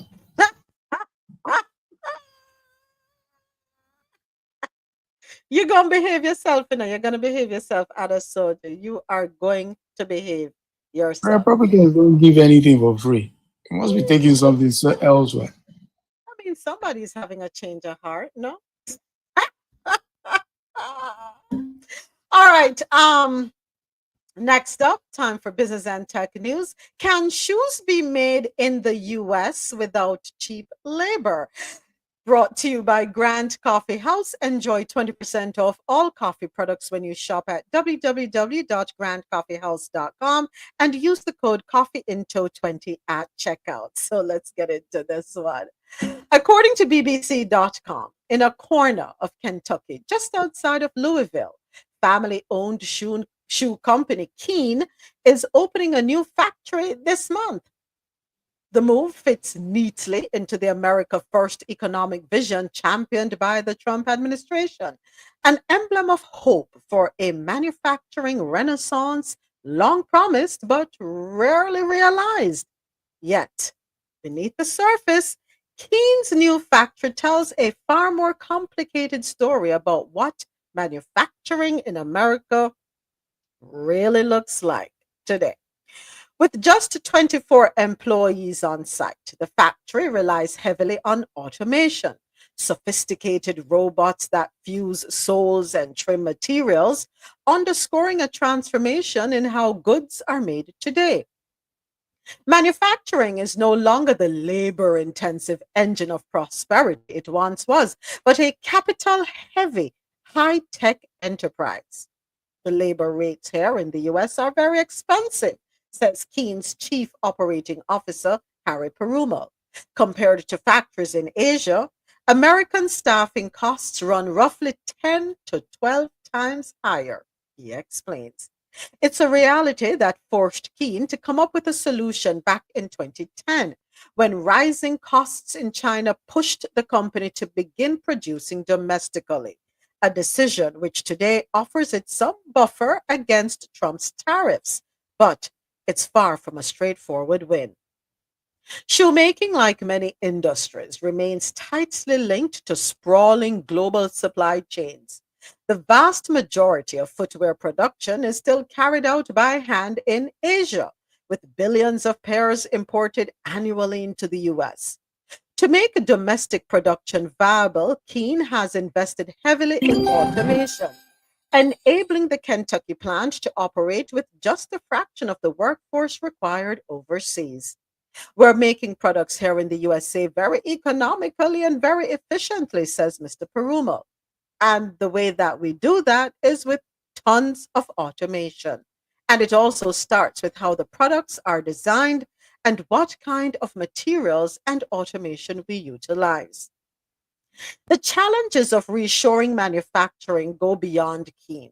Many major brands such as Nike, Adidas, and Under Armour also attempted to develop new manufacturing technologies in the US around a decade ago, efforts that ultimately failed. Even Keen only assembles 9% of its shoes in America. It turns out that making shoes in a new way and at scale is complex and expensive. The story of American manufacturing is one of dramatic rise and gradual decline. After World War II, US factories churned out shoes, cars, and appliances, employing millions and helping to build a robust middle class. But as globalization accelerated in the late 20th century, many industries moved overseas, chasing cheaper labor and looser regulations. This shift hollowed out America's industrial heartland, contributing to political and economic tensions that still resonate today. Shoemaking has become the symbol of these changes.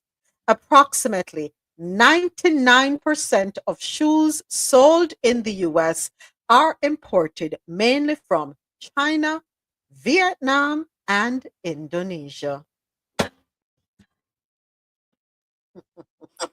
The man told you there that this is just performative manufacturing. He said it there. He said majority of the stuff they do, they only do 9% of it.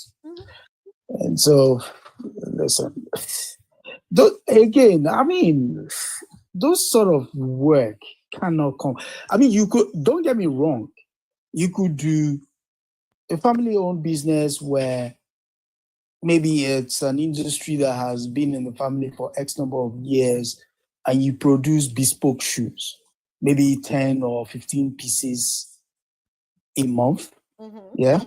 For a clientele. Or, I mean, there's a place like that in England, called Hobbs. So the likes of King Charles will go there. They would cast your leg. And so basically all they will need to do is every other year, they just add an inch or two to the width and the length of your feet. And then they come to you, they measure your shoe, and then they'll go and handcraft it in the store. Yeah. So although you and I mean, shoes there are like 500 pounds a pair. So you're not going to go there every other. So, I mean, Aside from that, producing shoes on a massive scale, nah, that time is long gone. It's gonna be those three countries mentioned: India, Vietnam, and Indonesia. And your clothes are going to be China, India, Vietnam, and Bangladesh. So the United States cannot compete. Cannot. I'm sorry. Not now. Definitely not now, quite frankly. Not even in the next 20 years. It's not, because he said it himself. He said it's 12 times the cost. When he said, okay, they waited a decade, 2020. And then, no, 2010, sorry, 2010. And then they decided, you know what, the cost in China was high. In comparison to what? In comparison to the cost in USA. Come on, man, what are you talking about? But here's the thing, Adesoji. If companies like Nike and Adidas are not willing to come together and see how they can set up manufacturing here, what does that tell you? It's not cost effective. These are companies that are essentially, okay, aside from the cost, the diligence, the skill, the everything. How many kids in the United States can sit for 12 hours to do something like that? I mean, come on. It's like, not these kids. Exactly. There you go. So it's getting an idea of what it is we're talking about. What are we talking about? We're talking about graft. Graft, where you put in a hard day's work. Sometimes there are shifts. You know, you have 8 hours on, 8 hours off. People come and do shifts. Whilst you're sleeping, somebody else is working. You know, it's like when they were talking about bringing, what was it called? Bringing the manufacturing, no, not manufacturing, the assembling of iPhones back to the United States. I'm like, are you guys kidding? Do you guys even know what you're talking about? These are phones that the precision, the skill, the technical know-how that goes into, and there are no mistakes. There are barely no mistakes. This is not like, oh, I'm tired, I'm going home. What? No. Exactly, Jack. There is something off in this story. I know what he's doing. I know what this company is doing. Sorry? I know what this company is doing. What they're basically doing is to position themselves politically. Yeah. So when he said, oh, even though they've come back, but we're only doing 9%, that's the realistic picture. Yeah, you can have your shoe and put your logo on top.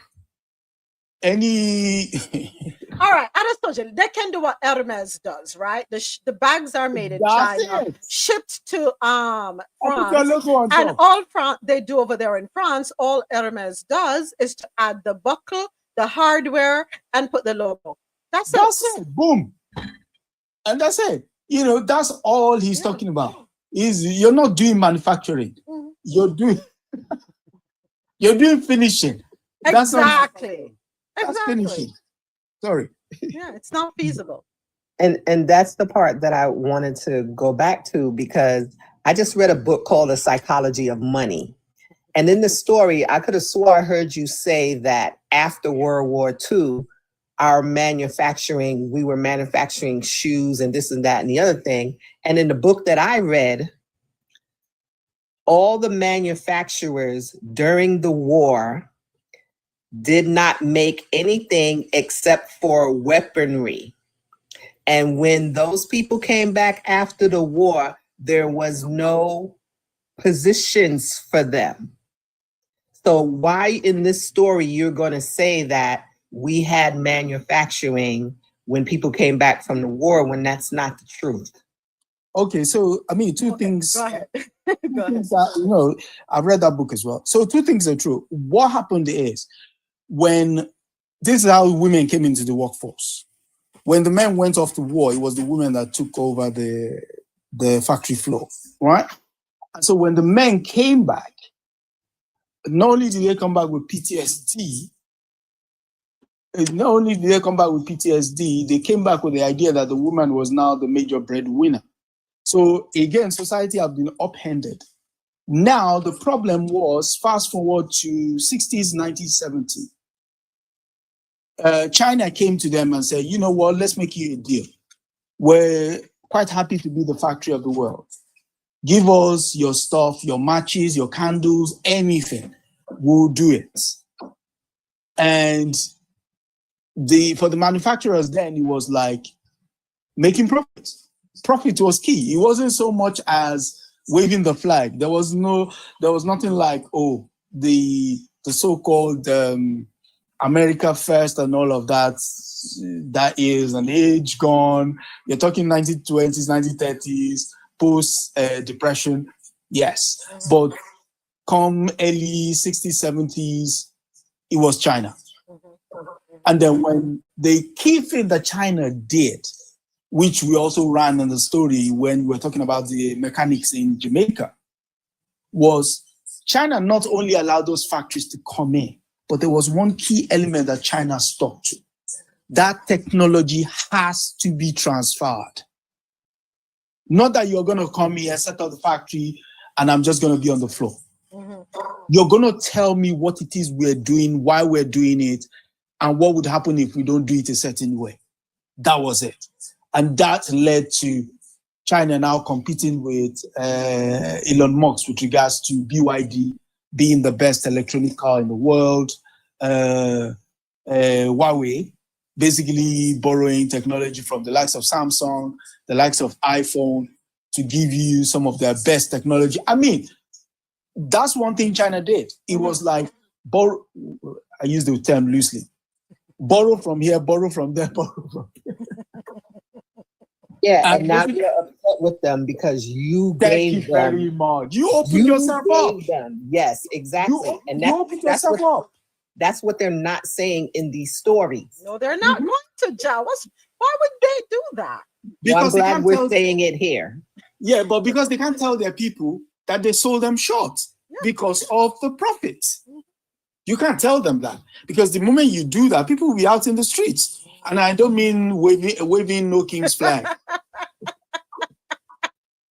Oh boy. Yes. Thank you. All right. Next story in our business and tech segment. Meta brings ads to WhatsApp. This one courtesy of the Associated Press via WSVN. Meantime, Facebook's parent company, Meta, has announced that WhatsApp will no longer be ad-free. The app, long used to chat with family and friends worldwide, will now feature promos in the update section. Officials say the WhatsApp will gather some data on its users, including location and default language, to help determine what ads should be targeted.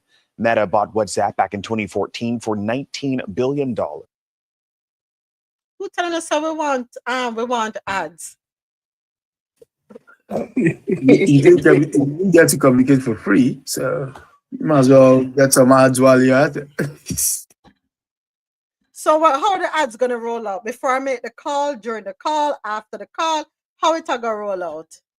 No, you might be after your call and they will just say, oh, okay, moments, you've been on this call for a long time, you might need your favorite coffee.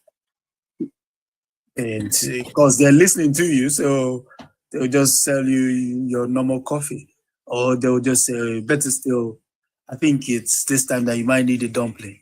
No one Jamaica. WhatsApping, or will not be WhatsApping like it used to WhatsApp before. All right, and that was our final story in our business and tech news segment. Now, time for health and science news, brought to you by Lormel Skin Food. Head on over to Lormel Skin Food for 100% natural products and a natural, beautiful you. First up, a Swiss man visits Philadelphia months after life-changing hand transplant. It's still a miracle. Here, let's take a listen to this one, courtesy of CNN. Philadelphia man grateful to be handpicked for a life-changing surgery. He lost both of his hands at a young age. But thanks to the miracle of modern medicine, he's able to do things he hasn't been able to do for many years. 7's Ethan Calloway with his story. Texting on his phone for the first time in 17 years. For Luka Krashanik, it's a life-changing milestone. And it's not just texting. Simple acts like being able to pick up a bottle of water are big steps forward. So it gives me so much joy to be able to do that completely on my own. The 29-year-old from Switzerland is back at Penn Medicine in Philadelphia months after a double hand transplant. I started hoping for this as a child. When Luka was 12, a case of strep throat wasn't treated properly and turned into a deadly sepsis infection. Both his hands and legs were amputated to save his life. Prosthetics worked for his legs, but not his hands. You need your hands to survive. You need it for the most basic independence in life. His family turned to the city of Independence and the world-renowned transplant team at Penn to give Luka his dream. Regaining hands after 17 years, I don't think there is a bigger dream than that. It took years and a long interruption with the pandemic, but last fall, the family moved to Philly to wait for the call that finally came from the gift of life. Finding a good hand donor is especially complicated. There has to be a match for not only the blood type, but also skin color, size, and age. With hand, there are a lot of structures that need to be hooked up. Dr. Benjamin Chang was part of the team that performed the 10-hour surgery.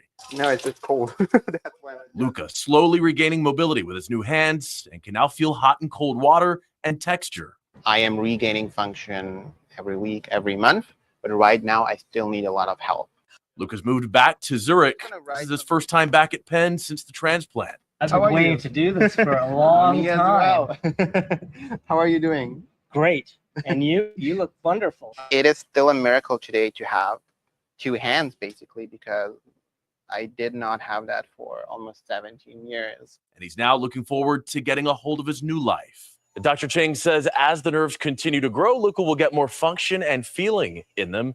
Luka says he'd like to thank the family who donated the hands and let them know just how grateful he is. Reporting in the satellite. Well, never heard about a hand transplant, but what stood out for me is the fact that his strep throat was not properly what did I say? Let me go back. Hold on. Let me go to the transcript. The case of strep throat was not properly treated and turned into a deadly sepsis infection. That is scary. I can add to that. So strep throat that's not properly treated, undertreated, or go for a long time without treatment can cause a whole host of things. In that person's case, sepsis, and you can be septic and you lose your limb, like he did, right? You can have other things. You can have seeding of the valves in the heart, and you need valve transplant. I've met people who've had valve transplant, like mitral valve or aortic valve transplant, because you had septic emboli that implanted on the valves of the heart. That can happen, and those septic emboli can go other places and cut off the blood supply, and thus lead to the amputation. That's how those amputations, because you're cutting off blood supply. So when you're not getting blood supply to an organ or limb, then that limb becomes compromised. And even if you try to revascularize it, doesn't mean it's going to necessarily survive. Or if it's too far gone, then you have to amputate it. Mm-hmm. So that's something that happened. Actually, I remember as a med student, I was doing a high-risk rotation, and one of the first patients that I saw on the rotation was actually a patient who had mitral valve stenosis, which is that valve in the right side. Mitral valve is a valve on the left side of the heart that takes blood from out to your body, from the bottom of the heart out to your body, right? She had what we call a mitral valve stenosis, and she was pregnant at about 36 weeks. So you're compromised.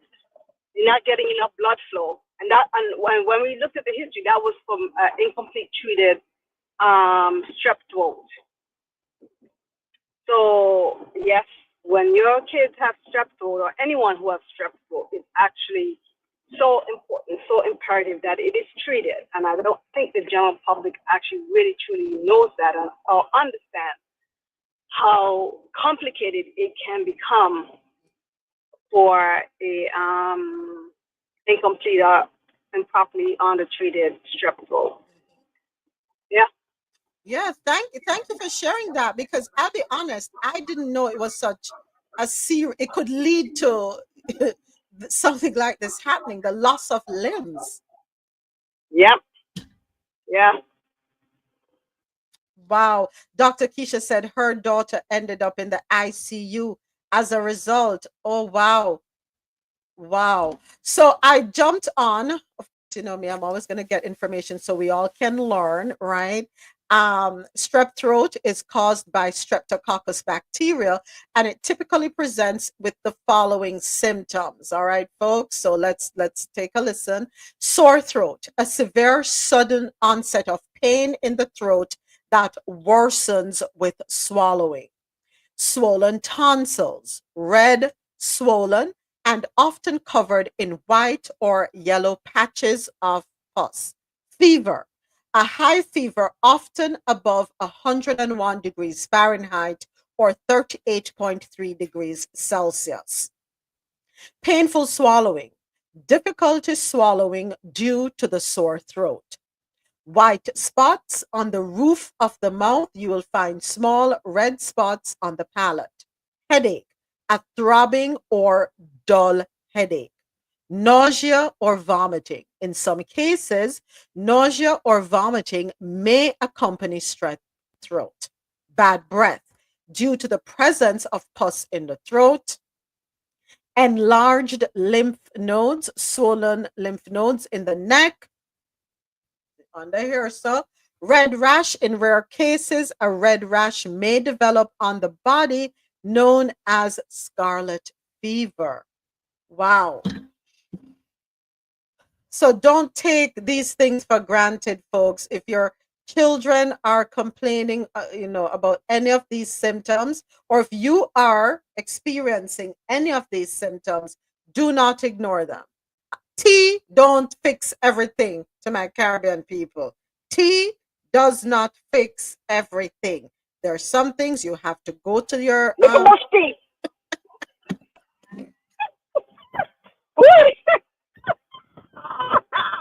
Dr. Sharon. Everything is bushy. Everything is bushy. And you know what I've had to stop my family from doing too? Sharing medicine. Tell them to do that. Yes. Yes. They did. Yep. One of my family members had a sore throat, and somebody, I have some medicine left over. I said, what? First of all, we have some medicine left over. It means you didn't take your medicine as you should have. But I thought, I'm pissing him. I said, no. But I already gave her one, and she feels better. We are our own doctors. That is something that is so wrong within our community. Caribbean people, do better. Go ahead, Dr. King. You know what? Hold. Okay, who going? Dr. Keisha, you going? Go ahead. I think Sharon wasn't finished. Oh, okay. No, I was gonna say I actually had strep throat once, and I swear, and I don't get sick, but I think it was about maybe, I don't know, a young adult, 20, maybe 20 something.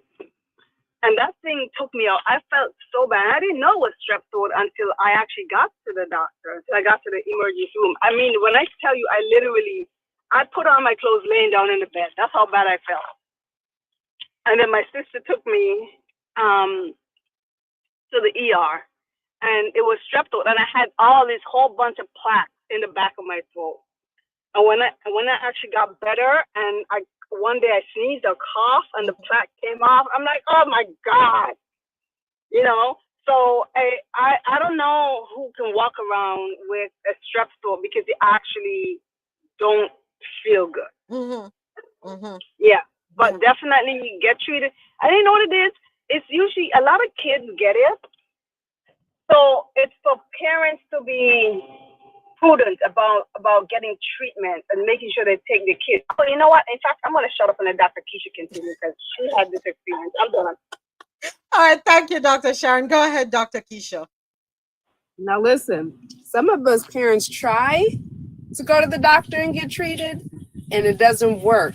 Now this is a rare case, but I'm telling you, even as a pathologist, I've had strep. Strep is bad. The fever goes up high. I knew my daughter had it because she was 5 or 6, and the minute she was saying her throat hurt and she had a high fever, I'm like, okay, this has to be strep. So they swabbed her, but I was at work, and so I had my husband on video, right? And the nurse goes in to swab her, and he was scared because she was screaming. I was like, did you get the tonsils? All I saw was the middle of the tongue. He's like, yeah, I got him. I was like, are you sure? He's like, yeah, I got him. I was like, I did not see you touch a tonsil.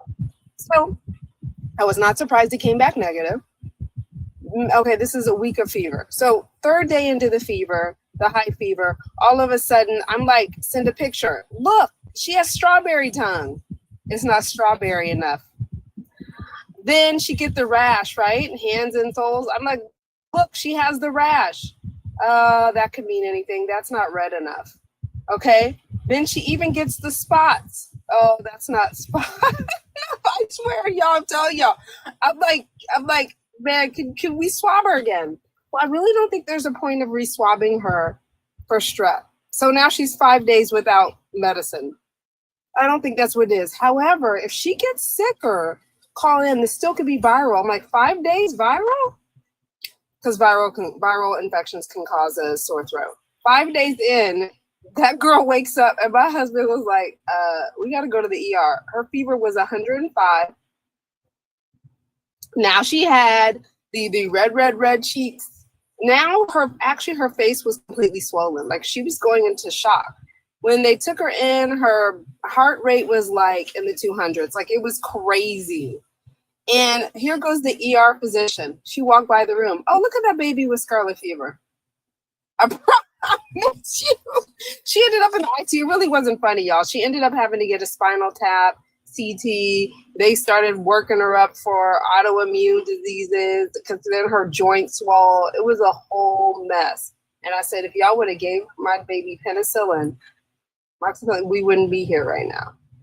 Dr. Keisha, here's what I don't understand. You would think that you being a doctor, they would go the extra mile and be extra careful and make sure no stone is left unturned. And the reason I'm saying this, so across the street from us is a doctor, right? When son number 3 popped a pimple on his leg, which ended up with him going in to get surgery, I remember being in the emergency room and they were doing a phenomenal job. And the nurse comes in and this is after our neighbor comes in to see him. And when the neighbor leaves, the nurse comes back and says, why didn't you tell us that you were related? Not related, but he calls him, that's my nephew, better take good care of him. Not that it would have made a big difference, but still would keep an extra eye. So you would think that they would go above and beyond. You would think. You see why you got to advocate for yourselves, folks? Yeah, it was really, really sad. People assume because you're a physician, you always get treated well within the medical community. That's actually not true. That's like either. That's not. No, it's not true. Wow. Because you would think that I would think that they're going to say, okay, they're going to hold me accountable. They're going to be, dissecting everything I do. My brother is a physician too. He's internal medicine nephrology. He was calling y'all from Tennessee, and whenever he would call up to the floor, they could not stand it. Because they were giving her antibiotic without the adjunct that's supposed to help it get into the cell. He was asking them that. Then they started going all over saying they think it's something else. And he's like, why don't you just admit this is scarlet fever? Like, why are y'all trying to find another infection? Like, they were thinking she had going down rabbit holes with her. And my brother, I was so tired. I was in mom mode when he took over. But there, I think Dr. Keisha keeps getting a call. That's yeah, crazy. I gotta, more than one type of strep. So the strep we're talking about is strep A, strep group A. But there is streptococcus pneumoniae that causes the pneumonia. There's a strep group B that causes an infection in the woman in the birth canal as well. It can be a problem sometimes during childbirth. But there's others. But this strep group A, man, I'm telling you, it's one of those things that is so preventable with medicine. Again, just like immunizations have their place, that if you don't, the long-term sequelae, what happens is that the bacteria can produce toxin. So if you catch it in time, you catch it before it causes a toxin, and then later these sequelae. So she had to get echocardiograms because it also can cause autoimmune sequelae where it can attack the heart muscle. So yeah, she was getting echoes of her heart, brain, like it was a whole. All because they were being careless. And you know, I fought it hard. I don't see that doctor anymore. They did not come up a penny. Their colleagues tried to protect her so much.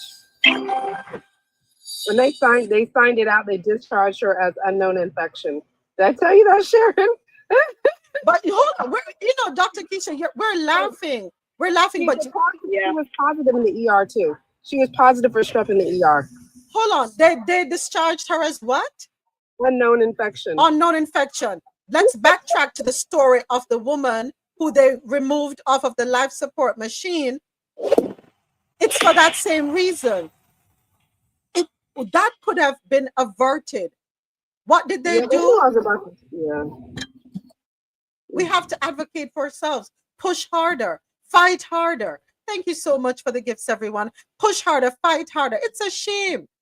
You have, on one hand, you have doctors who are willing to go the extra mile. You have medical professionals who will go the extra mile, leave no stone unturned. And then you have another group who are just there for a check.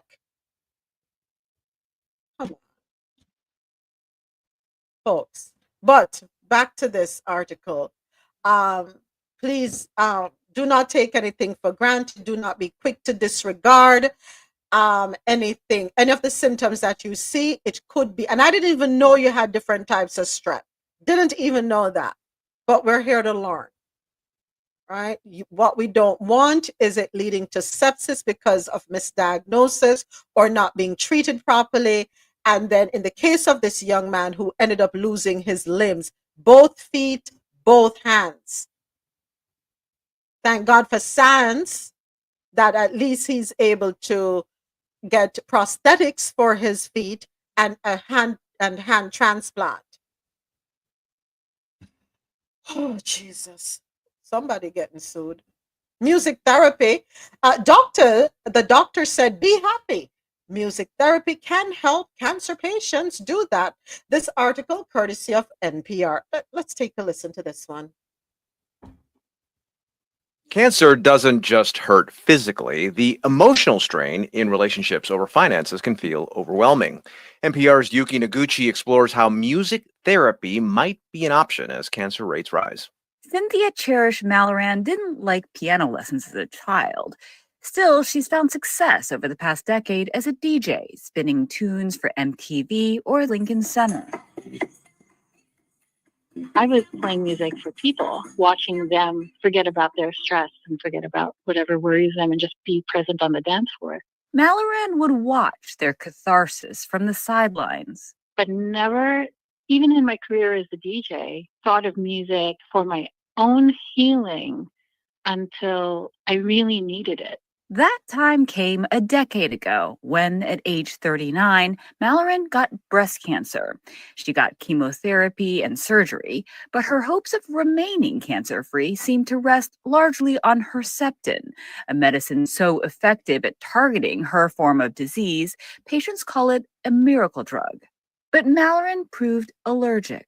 Then her oncologist told her there is no substitute. I looked at her like, what do I do? And she looked me in the eye and said, be happy. Mallory felt stunned and confused. How is that even possible? Then Mallory understood.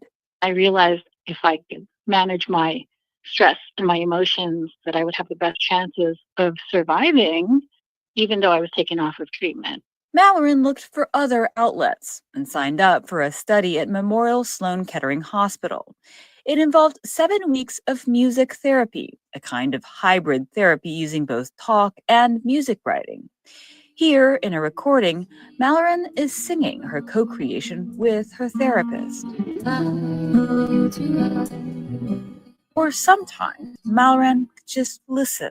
Picture yourself feeling unwell and someone is serenading you, just you, and how much better you feel because you're being seen and cared for that way. Dr. Kevin Liao is the author and specialist in helping cancer patients to integrate auxiliary care like music therapy, acupuncture, and herbal remedies into their treatment. There was a time period when these were viewed as kind of outside the mainstream. But, says Liao, as more people outlive cancer, there's more need for different types of therapies to improve their quality of life afterward. We want to have a wide range of tools so that we can better personalize treatments for people. His research, presented at a recent meeting of the American Society of Clinical Oncology, showed music therapy had effects lasting at least 4 months for many patients. The big picture is that this study showed that music therapy was as good as the gold standard treatment for anxiety, which is cognitive behavioral therapy. Liao says music therapy gives patients another way to process their emotions.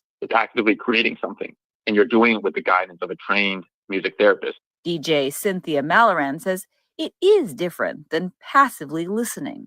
The expression from my side was key because sometimes I jammed with my therapist. Creating something beautiful coming from my cancer is like the ultimate way for me to heal. She's now a decade in remission, and she still hums when she feels uneasy. I don't even sing for fun, but humming is something that I still do to this day, years after those sessions, as a way to kind of regulate my stress and bring my nervous system back to level ground and to relax.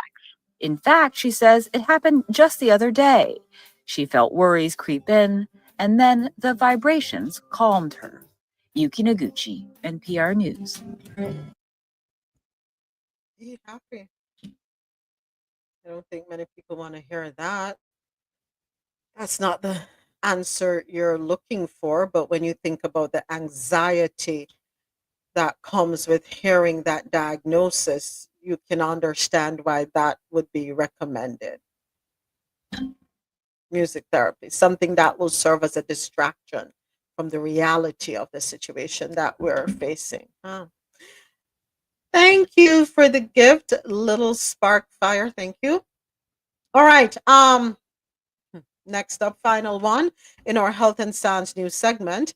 Extremely disturbing and unethical new rules allow VA doctors to refuse to treat Democrats, unmarried veterans. Article courtesy of theguardian.com. Doctors at Department of Veterans Affairs, VA hospitals nationwide, could refuse to treat unmarried veterans and Democrats under new hospital guidelines imposed following an executive order by Donald Trump. The new rules obtained by The Guardian also apply to psychologists, dentists, and a host of other occupations. They have already gone into effect in at least some VA medical centers. Medical staff are still required to treat veterans regardless of race, color, religion, and sex. And all veterans remain entitled to treatment. But individual workers are now free to decline to care for patients based on personal characteristics not explicitly prohibited by federal law. Language requiring healthcare professionals to care for veterans regardless of their politics and marital status has been explicitly eliminated. Doctors and other medical staff, they can also be barred from working at VA hospitals based on their marital status, political party affiliation, or union activity. These documents were reviewed by The Guardian. The changes also affect chiropractors, certified nurse practitioners, optometrists, podiatrists, licensed clinical social workers, and speech therapists. In making the changes, VA officials cite the president's 30 January executive order titled Defending Women from Gender Ideology, Extremism, and Restoring Biological Truth to the federal government. The primary purpose of the executive order was to strip most government protections from transgender people. The VA has since ceased providing most gender affirming care and forbidden a long list of words, including gender affirming and transgender, from clinical settings. Medical experts said the implications of rule changes uncovered by The Guardian could be far reaching. They seem to open the door of discrimination on the basis of anything that is not legally protected, said Dr. Dennett Kaiser, the VA's top healthcare official during the Clinton administration. He said the changes open up the possibility that doctors could refuse to treat veterans based on their reason for seeking care, including allegations of GRAPE and SA, current or past political party affiliation or political activity, and personal behavior such as alcohol or Mary Jane use. The Department of Veterans Affairs is the nation's largest integrated hospital system, with more than 170 hospitals and more than 1,000 clinics. It employs 26,000 doctors and serves 9 million patients annually. In an emailed response to questions, the VA press secretary, Peter, did not dispute that the new rules allowed doctors to refuse to treat veteran patients based on their beliefs, or that physicians could be dismissed based on their marital status or political affiliation, but said all eligible veterans will always be welcome at VA and will always receive the benefits and services they've earned under the law. He said the rule changes were nothing more than a formality, but confirmed that they were made to comply with Trump's executive order. He also said the revisions were necessary to ensure VA policy comports with federal law. He did not say which federal law or laws required these changes.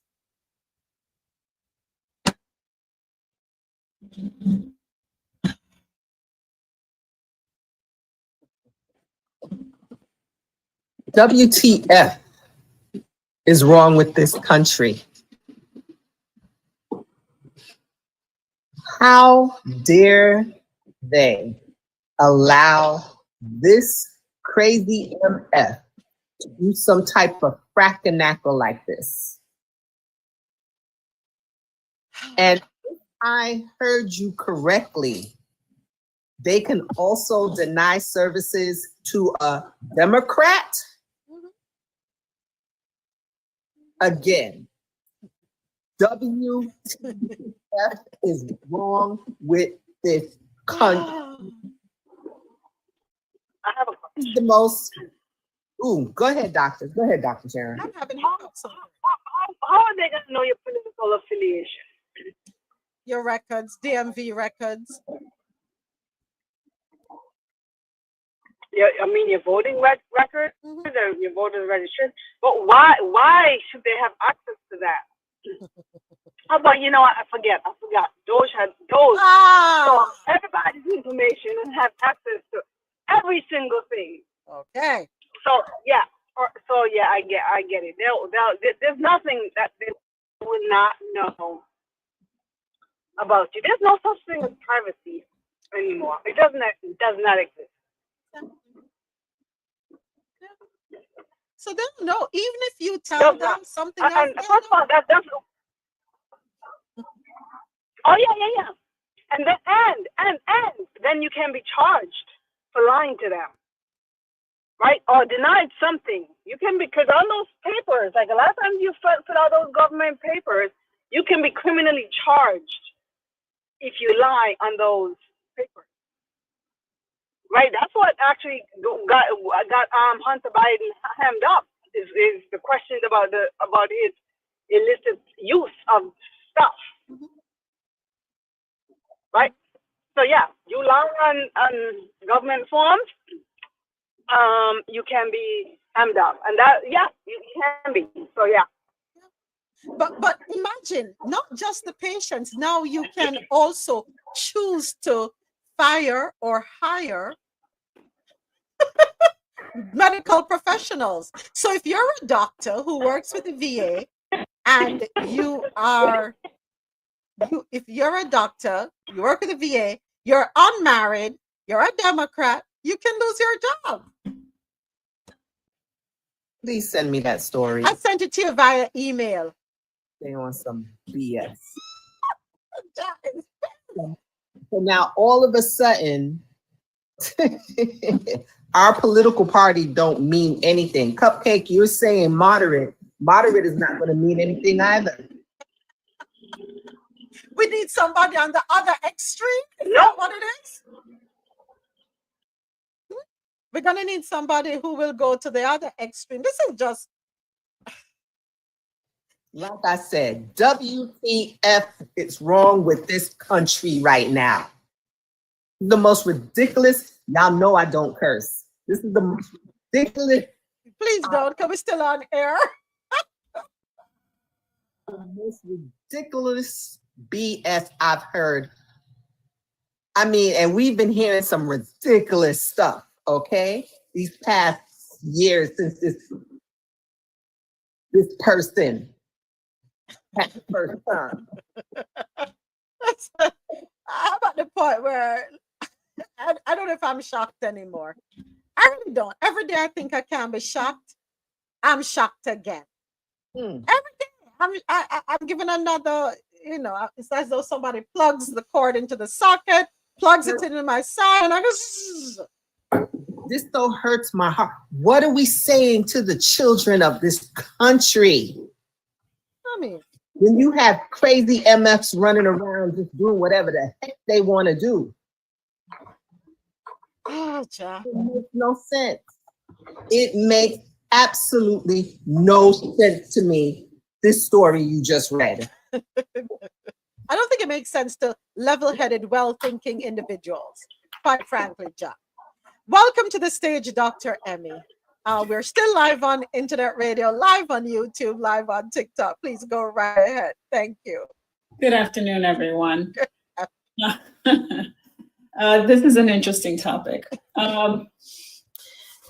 First and foremost, I mean, executive orders are not law, and the healthcare professionals need to understand that they can lose their license to practice. This is not something benign. This is attacking specific groups. I mean, his rhetoric is just very transparent by now, and it has been for years. I mean, his whole entire campaign was built on ethnic cleansing, and you really have to think about that.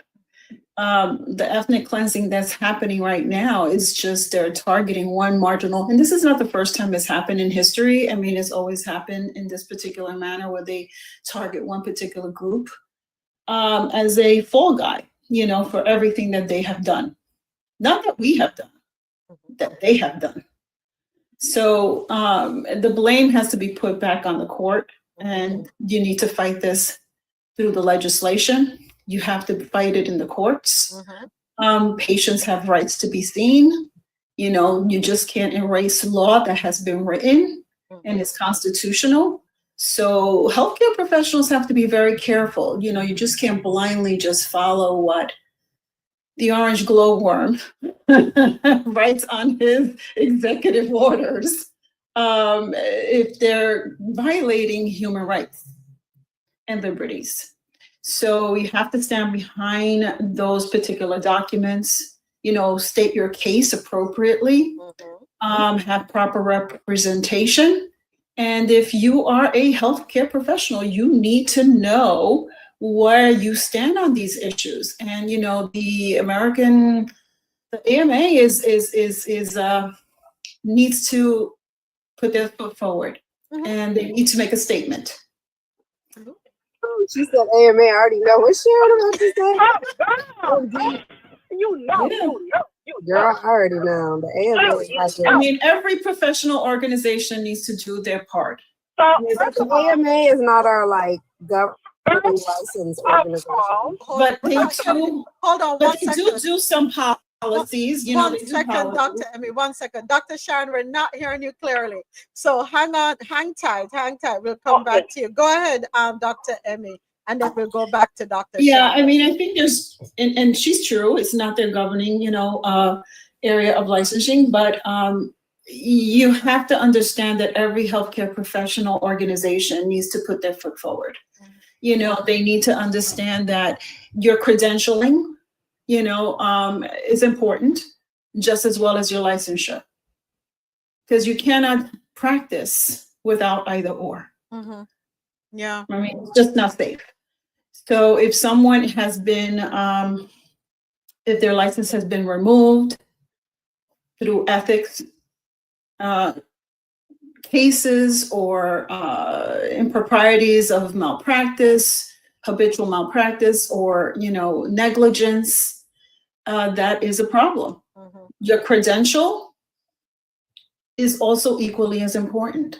And I know that a lot of physicians are credentialed, as well as many other professionals that carry the doctorate category.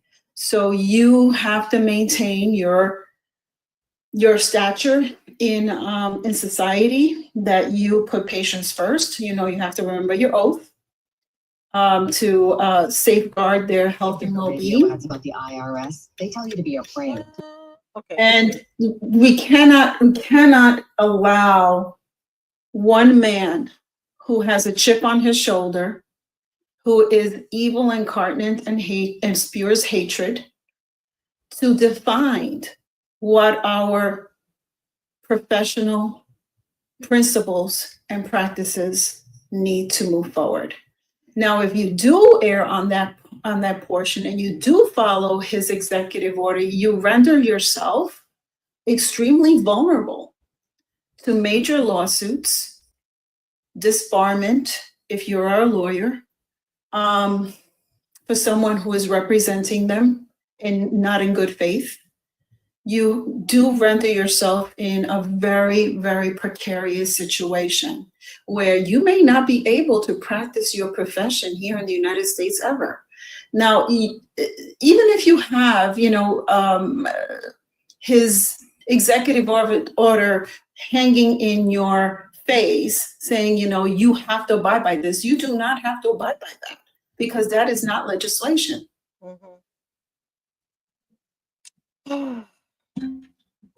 Thank you, Dr. Emmy. Go ahead, Dr. Sharon. Go right ahead. First of all,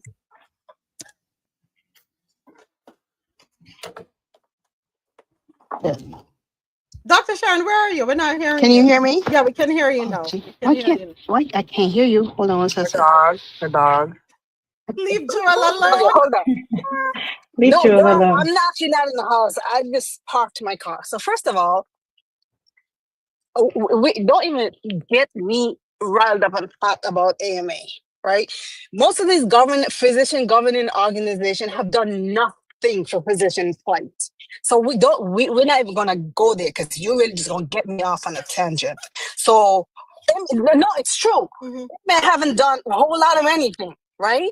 And I don't pay AMA dues, and it goes back to the days where NMA, National Medical Association, which is the Black People Association, had to form their own, because AMA, with their racist acts, would not allow Black physicians to join. So don't get me started, right? So let's go there. And none of it. And I actually only pay dues that I'm forced to, Because none of these organizations, none of these physicians organizations do anything to help physicians. So half of these issues we have as physicians, these organizations never stood up for us. So don't tell me nothing about this daggone AMA, right? So we don't get me started. Lord have mercy. Don't tell me that. I knew that was a forbidden word. I don't say that word around Sharon. I mean, no doctor comes on. This is a nurse practitioner, but no doctor comes on and vouches for AMA. Wow. I mean, this is common knowledge among physicians, MDs, and Right. DOs. We don't vouch for AMA, and that's because it really has failed us in so many instances. It's a great lobby institution. I mean, I belong to ACP, who I know goes to bat for internal medicine physicians. So I don't know what the nurse practitioners are doing out there, but AMA ain't for us. Oh, this is news to me. I know executive orders are not law, but executive orders actually waste time and tie up people in litigation. Meanwhile, they carry out the executive order until they can go to court, right?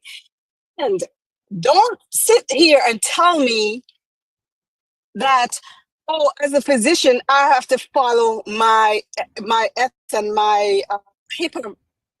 Yes, I do. But guess what?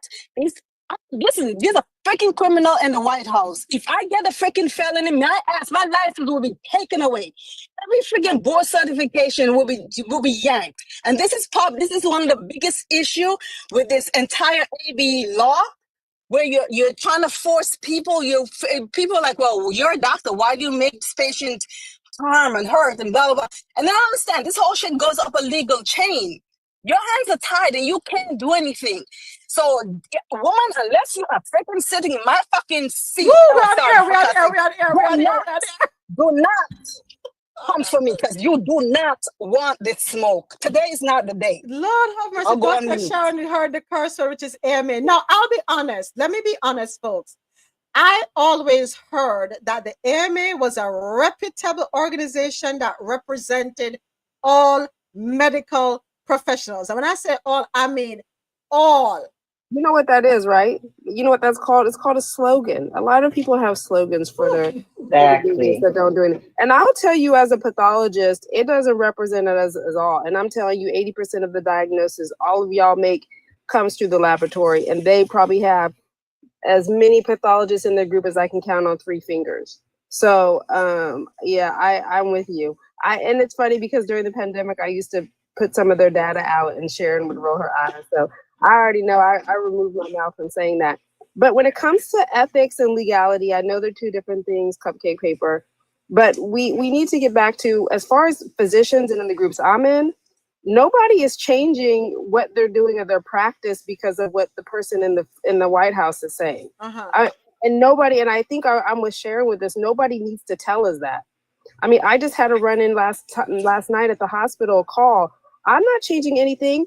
Some nurse was trying to tell me what to do in the blood bank. I'm not changing anything for anybody from what I do, because at the end of the day, my license is at stake. My 6 years of residency and fellowship and everything afterwards is at stake. So nobody's going to change that. Nobody's going to alter that. Nothing that the person in the White House is going to say is going to change that. Now, do you need to withdraw or step down? Yes, some people have decided to do that have been in government medical positions. But to remind people they need to think about their ethics first, I think a lot of it is kind of like telling a teacher, make sure you're teaching the kids when they're doing that. So here's the thing. Here's what I want to take away from what Dr. Emmy said, though. How do we challenge the Supreme Court?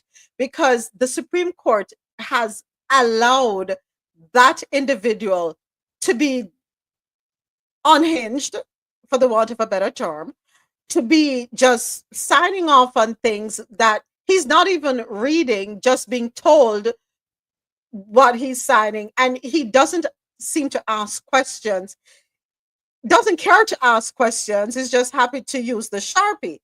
How do we reverse this? Who do we turn to stop the madness with the throwing around of executive orders, with This is just Well, wow. moments. I don't know that really Congress needs to do their job, right? Congress needs to do their job. They need to stop pussyfooting around things and actually work for the people. It's a government for the people by the people, and they need to start working for the people. And just a bit of a correction: AMA does not represent anybody but physicians. That's their thing, right? Okay. It's physicians only. Nurses have their own thing. All the other folks have their own things, and I think even nurse practitioners fall under the nurses guidance because they are not physicians.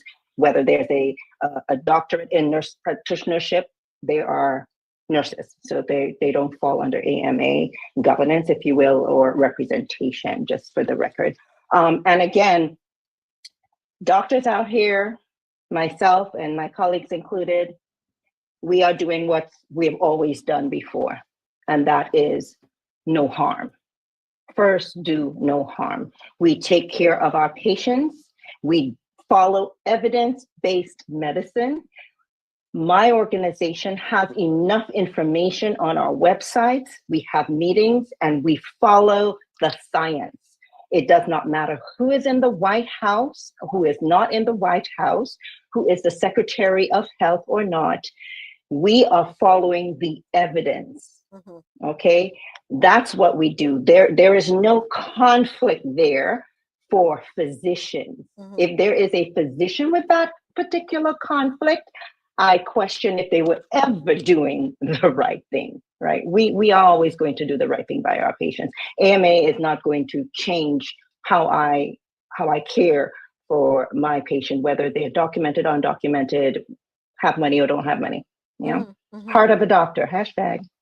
Heart of a doctor, indeed. So let me go back to the article at hand here. Thank you, doctors. Thank you so much. Extremely disturbing and unethical new rules that will allow VA doctors to refuse to treat Democrats and unmarried veterans. Who came up with this?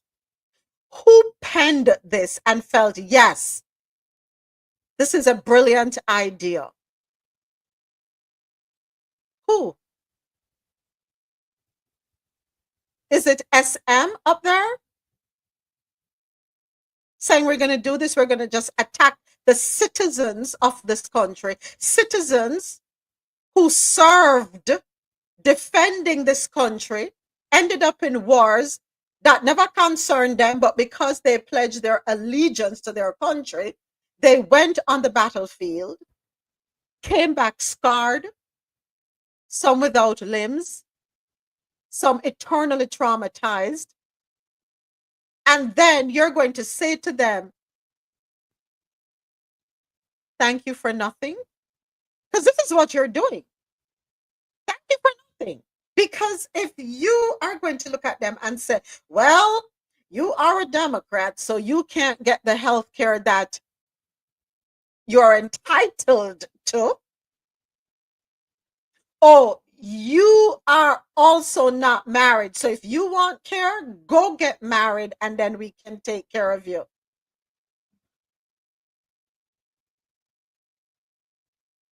Which buffoon came up with this idea? You have it right there. Buffoon. And then they wonder why our young men and women don't want to join military. What for? There was a time when people were proud to say, yes, I'm going to the army, I'm going to join the Navy, I want to be the Air Force, whatever. And this is the thanks you get. You are now forced to have a particular affiliation. Now you must be married. Women, make no mistake, this has nothing to do with veterans. We always quote Animal Farm on here. It's a matter of getting one up. You would apply it to the veterans, you would expand it, and you would expand it every section of society and silence people, take away people's rights. Before you know it, it's like boiling the frog slowly. The more they get away with now, the more they will continue to get away. This has nothing to do with just veterans. Because you would not, as a government, attack one of the most vulnerable part of your population from inception with something like that. Veterans. The United States that has bases all over the world, that prides itself on its army and stuff. That is just where they're starting. And rest assured, the more of these things that gets no pushback, the more we get to a point of no return.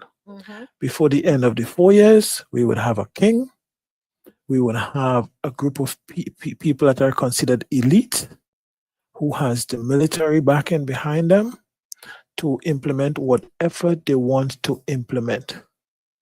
And the people who are sleeping in Congress and refusing to do anything that the Constitution says they're supposed to be doing, sooner or later they will be rendered impotent, if they are not already, and the whole system would break down. The one thing that keeps America is the separation of powers. You have a compromised Supreme Court, you have the executive doing what they want, and you have the Congress sleeping. If one of those branches break down, it causes an imbalance in the system as it is when it comes to the way America operates. When you have 3 of them not working, or 2 not working and the other one going rogue, imagine what we run into. So if you could discriminate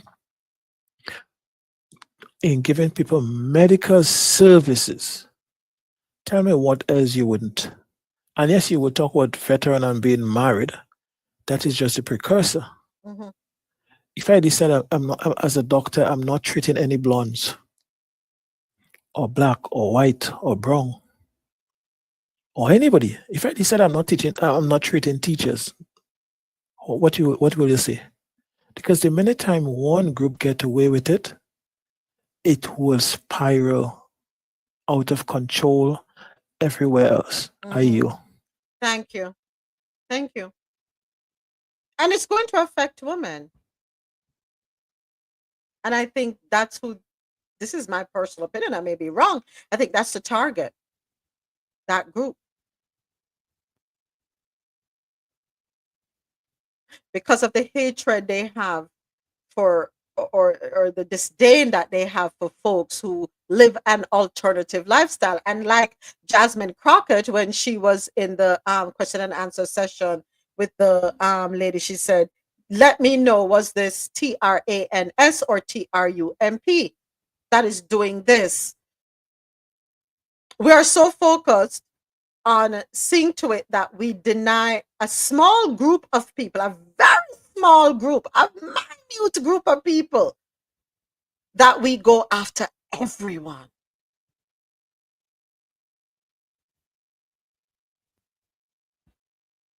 Leave the judging to God. Ye without sin cast the first stone. Leave the judging to God. O ye circumspect, stainless, pure, right?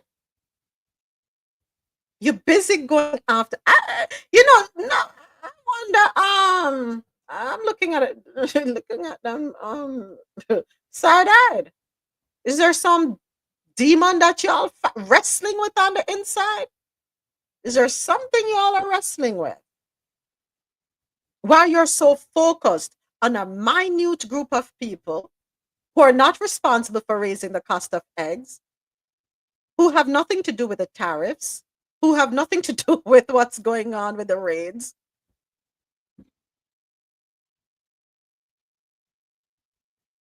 Political antagonists, pretty much. I don't know. Tomorrow in our Health and Science News segment, the people who are allergic to humans. I never knew that. You have people who are allergic to humans. We're going to be talking about that tomorrow. Ah, boy. In our TikTok Talk segment, just have one or two videos. You don't have it. I got something. I'm standing right here in the hallway. I have to see the judicial warrant. By asking for a judicial warrant. You don't have the authority to arrest U.S. citizens asking for a judicial warrant. Sorry. No way.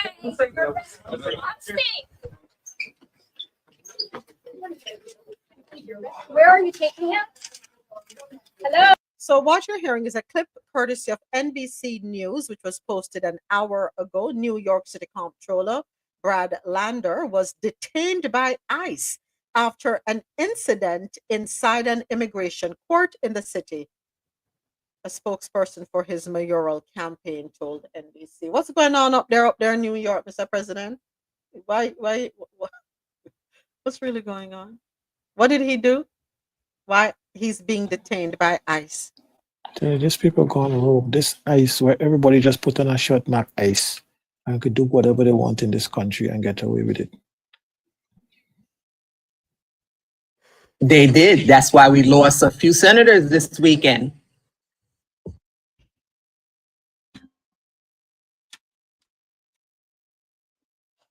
We already spoke about the gentleman, the young man who leaped off a spaghetti junction up there in Atlanta over the weekend. So sad. Here's another one, or I have two more rather. 500 children have been removed from foster care in the United States and have been sent to detention facilities. Please tell me that is not true. Please tell me that is not true. Please tell me that's a lie from the pit of hell. Let's take a listen to this one. Hold on, where it is. Here we go. If the Trump phone actually does exist at all, this website certainly isn't helping its case because there are so many errors on this. It's just hilarious. Let me walk you through some of my favorite bits. First of all, man, you gotta love that design. The vertically brushed gold with the big T on it. Man, they really know what they're doing design-wise. But if we go down to the specs, first of all, storage, 12 gigabytes of RAM. That's not what storage is. Memory, which is RAM, says 256 gigabytes of internal storage. Sick. Okay, we've got a punch hole AMOLED. That's an actual thing. Congratulations. Also for security, in-screen fingerprint sensor plus AI face unlock. Yeah, so that's not secure at all. Do you want a camera taking a picture of your face and it getting processed on an AI server to see if it's you? Even if it's on device, that's sketchy as all hell. Then we get to the cameras. Our main camera is 50 megapixels, but the depth sensor and the macro lens are 2 megapixels? What is this, 2009? The front camera supposedly is 16.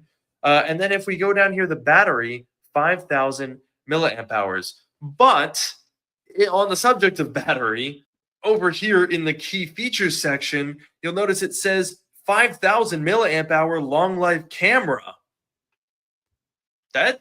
Okay. That's not how cameras work at all. No, of course, I'm not going to suggest that they just went onto AliExpress and bought a phone with a triple camera setup that also conveniently has a 6.8-inch display, 12 gigs of RAM, 256 gigabytes of storage, a 5,000 milliamp hour long life camera, and a very similar looking punch hole with 3 cameras on the back. They definitely did not just buy something almost exactly like this and mark it up like 10 times. Because, of course, according to the Trump organization, these phones will eventually be made in America, even though no phone in the entire world currently is. So I believe them. I believe all of that. If the Trump Anybody rushing to pay $100 down on the $499 phone? They're gold. They're gold. Anybody? No? Nobody in line? Come on. And while you're getting the phone, go ahead and make sure you get the Bible, the gold sneakers, the watch, and a hat. Get the whole package. We do packages. I could tell them to take the phone and put it, but you'll get a violation. Oh Lord, I've got so many violations on here. So many violations on here. I'm all violated out. That's a bunch of freckle knackle indeed. I think they just have the button going from it. Violation, violation, violation at this point. Them all right. They'll be I okay. don't even understand how you could use the highest office in the land to run a fleece campaign to fleece the population. And like, you already come up with your meme coin and, Oh yeah, I and forgot make about that. and make all this money for nothing. You know, you sold Bibles. Okay, nobody give you set. Now his phones. What next? You gonna come back with a stick? By the way, anybody got their $1,000 in what you call it? Coins for showing up as an actor for Saturday? Anybody? Nobody wouldn't even get that meme coin. Y'all forgot about the angel we can purchase too. For $1,000, you get your own angel dispatched to you. The list goes on. Thank you for the follow, SD, but the list goes on. What? You know, if you come up with a sci-fi movie, right, depicting these things, people would say you had a very vivid imagination. Yeah, yeah. So we have two more, and then that's it, folks. Two more. We have breaking news right now. Donald Trump's critical meeting with his national security team in the Situation Room has officially begun, according to CNN reporting. As we speak, U.S. forces are being moved into the Middle East. Officials are stressing that these are still defensive postured forces. But as Axios is reporting, Donald Trump right now is weighing whether or not to bomb Iran, specifically one nuclear facility where bunker busters are needed to reach. And only the United States has those bunker busters. Right now, in the Situation Room, are top Trump national security officials, including Tulsi Gabbard, the director of national intelligence, who Trump earlier today waved off when she said earlier this year that Iran was not on the path to completing a nuclear weapon soon. So very serious stuff happening right now in the White House. We should know by the end of today whether or not the United States will be going to war with Iran. I will be providing you wall-to-wall coverage. I will not be sleeping, so subscribe to my subs. We have breaking news at this hour. The United States military is moving more fighter jets and more military equipment into the Middle East as we speak right now, as the United States prepares to possibly join Israel and go to war with Iran. Reuters is now...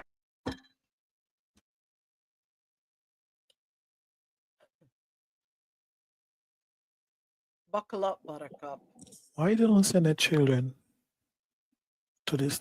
You know the kind of exposure you give to everybody at those bases in that part of the world? You know those bases don't have no shield and stuff like how Israel at least have some shield. So if they're breaking through Israel's shield, what kind of exposure you're putting these people in? And yes, you might win. But how many people have to be unalive for BB crazy? This is madness. How do they come up with these decisions? These people have been cooperating with you. They was trying to come to a deal with you. You think you went behind the back, tricked them. Now you want to go to. If you think Afghanistan and Iraq was bad, even if you look at the topography of Iran, it's not a country you could take over like that, you know? Just where it is located, the mountains surrounding it and all this, it's not a thing. You can't just go past it, go into there like that, you know? And they have twice as much as what Iraq and all of them had. And we spent 20 years in Afghanistan. You want to go and spend another 20 there? Mm-hmm. How are you going to do it? Because of an unhinged person named Bibi, who been spewing the same nonsense for the last 50 years? Jeez. We'll have more. Get fresh popcorn for tomorrow. So what if I'm not married? Am I allowed to go fight war if I'm a veteran? Because I can't get medical care. Not anymore. If you're not married and you can't get medical care. So it means you're not eligible to fight. Also, if Because you're Because should something happen to you, the doctor wouldn't treat you.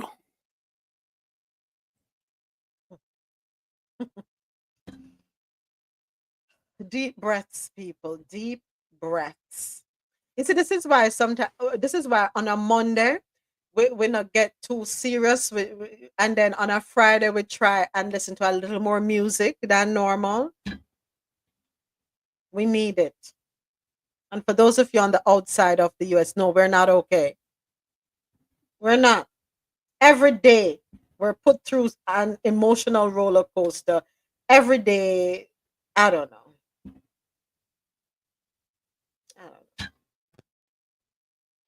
You can't even hold open a thing without papers flying all over the place when you're making your announcement about the British Prime Minister that you and him officially sign an agreement, a trade agreement.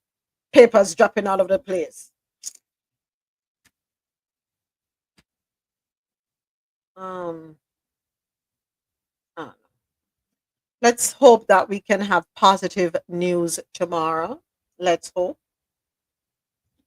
Let's really hope. YouTube, this is where we come to an end. AT, thank you. And everyone else watching on YouTube, thank you so much for coming through. I appreciate you.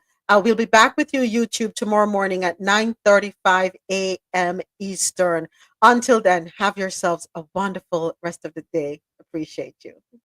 Coffee in Tow is an interactive world news podcast, a dynamic and engaging live show that streams across multiple internet radio stations worldwide.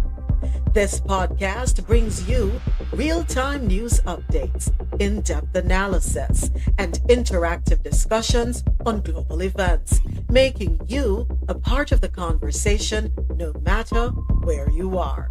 With a diverse range of expert guests and listener participation, it's your go-to source for staying informed and connected to the world. Coffee in Tow is brought to you in part by Lormel Skin Food. Log on to lormelskinfood.com. Discover the range of natural skincare solutions. Indulge in the radiance of natural and organic beauty with the best natural and organic soap bars, whipped soaps, body butters, and oils. All 100% natural products. Lormel Skin Food for a natural, beautiful you. The world's best coffee from our farms to your cup. It's Grand Coffee House.